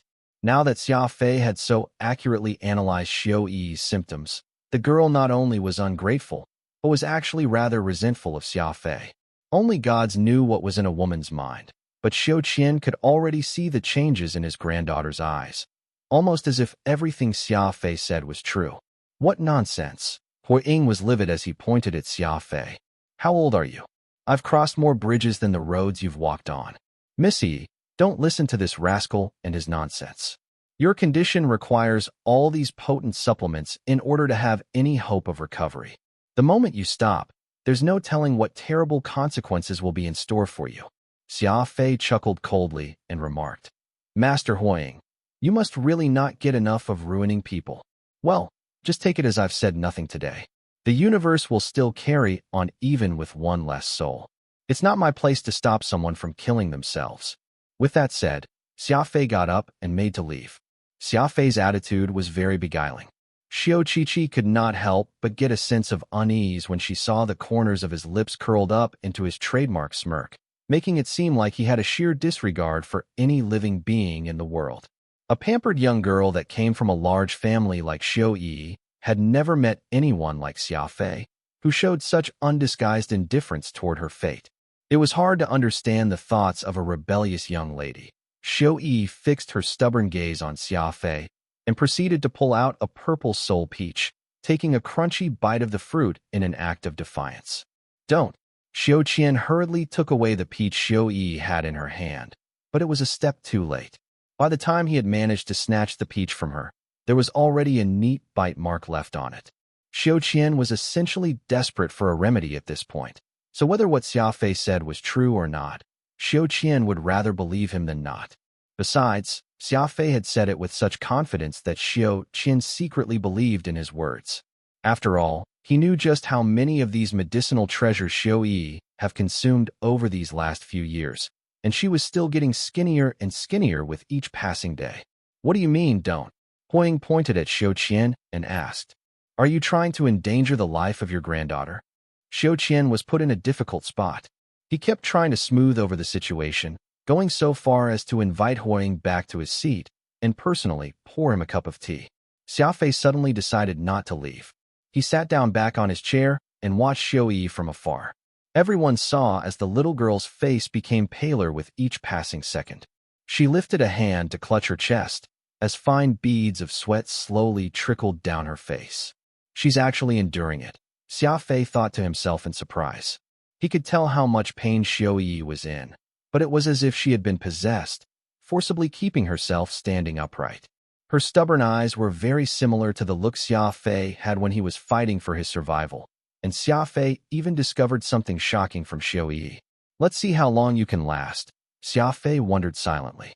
Xiao Qian was still fawning over Hua Ying with flattery, oblivious to the intense pain that his granddaughter was currently experiencing. Xia Fei's desire for schadenfreude turned to sympathy. Under normal circumstances, Xia Fei would not care about a stranger living or dying, as he only cared about himself. But Xiao Yi's display of stubbornness and tenacity was far greater than Xia Fei had prepared himself to witness. A little girl of only 13, terminally ill, but still choosing to hang on for her dear life, persisting by her sheer will to live, refusing to submit. Why bother? Xia Fei shook his head and wondered. Thud. Finally, Xiao Yi could no longer keep herself upright any longer. Her eyes darkened, and she collapsed to the ground. The sound of her frail and skinny body dropping down to the ground only made a light thud. Xiao Qian had a fright. He ran over and held her in his arms, shaking her repeatedly. He cried out for his men to come help, his face as white as a sheet. Meanwhile, Huiying was just frozen there, absolutely floored. By his conjecture, this should definitely have not happened. Xiao Yi collapsed after taking one bite of the purple soul peach. Could the situation really have deteriorated to the stage that Xia Fei had previously described? Was he really the one who had harmed Xiao Yi? He saw Xia Fei shake his head, get up, and pull out a small soul weapon from his spatial ring, making his way to Xiao Yi's side and placing it squarely in her embrace, close to her body. Something amazing happened. Only a handful of seconds passed, and color began to return to Xiao Yi's face. Even her breathing eased. Xiao Qian looked at Xia Fei, then turned to Xiao Yi. It was almost as if he instantly understood something and nearly burst into tears there and then. It was at this moment that Huai leaped to his feet once more and pointed at Xia Fei with an accusatory tone. "Oh look, you have angered Miss Yi so greatly. She could originally be saved, but now she's doomed. You're the one who has caused the death of this poor young lady." This was what it meant to make unfounded countercharges. Normally, it would be Xia Fei who would attempt this on his enemy, but today, it was instead Huiying who had used this method to deal with him. Squelch. Whipping out his sword before anyone could even make sense of what had happened, Xia Fei instantly slew Huiying with his fiendish blade Nirvana. That was the third time. Xia Fei said to himself, sheathing Nirvana. Xiao Qian was completely shocked. A spiritualist from the Annihilation universe was crushed by Xia Fei like he was just an insignificant ant. Xia Fei lit a cigarette and explained, "I originally wanted to kill him after we left, but he provoked me thrice, and that was my bottom line. No matter who he was, he must die." Provoking Xia Fei thrice meant death? Xiao Qian showed a weird face, but he was not concerned with Huiying's death right now. What mattered the most to him was his own granddaughter. Nirvana left no trace, and Huiying had been drained until nothing of him remained. Meanwhile, collecting the loot left behind was a good habit of Xia Fei's, which was why the guest room looked no different from just before, aside from there being one less annihilator spiritualist in it. He had his men send Xiao Yi back to her room. With Xia Fei's healing soul weapon, though it was unable to cure what ailed her, it at least helped Xiao Yi not suffer as badly, and in a while, she actually managed to fall asleep. Xiao Qian could not rest easy at all. He invited Xia Fei to the courtyard and asked him in a low voice, "Master Spiritualist, do you think Yi's illness is curable?" Xia Fei gave the matter some thought. "It's hard to tell right now. Let me ask you, when was the first time Xiao Yi got sick?" 3 years ago. "Did she go anywhere 3 years ago?" Xia Fei asked further. Xiao Qian had not expected Xia Fei to ask such a question and was slightly taken aback by it. There was hesitation in his eyes. "If I'm not mistaken, it's impossible for your daughter's illness to have happened 3 years ago. This is the first time you've lied to me, so you better think carefully right now. Tell me the truth, and I might just be able to save Xiao Yi. But if you don't tell me, your granddaughter won't live out this month," Xia Fei said calmly. "Also, if you lie to me a second time, I'll tell you." Xiao Qian looked around to make certain there was no one around before speaking in hushed tones. Actually, Yi was sick from the moment she was born. The location he was born at was an ancient site of battle during the Hero Alliance's Great War. Back then, my son and daughter-in-law were exploring the place when they found themselves trapped for no apparent reason. By the time they returned, a year had already passed, and they came back carrying Xiao Yi.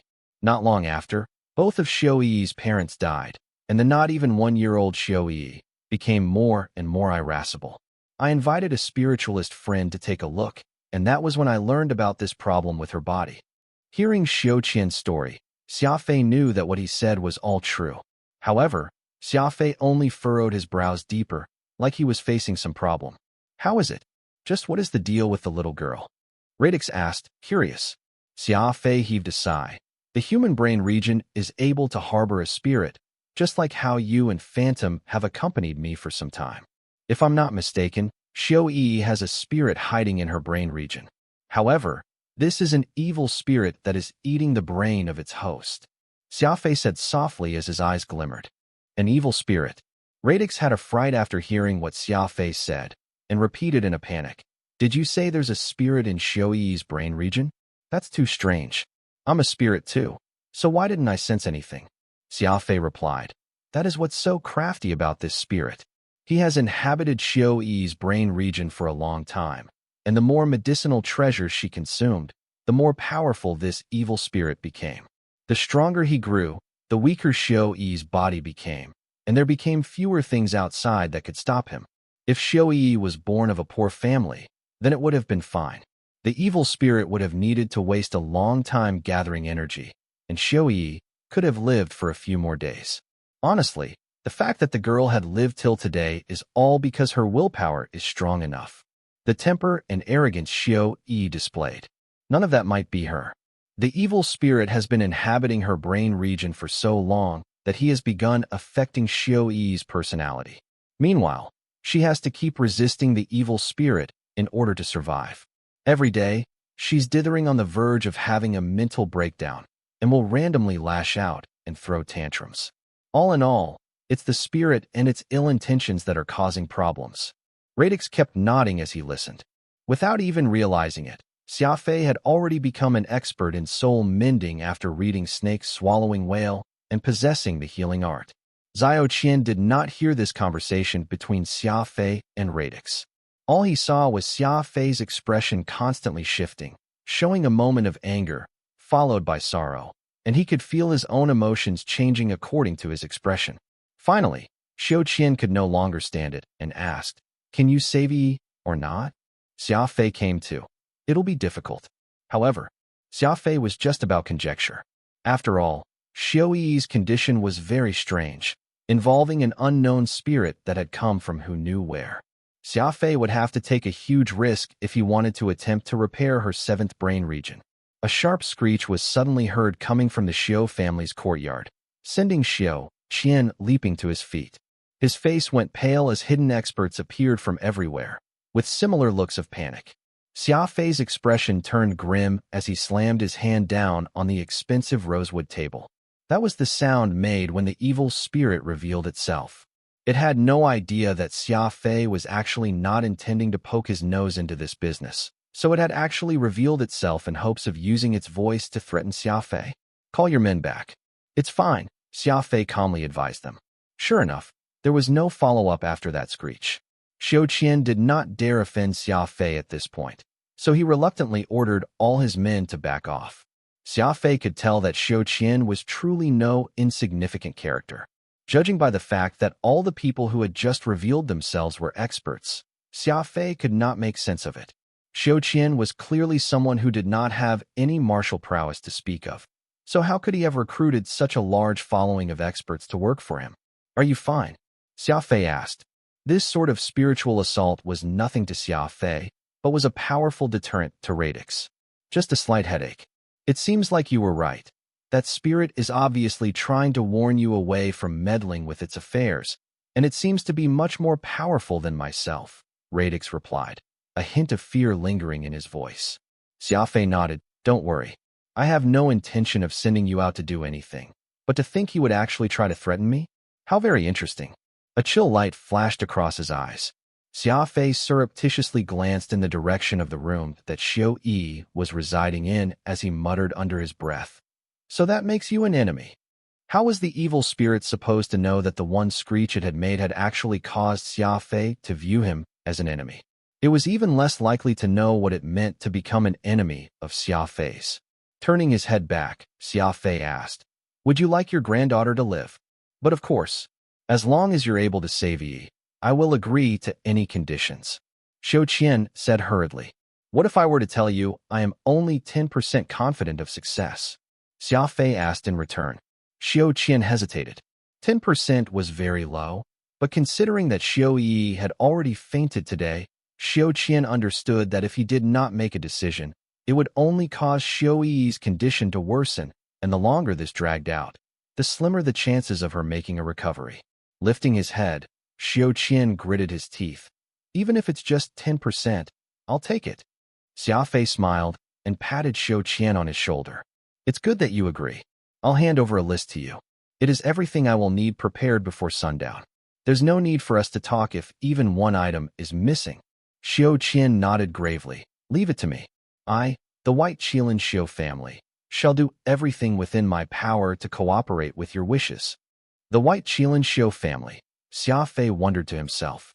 Now where have I heard that name before? Xiu Qian gathered everything Xia Fei needed at astounding speed.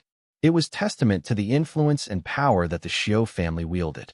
Xia Fei found the White Qilin moniker to be something familiar, but simply could not recall why that was the case at this moment. Everything you requested is ready, but there's something I don't understand.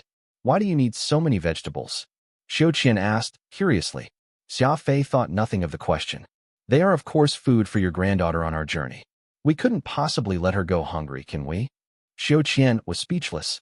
What Xia Fei had requested were a whole lot of carrots, cabbages, and other very common vegetables. Xiu Yi might not have ever seen, much less eaten, these foods.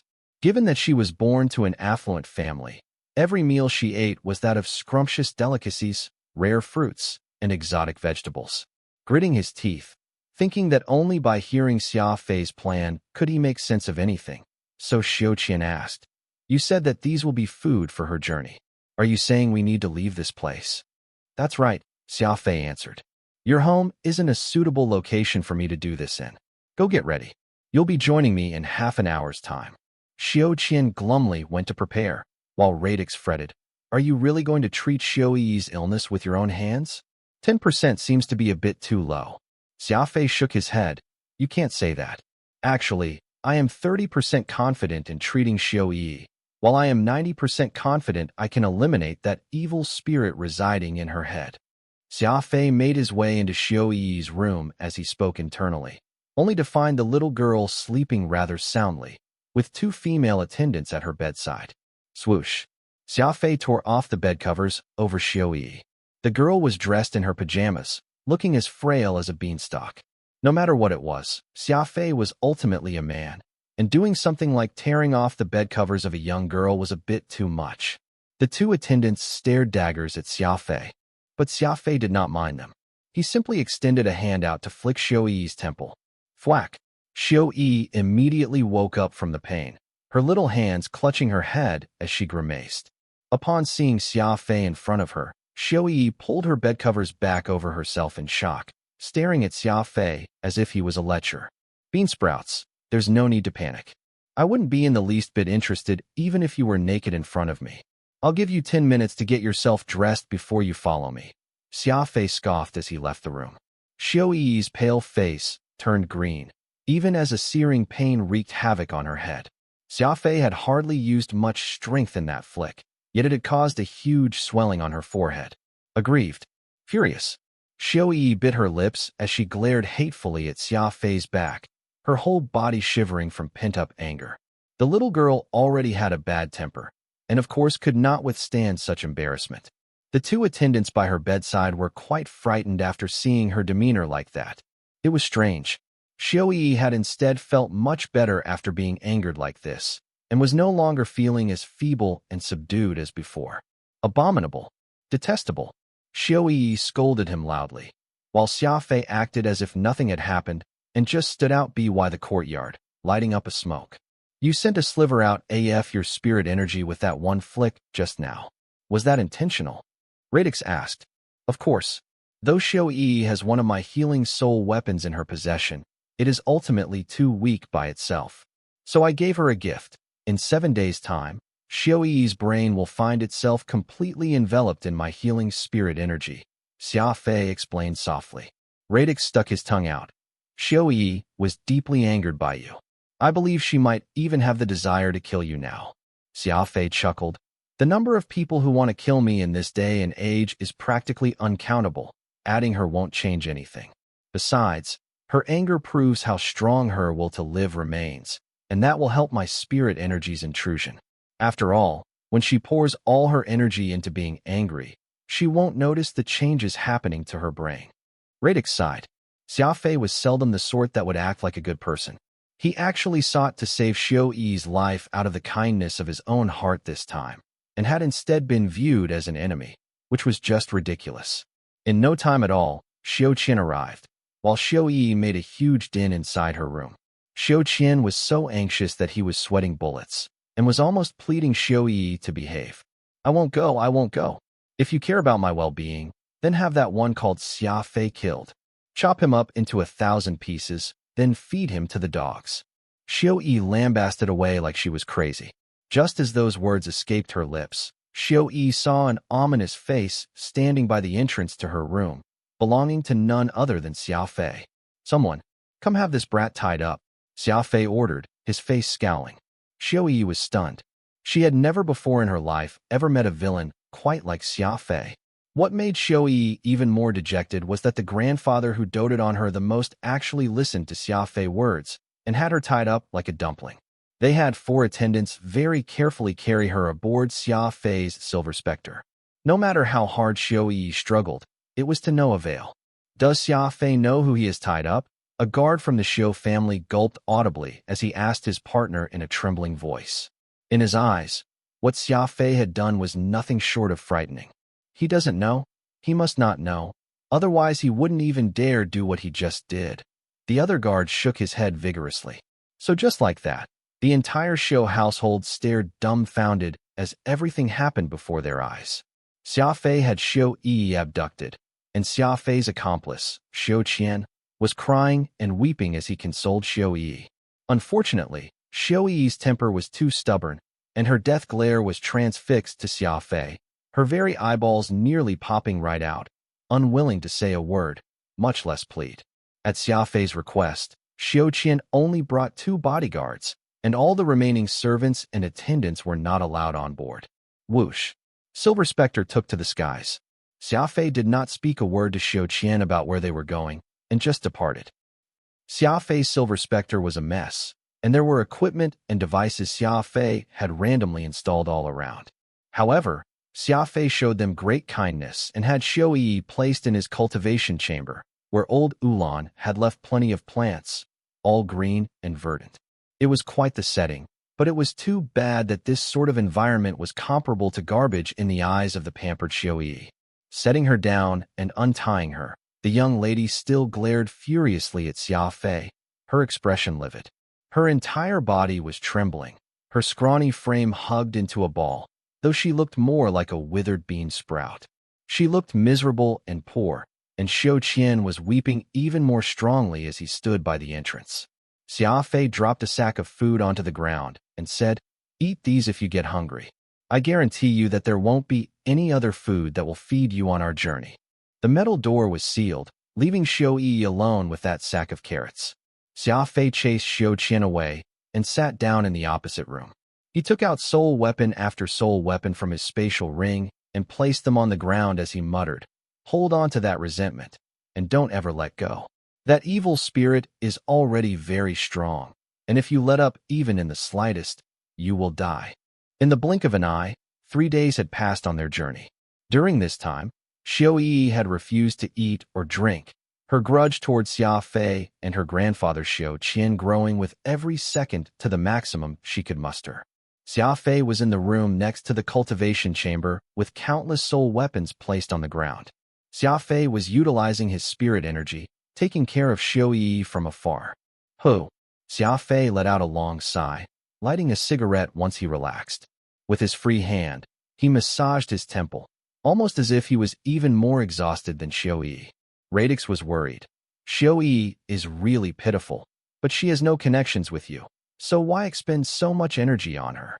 Xia Fei answered softly, "Do you still remember Wraith?" "Wraith?" Radix was startled. "Of course I remember. He's the personal soul servant of Fuchin's, a little weird. Why are you suddenly mentioning him?"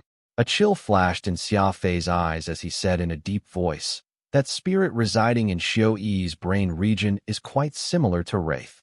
Radix stroked his chin as he recalled, "Now that you mentioned it, I did feel something. Back in the Xiao family's courtyard, when that evil spirit let out a screech, there was an explosion of energy much more powerful than Wraith's. However, they do share somewhat similar attributes, feeling slightly evil and gloomy. Are you telling me that you are intentionally seeking to treat Xiao Yi because of that?" Radix was curious. Xia Fei shrugged. "It's not just that. First, the Xiao family seemed to be very powerful. Being able to get Roderick to personally invite me over here is a great show of face. I don't see any harm in trying to establish some relationship with these people. Second, I've felt an inexplicable urge to kill Wraith ever since the first time I learned of his existence. And it's the same for this evil spirit. Third, this evil spirit is an enemy. I am very curious about just why Fuchin is so secretive about his personal soul servant. I asked about it many times, but he simply refused to say a word about him. Comparing my relationship with Fuchin, the only conclusion I can come to is that Fuchin's relationship with Wraith is greater. Fuchin doesn't want to implicate me, but the more he acted like that, the more curious I grew. Radix nodded. Xia Fei did indeed have enough reasons to act on this matter. He had always had a very strong sense of curiosity, and now that he was encountering an evil spirit similar to Wraith, he was of course not one to miss out on the opportunity to better study and understand just what kind of spirit they were. As for Xiao Yi, at best it could be said that she was very lucky, because Xia Fei would definitely not have taken up this assignment for the sake of her alone. After a pause, Xia Fei suddenly laughed. Is Xiao Yi still refusing to eat? Radix answered, yes, that little girl is really stubborn. Most ladies that come from large families would be very delicate and would hardly have an adamant personality quite like hers. Xia Fei replied, it is precisely that personality of hers that allowed her to live until today. To put it simply, Xiao Yi is in a struggle for control of her body against that evil spirit. The moment she loses that will of hers, not even a god could save her. Come, let's go in and take a look. Xia Fei got up and walked out of his room, leaving Radix feeling very helpless. Xia Fei's method was far too provocative. No matter what, Xiao Yi was still a defenseless and weak little girl, and Xia Fei simply had no idea how to treat the fairer sex accordingly, with Avril being the only exception. There were plenty of women who were fond of Xia Fei, but even more were afraid of him, with countless more resenting him. Exiting the room, he saw Xiao Qian camped outside it, his eyes red. Xiao Yi was tormenting herself, and he was not able to remain calm and aloof like Xia Fei. The old man was about to go crazy. How is it? Just what is going on? Yi hasn't eaten for 3 whole days. How have we not reached our destination? Xiao Qian got up and rattled off all his questions the moment he saw Xia Fei. Xia Fei had no choice but to explain once more his reason for provoking Xiao Yi, and even gave Xiao Qian the guarantee that he was doing everything in his power. Though Xiao Qian understood the reason behind Xia Fei's logic, ultimately he was Xiao Yi's grandfather. His heart ached seeing his own flesh and blood suffer. There was no way he could sit still in such a situation. Aside from Xiao Qian, he also had 2 bodyguards beside him. Every time they saw Xia Fei, these 2 men would have very ugly expressions on their faces, almost as if they were even more concerned about Xiao Yi's welfare than Xiao Qian himself. If Xiao Qian had not been present, Xia Fei had no doubt that these 2 would not have hesitated to try and murder him. They were definitely no slouches in terms of their combat strength. Xia Fei guessed that they might very well be intermediate, or maybe even advanced annihilator tier experts. What needed to be done must be done, and no matter who might stand in his way to stop him, Xia Fei was determined to understand just where spirits like Wraith come from. With a grim expression on his face, Xia Fei entered the cultivation chamber. He saw Xiao Yi curled up in a corner, glaring at Xia Fei fixedly, biting her lip and not saying a word. She looked very much like a kitten that had been forced into a corner and was about to go crazy. What great mental fortitude! Xia Fei's eyes shone. He could not help but marvel at how this little girl who was only 13 had managed to muster a willpower that would leave many adults sweating. This was a great demonstration of her ability to persevere, not eating or drinking for 3 whole days. I heard that you do not like the food that I've prepared for you. Xia Fei asked with a smile. He picked up a single carrot in his hand and chomped down on it, chewing slowly. Xiao Yi remained stationary, still glaring at Xia Fei. Not everyone is blessed with a life of luxury. It's not bad for a lady like yourself to occasionally taste the food of the masses. You have no other choice right now. Either you adapt and get used to these simple foods, or starve to death. Changing the topic, Xia Fei teased, but if you really were to die, then you would lose forever the chance to kill me. Isn't that something you want to do? With that, Xia Fei brusquely grabbed Xiao Yi by her chin and proceeded to stuff the carrot that he had taken a bite out of into Xiao Yi's mouth before turning to leave. Before he even took his second step, he heard the sound of Xiao Yi's voice, partially impeded by the carrot in her mouth. Your name is Xia Fei? That's right. Xia Fei answered without even turning his head back. I hate you. Xiao Yi croaked in a voice filled with rage and resentment, her shrill voice already hoarse. Very good, Xia Fei replied cheerfully. Without even realizing it, Xia Fei had already planted a thought into Xiao Yi's mind. A very scary thought. This 13-year-old little girl already hated Xia Fei to his very core, and for the sake of one day being able to slay him, Xiao Yi did not hesitate to munch on that carrot, her expression appearing as if she was already chewing on Xia Fei's corpse. A resentment that had been planted when someone was very young was not something that could be easily dispelled, and often would accompany them throughout their entire lives. There was no way of knowing right now if this would turn out to be a blessing or a curse for Xia Fei. Silver Spectre finally reached their destination after all these days of travel, the intersection between Alpha Universe and the Law Realm, the Cosmic Gate. Where are we? Xiao Qian asked curiously as he looked about. Xia Fei looked out the window and into that huge and deep hole as he replied. The Cosmic Gate, an intersection that connects the Alpha Universe to the Law Realm. This is the most suitable location that you were talking about. This was the first time one of the bodyguards besides Xiao Qian had spoken. The faces of the two were yellow and pale respectively. The one speaking right now was the former. Do you have a problem with that? Xia Fei queried. I do. Then you should shut up. Xia Fei retorted unreasonably. That yellow-faced bodyguard was furious, the veins on his forehead throbbing as he clenched his fist, whose knuckles cracked threateningly. Xia Fei merely stared right at him, their eyes meeting just dozens of centimeters apart. Despite this person's cultivation being much higher than Xia Fei's own, he did not feel even an ounce of fear.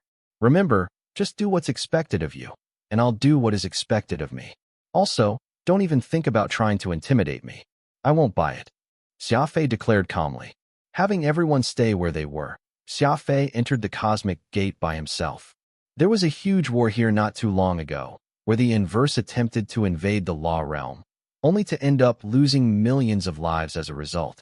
The murderous aura here is strong, and I need to borrow the aura dispersed around this place, as well as the unique and unstable energy fluctuations coming from the two universes connecting to one another to set up a solar ray that will capture and kill that evil spirit in one go. Xia Fei informed them, pointing to everything around him as he stood right in the center of the Cosmic Gate. I hope you can succeed. These gruesome scenes of battle in front of me, just coming here fills me with a chilling sensation, Radix said, rubbing his shoulder. Out in the darkness, a very obvious signal glowed. Xia Fei returned the same signal and saw a group of warriors running over happily. They were none other than the Skywing Wolf Pack, who had received Xia Fei's order in advance and were guarding this location. Greeting everyone, Xia Fei asked, "Oh, where's the Grand Ancestor?" Xia Guanghai laughed out loud and said, "Our old man is a little angry and disliked how we are always refusing to let him retire, so he came up with some random excuse to not come." Xia Fei found that hilarious. Their Grand Ancestor had lived for who knew how many tens of thousands of years, yet his temper was still like a child's. Well, so be it if he isn't here. Do all of you remember what I previously instructed you about? Xia Fei asked. Don't worry. While we cannot say the same for anything else, practicing formations and arrays are a must for anyone in our clan. After all, this is something we've been taught since we were children. The searcher Xia Geng declared proudly. Xia Fei nodded. He handed each of them a soul weapon, giving more detailed instructions to his comrades before returning back to Silver Spectre. Back on the command deck, Xia Fei purposely called Xiao Qian and his two bodyguards over, sweeping his cold gaze across the two as he said, I have but one request. If none of you can accomplish it, then this deal is over.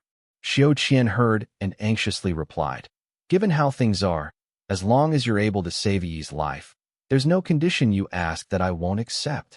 As long as it is something within the capabilities of the White Qilin family, I am more than willing to give you everything you ask. Xiao Qian looked very desperate. Xia Fei nodded as he softly said, Starting from this time onward, none of you are allowed to take even a step out from this room. Furball, Goldie, whoosh. His two pets hurried over after hearing their master's call. Having been by Xia Fei's side for such a long time, though neither could speak, they were very attentive. Watch our three guests. If they make any sudden moves, kill them, Xia Fei said and slammed the door behind him. At the same time, the external armor outside the window shuddered, so Xiao Qian and the others were unable to see anything happening outside. Meanwhile, Furball and Little Goldie sat themselves on the command platform and stared at the three of them. Why is he not letting us watch? Could there be some sort of secret? The yellow-faced man was the most suspicious out of the three, wondering things out loud as he frowned. Xiao Qian panicked, beginning to pace back and forth anxiously in the room. Meanwhile, the pale-faced man shook his head. What secrets are there to a spiritualist's mending someone's brain region? Isn't it nothing more than flooding their brain with spirit energy and then relying on their precise control to mend the damage bit by bit? We could at least help guard Xia Fei if we were around. Thump! The yellow-faced man slammed his fist into his thigh and sighed. All of a sudden, Xiao Qian's two bodyguards pricked up their ears, their eyes betraying their uncertainty. There's a solar ray being set up outside, and that solar ray is changing. So quick. Just what kind of solar ray did Xia Fei set up out there? It altered again.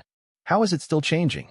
Xiao Qian naturally had no idea what was happening outside the Silver Spectre, and with the two loyal pets of Xia Fei, Furball and Little Goldie, keeping their eyes trained on the three, even though these two bodyguards of Xiao Qian were powerful, they had sought out Xia Fei's help, so of course they did not dare go against Xia Fei's orders. The constant changes happening outside made Xiao Qian feeling uneasy. He did not know how, but Xia Fei seemed to have set up a rapidly transforming solar ray. The cosmic gate, the connection between two universes, was such a wide channel that even two Titan superwarships could pass through side by side. In the middle of this channel, Xia Fei had set up a mobile operation table and had placed Xiao Yi atop it. He had his hands on his temples, transforming his spirit energy into a thread as thin as a strand of hair and controlling it to infiltrate Xiao Yi's brain region. Meanwhile, the Skywing wolf pack had surrounded him. There were over 60 of them positioned according to the instructions Xia Fei had given them, and they were constantly exchanging positions. Here in this vast expanse, it would of course be very difficult for Xia Fei to control the evil spirit, which was why he had borrowed the strength of a solar ray. It was just that Xia Fei had constructed a solar ray that utilized an unprecedented method. He was using warriors as the subjects and having them move whenever necessary.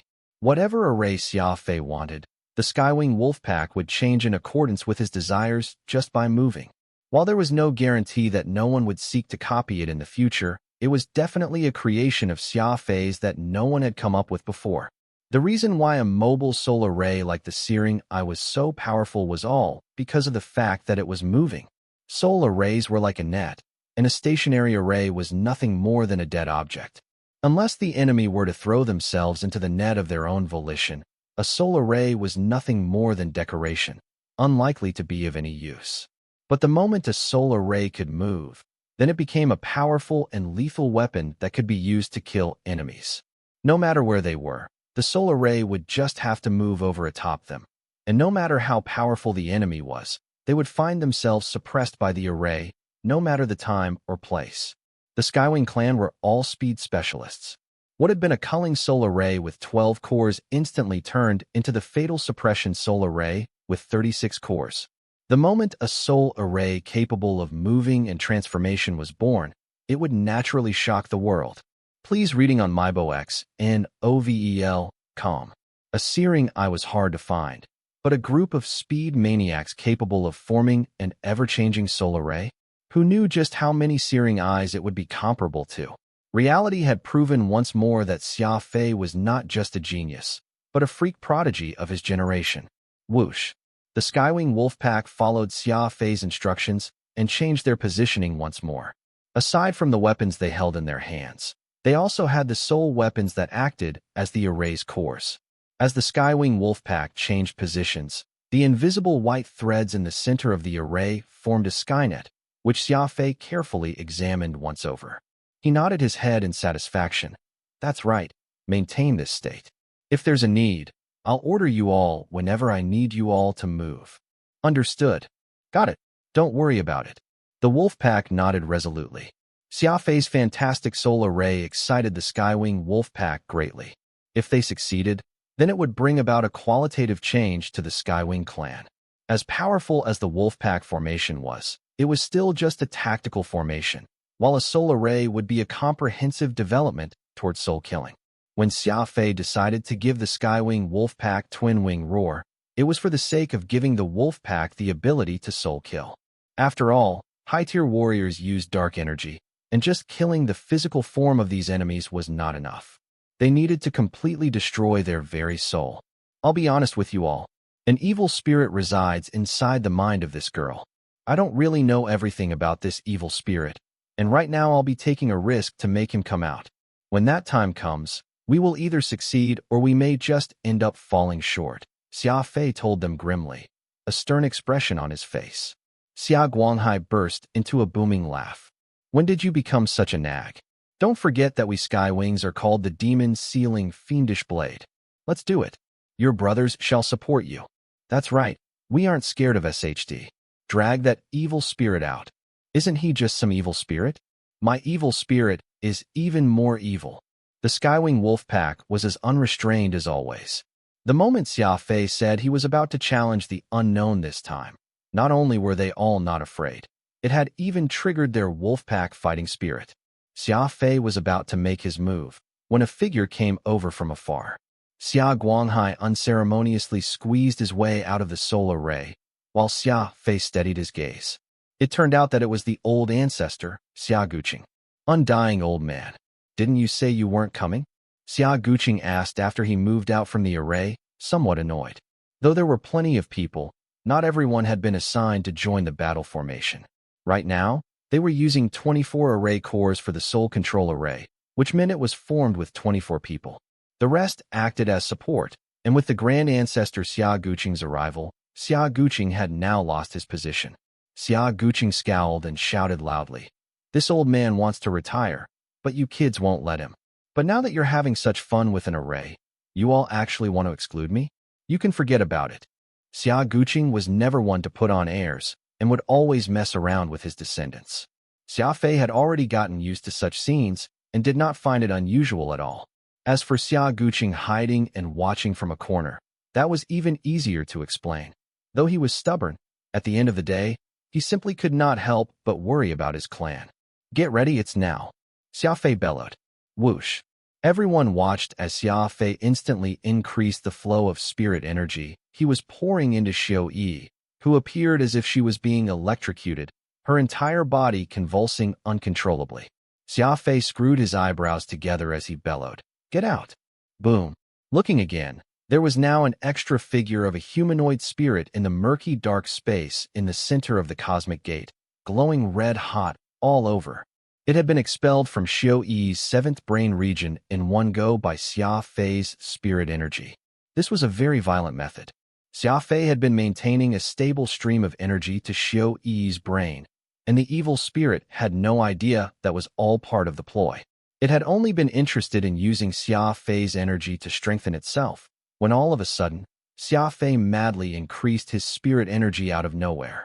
The powerful gush of energy was like the tide, flushing out the evil spirit in one go.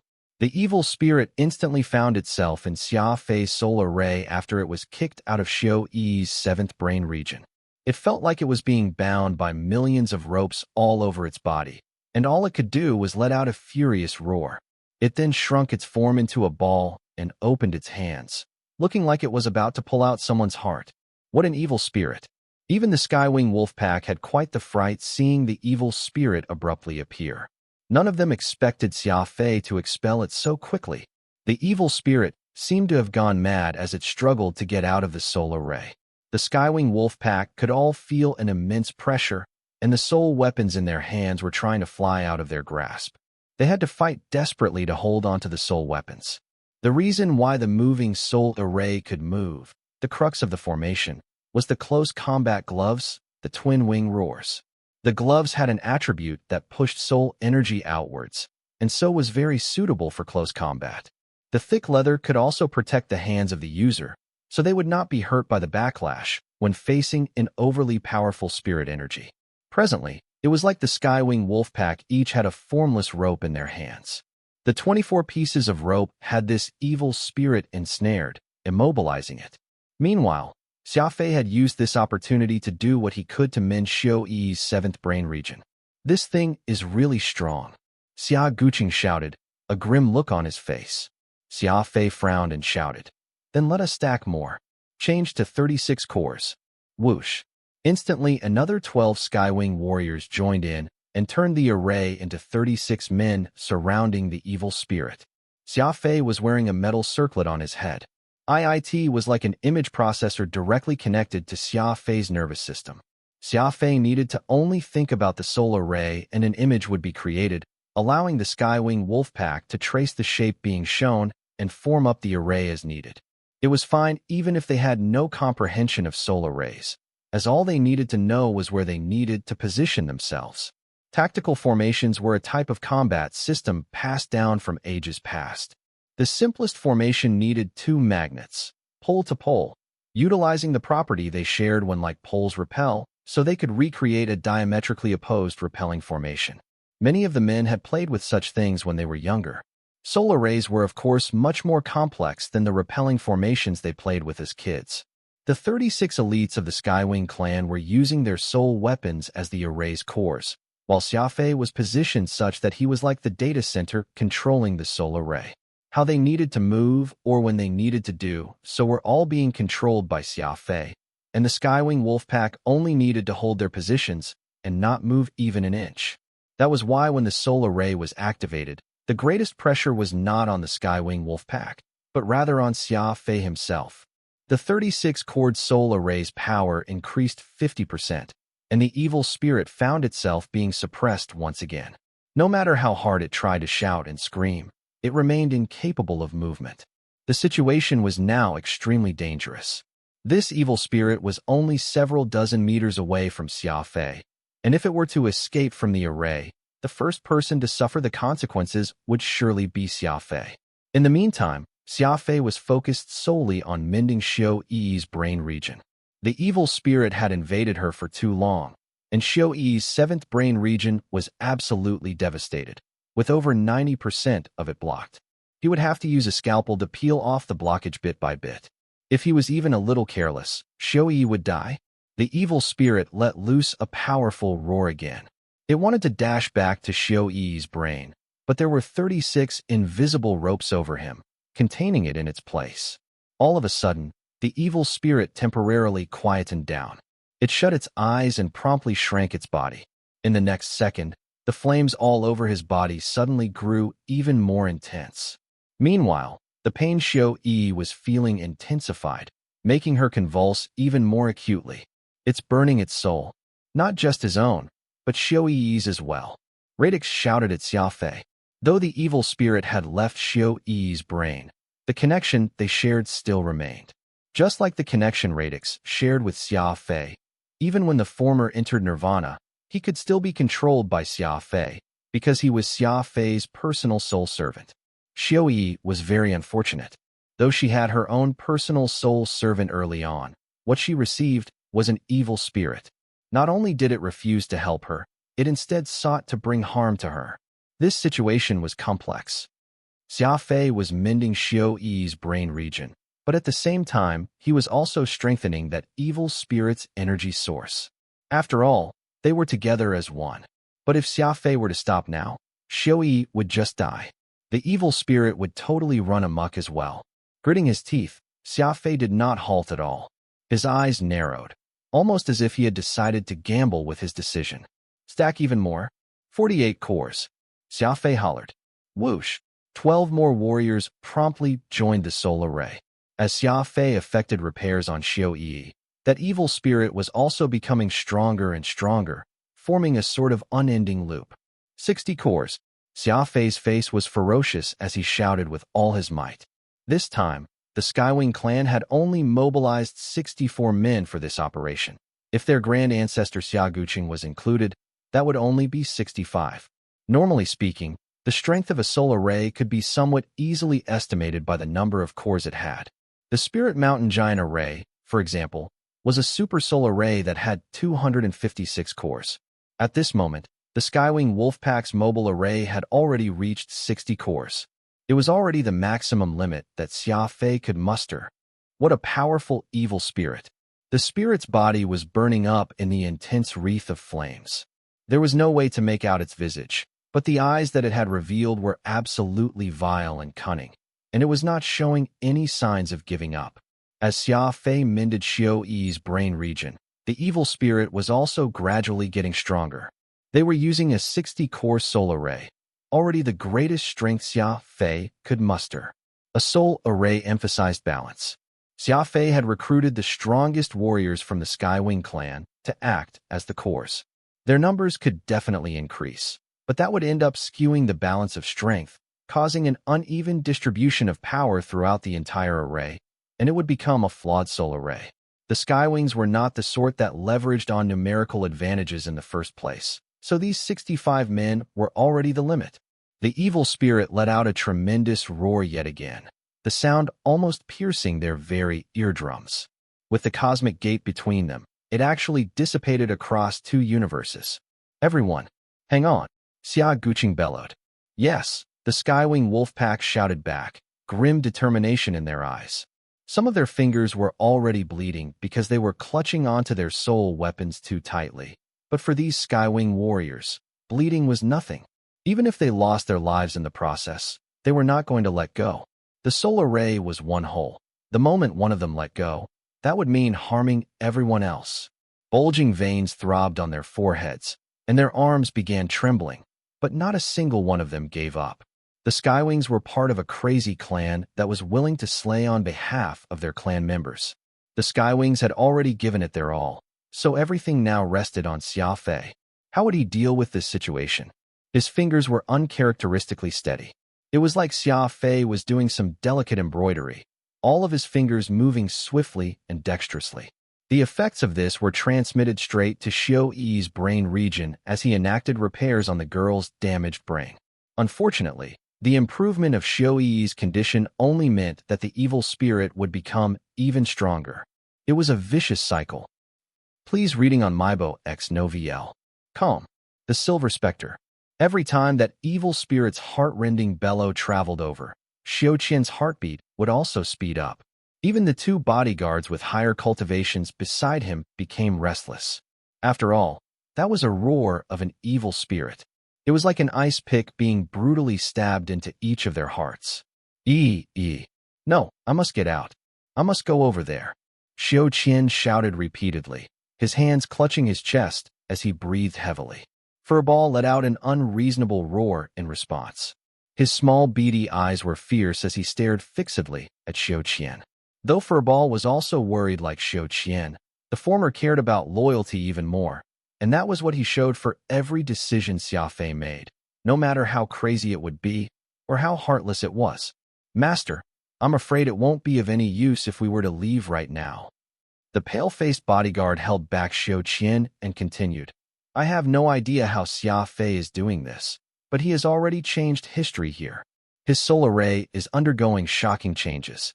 It's very powerful and can even be adjusted at any time. I'm sure he must have his reasons for not letting us leave the ship. Really? Xiao Qian asked, wiping his eyes. Though the dark-faced bodyguard did not like Xia Fei at all during their time together, he could not help but admit that he was seeing the man in a completely different light after today. Regarding that extremely powerful soul array, he nodded. Xia Fei's soul array is incredibly strong. Furthermore, he seems to be dealing with something truly sinister. It's best if we stay here and do not distract him. Xiao Qian sat down on the ground, confusion in his eyes. It was obvious Xia Fei was keeping a lot of things from him, and he had absolutely no idea just what Xia Fei was going up against, much less understanding just how the soul array could keep changing itself.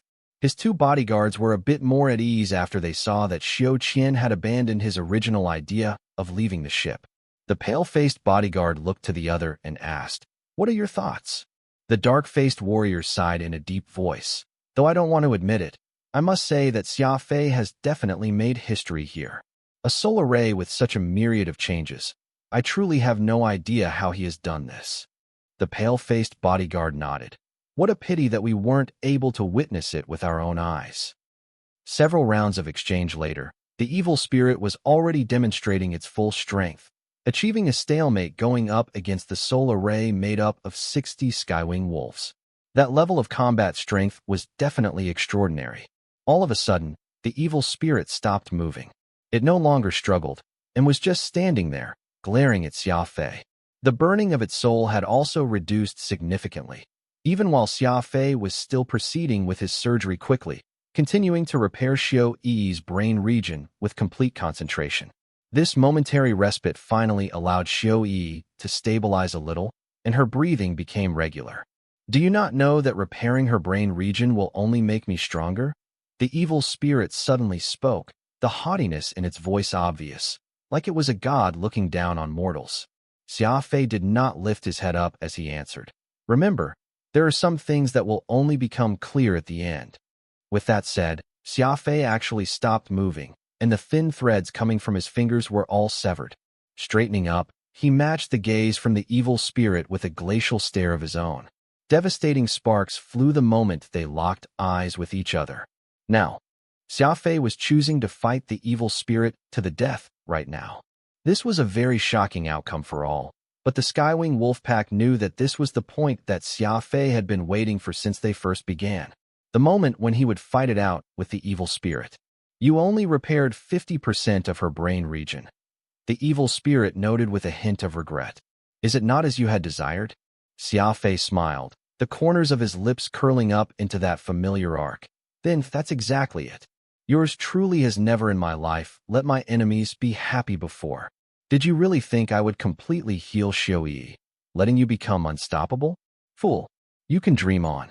His fiendish blade Nirvana was placed in front of his chest as he gave off a sinister aura.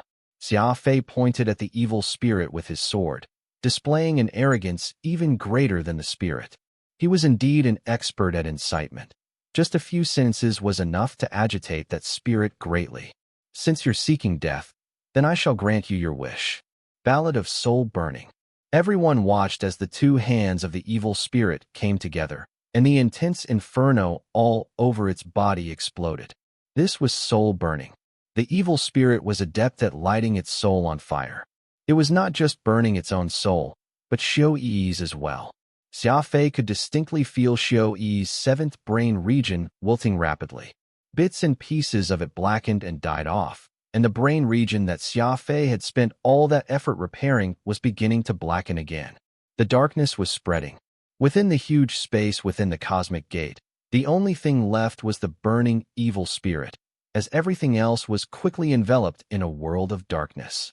After the countless killings that had happened here, the cosmic gate itself had been filled with a sinister atmosphere, and the evil spirit's soul burning only made that world all the more forbidding. Origin of Heaven. Whoosh! Xia Fei's eyes shone, and the energy surveillance art's origin of heaven enveloped the entire cosmic gate. Any and all energy body had nowhere to hide. There was a thin thread visible in the darkness, connecting Xiao Yi to the evil spirit.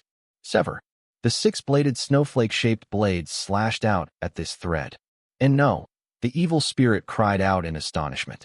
It was too bad that Xia Fei was naturally not going to listen to him. The fiendish blade Nirvana easily chopped that thread apart. What followed immediately was a crazy charge from Xia Fei, as well as the changing of the positions of the Skywing Wolfpack. Everything had gone according to what Xia Fei had planned. The evil spirit was stunned. Never did it imagine that Xia Fei would intentionally provoke it so as to locate the imperceptible connection that it shared with Xiao Yi. Every personal soul servant would have a connection with their master. Xia Fei and Radix, Fuchen and Wraith. This evil spirit and Xiao Yi were no exception to the rule. But the key problem there was that no one could see the thread that connected the two souls. The evil spirit was using the method of burning its spirit in order to strengthen itself. Xia Fei had used Origin of Heaven, an eye technique that had been lost to the ages, to identify this invisible connection and subsequently sever it. When Xia Fei severed that link, the evil spirit was freed, but at the same time, anything that the evil spirit did would no longer be linked to Xiao Yi, as it was now an independent body.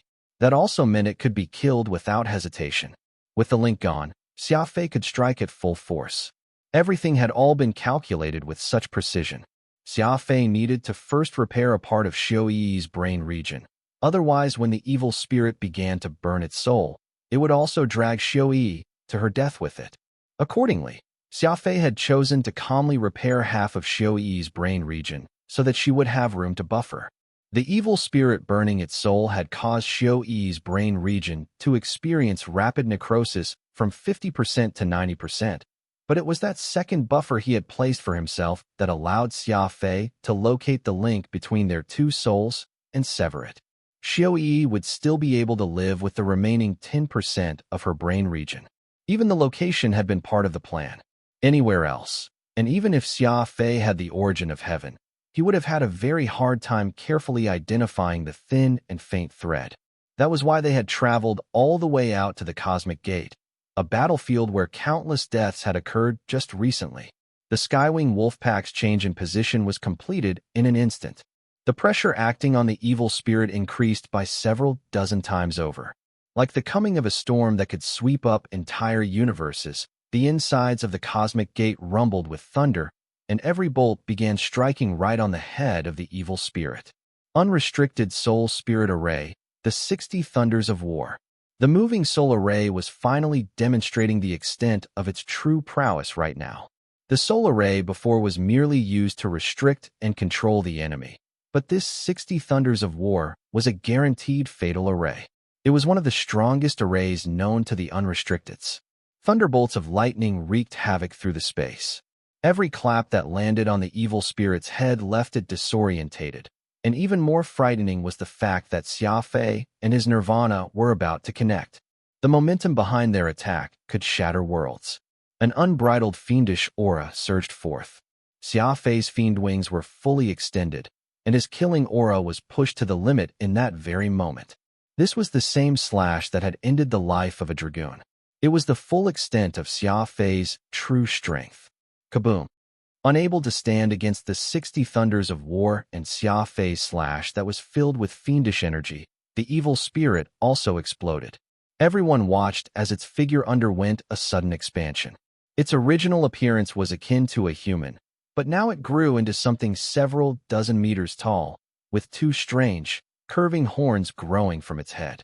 Its eyes became extraordinarily large, taking up almost half of its face. So that is what you actually look like, Xia Fei thought to himself. This round of oppressive attacks had forced the evil spirit to reveal its true visage. If it was not supposed to be kept secret, then the evil spirit would have had no need to cover itself in the flames of his burning soul from the very start. After all, it was a great waste to do that during a battle.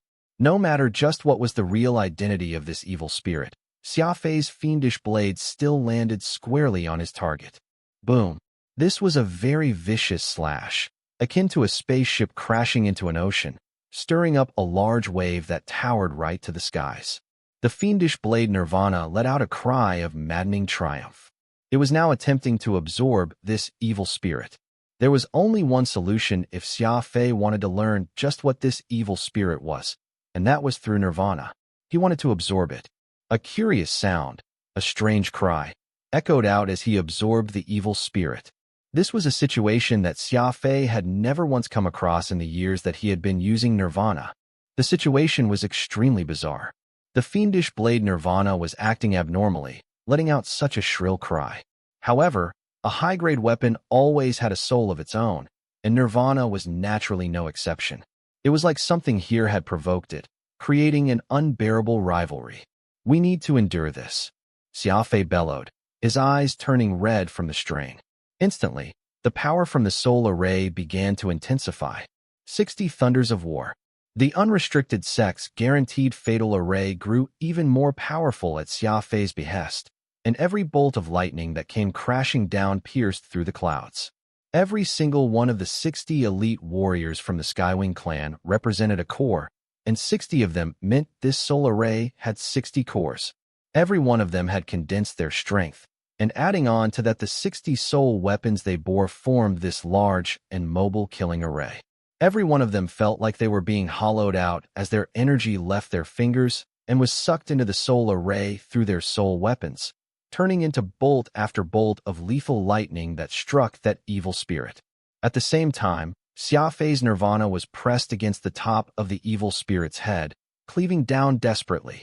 It had to be said that this evil spirit was extremely powerful. Perhaps it was because it was already an unparalleled existence. Or perhaps it was the years Xiao Yi had spent eating too many potent medicinal treasures that ultimately helped this evil spirit become the world-class disaster that it now was. In any case, this evil spirit could actually match its strength against the combined efforts from the Skywing Wolfpack Solar Ray, as well as Nirvana. Roar! The evil spirit howled. Nirvana was letting out a low cry. The Skywing Wolfpack was also shouting as they gave it their all. Right in that instant, every single person on the battlefield was pushed into a state of desperation. The sound from Nirvana intensified once more, and at the same time, Xia Fei could very clearly sense the increase in energy that Nirvana was sending to him. Normally, the majority of the energy Nirvana absorbed would be allocated to itself, leaving only a portion to Xia Fei. But this time, for some unknown reason, Nirvana was sending all the energy to Xia Fei.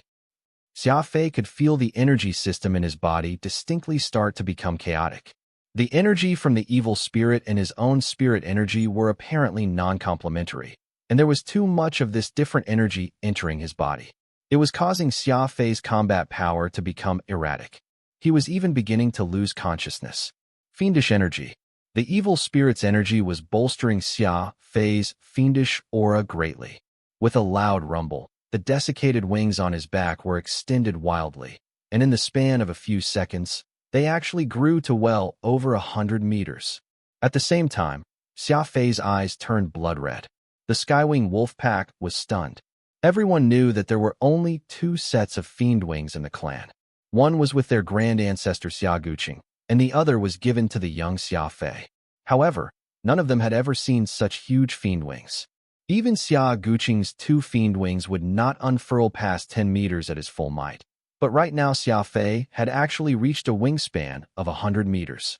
This was already well beyond the known limit of fiend wings. What a powerful aura! That rascal Xia Fei has gone insane. Xia Guqing shouted, all wide-eyed. Arg! Xia Fei drew his head back and headbutt that evil spirit right in its head. This was no longer a battle, but a desperate struggle. Nobody knew just what had agitated Xia Fei and caused him to use such a barbaric style of fighting. The evil spirit had 2 horns on its head. These curved horns were currently covered in dark red soul flames. Xia Fei's headbutt was done with such great force that one of these 2 horns actually broke off upon impact, before he slammed right onto his enemy's head. It was clear to all watching this scene that the overwhelmingly powerful fiendish aura had covered Xia Fei entirely, like he was wearing a layer of black tights. Aside from the black fog, there was also a second layer of protection that was made up from a colorful combination of colors, which was none other than the power from his law of primal chaos. The evil spirit was perilously burning its soul, such that anyone that got near it would have to face the soul burning. But Xia Fei was able to remain unscathed because of the layers of protections he possessed. Who knew that the fiendish aura could be used in such a manner? Xia Guqing was in for yet another shock. The solar ray that the Skywing Wolfpack had created was a brainchild of Xia Fei's. This innovative style of combat that he had created had opened up a whole new avenue in the universe. Similarly, Xia Fei immediately made history again now that he had used his fiendish aura to imbue his body with a form of protection. Whoa! The evil spirit let out an even louder howl. His voice very nearly tore the cosmic gate apart. The pressure on the Skywing Wolfpack was multiplied several-fold, and all they could do in the face of it was devote every ounce of strength they had to hold on, so as to ensure that the solar ray did not collapse. Whoosh! The desiccated wings that spanned nearly 100 meters suddenly drew a beautiful arc and covered the sky. They enveloped the upper half-body of that evil spirit. Kaboom! Insane sounds began ringing out. The situation right now was that Xia Fei was using his fiend wings to encapsulate himself and the evil spirit. They were now caught in a close combat fight. Weird. Incredibly weird. Nobody had any idea what was happening within the enclosed space, or just how intense the battle between Xia Fei and the evil spirit was. But from the sounds they could constantly hear, it must have been a desperate fight with their lives on the line. The law of primal chaos. Immemorial mystical armaments. Fiend lock, fiendish blade. It was like Xia Fei had gone insane and was throwing out all the weapons he had into the fight, directed solely at the evil spirit. The Skywing wolf pack suddenly realized that the Xia Fei today was just like the devil from the legends. Fiendish aura, killing intent, desiccated wings. All these crazy changes had exploded into existence. Was he still the Xia Fei they were familiar with? New novels chapters are published and, all of a sudden, the sound of fighting came to an end. They watched as Xia Fei appeared, both legs braced on the evil spirit's shoulder, and he brought down his fists, gloved in twin-wing roar, right down the middle, crashing right into the spirit's temple. Xia Fei punched right through and into the head of the evil spirit with both hands. Xia Fei extended all of his fingers and clutched onto the evil spirit's skull, letting out a guttural roar as he exerted his strength and heaved. Splat! Xia Fei pulled off the head of the evil spirit. It was an absolutely brutal and terrifying action. Even the demons of hell might not compare in their nefariousness to Xia Fei as he was right now. Rumble. The evil spirit had managed to block Xia Fei's fiendish blade the first time around, but this time, Nirvana was able to slash down across the evil spirit's body, cleaving it in twain. The entire world was cleansed. The evil spirit disappeared quickly as it was absorbed by Nirvana. As it was disposed of, Xia Fei extended his arms out, his eyes still bloody red, and let out an even more terrifying roar than that evil spirit had. The sound was like a demon king announcing his prowess to the world. Whoosh! The solar ray was lifted, leaving everyone in the Skywing wolf pack dumbfounded. Even the Grand Ancestor Xia Guqing could not help but admit that Xia Fei had now become the most powerful and maniacal warrior of the Skywing clan. The combat strength Xia Fei had just demonstrated far outstripped his own. How powerful is this Xia Fei's true strength? How did he suddenly go crazy like that just now? Isn't Xia Fei always the calm sort, best at calculations and schemes? Although surprised, there were plenty among the Skywing wolf pack who had questions of their own. But Xia Fei slowly relaxed, wrapping himself in those brutal wings of his. His aura fell rapidly, leaving him looking no different from a fiend awaiting its rebirth. Don't go near him, Xia Guqing shouted, stopping the Skywing warriors that wanted to make their way over and congratulate him on the victory. The expression in his eyes was a mix of both shock and suspicion. Whoosh! Peacock Blue and Terror Genesis appeared in succession. One was a bluegrass, while the other was a black flowing liquid. Both wrapped gently around Xia Fei, forming a second layer of protection over the fiend wings. For some unknown reason, after Xia Fei had slain the evil spirit, it seemed the immemorial mystical armaments had also been stimulated into action. Even the usually disobedient 6 waters of Terror Genesis had appeared to help protect Xia Fei. The fiend wings and mystical armaments each carried a measure of killing intent, almost as if they were warning everyone around not to approach Xia Fei. Or at least, not for right now. The Skywing wolf pack quietly got back into formation, forming a third layer of protection for Xia Fei. No matter what Xia Fei transformed into, at the end of the day, he was still their fellow clan brother. They were all exhausted, but no one was willing to leave. Each of them silently paid close attention to Xia Fei, worried for him. The Silver Spectre. The series of intense assaults had left everyone in the warship feeling like they were being suffocated. That was especially true when Xia Fei and the evil spirit were locked in mortal combat. Xia Fei's fiendish aura on top of the evil spirit's demonic aura became a powerful force that everyone in the ship could feel intensely. None of them could even imagine what was happening outside. Just what is going on? Xiao Qian shouted while clutching his head in agony, messing up his perfectly combed hair. He was now regretting allowing Xia Fei to treat Xiao Yi. Was there even any spiritualist out there that could create such a great disturbance during their consultation?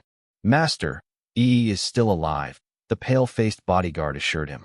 Xiao Qian was stunned, asking in a trembling voice, "She's still alive? Is she healed?" The pale-faced bodyguard shook his head. There was a brief moment when Miss Yi's aura grew stronger, but it decreased dramatically soon afterwards. I reckon it must have been what started that huge battle outside. But you need not worry. The battle has already been decided, and it seems like Xia Fei has emerged victorious. In the meantime, while Miss Yi is giving off a very weak aura, she is at least a lot more stable than before. Xiao Qian exchanged careful looks with his 2 bodyguards, then heaved a sigh of relief. It was really stifling that Xia Fei had forced them to stay aboard the warship, not letting them take even a step out. Meanwhile, there were several complications that had happened outside. The solar ray, a fight to the death, fiendish energy, and all sorts of chaotic elements that they could not understand.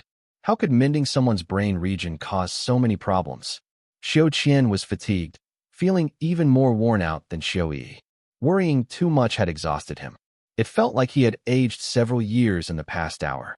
My Xiao Qian muttered distractedly, his two bodyguards worrying deeply for his well-being. Instead, it was Furball and Little Goldie who were bouncing all over the place, as if they were celebrating something. Unfortunately, this did not reassure Xiao Qian and the others at all, but instead perplexed them even more. Rumble. After a good long time, when everyone in the room had managed to calm down for a while, a fierce atmosphere rose up once more, prompting Xiao Qian's two bodyguards to stand up. They shut their eyes in surprise as they carefully tried to sense it.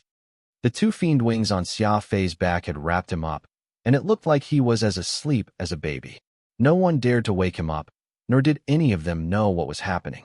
Xia Fei was curled up in a dark corner of the cosmic gate like that, not moving even an inch.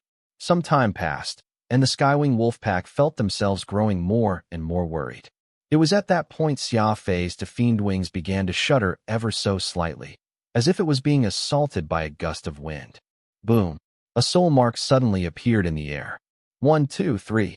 There were a total of 7 sides to it, one more than Xia Fei had before. It began spinning rapidly around Xia Fei. The unrestricted soul spirit mark was as unusual and mysterious as it always was. Every Skywing present was dazzled just seeing it. Great! Great spiritualist! Xia Geng shouted wide-eyed. I'd love to hear from you. Thanks so much for watching. Did you enjoy this video?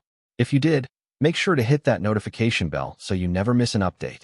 And don't forget to subscribe and give this video a big thumbs up.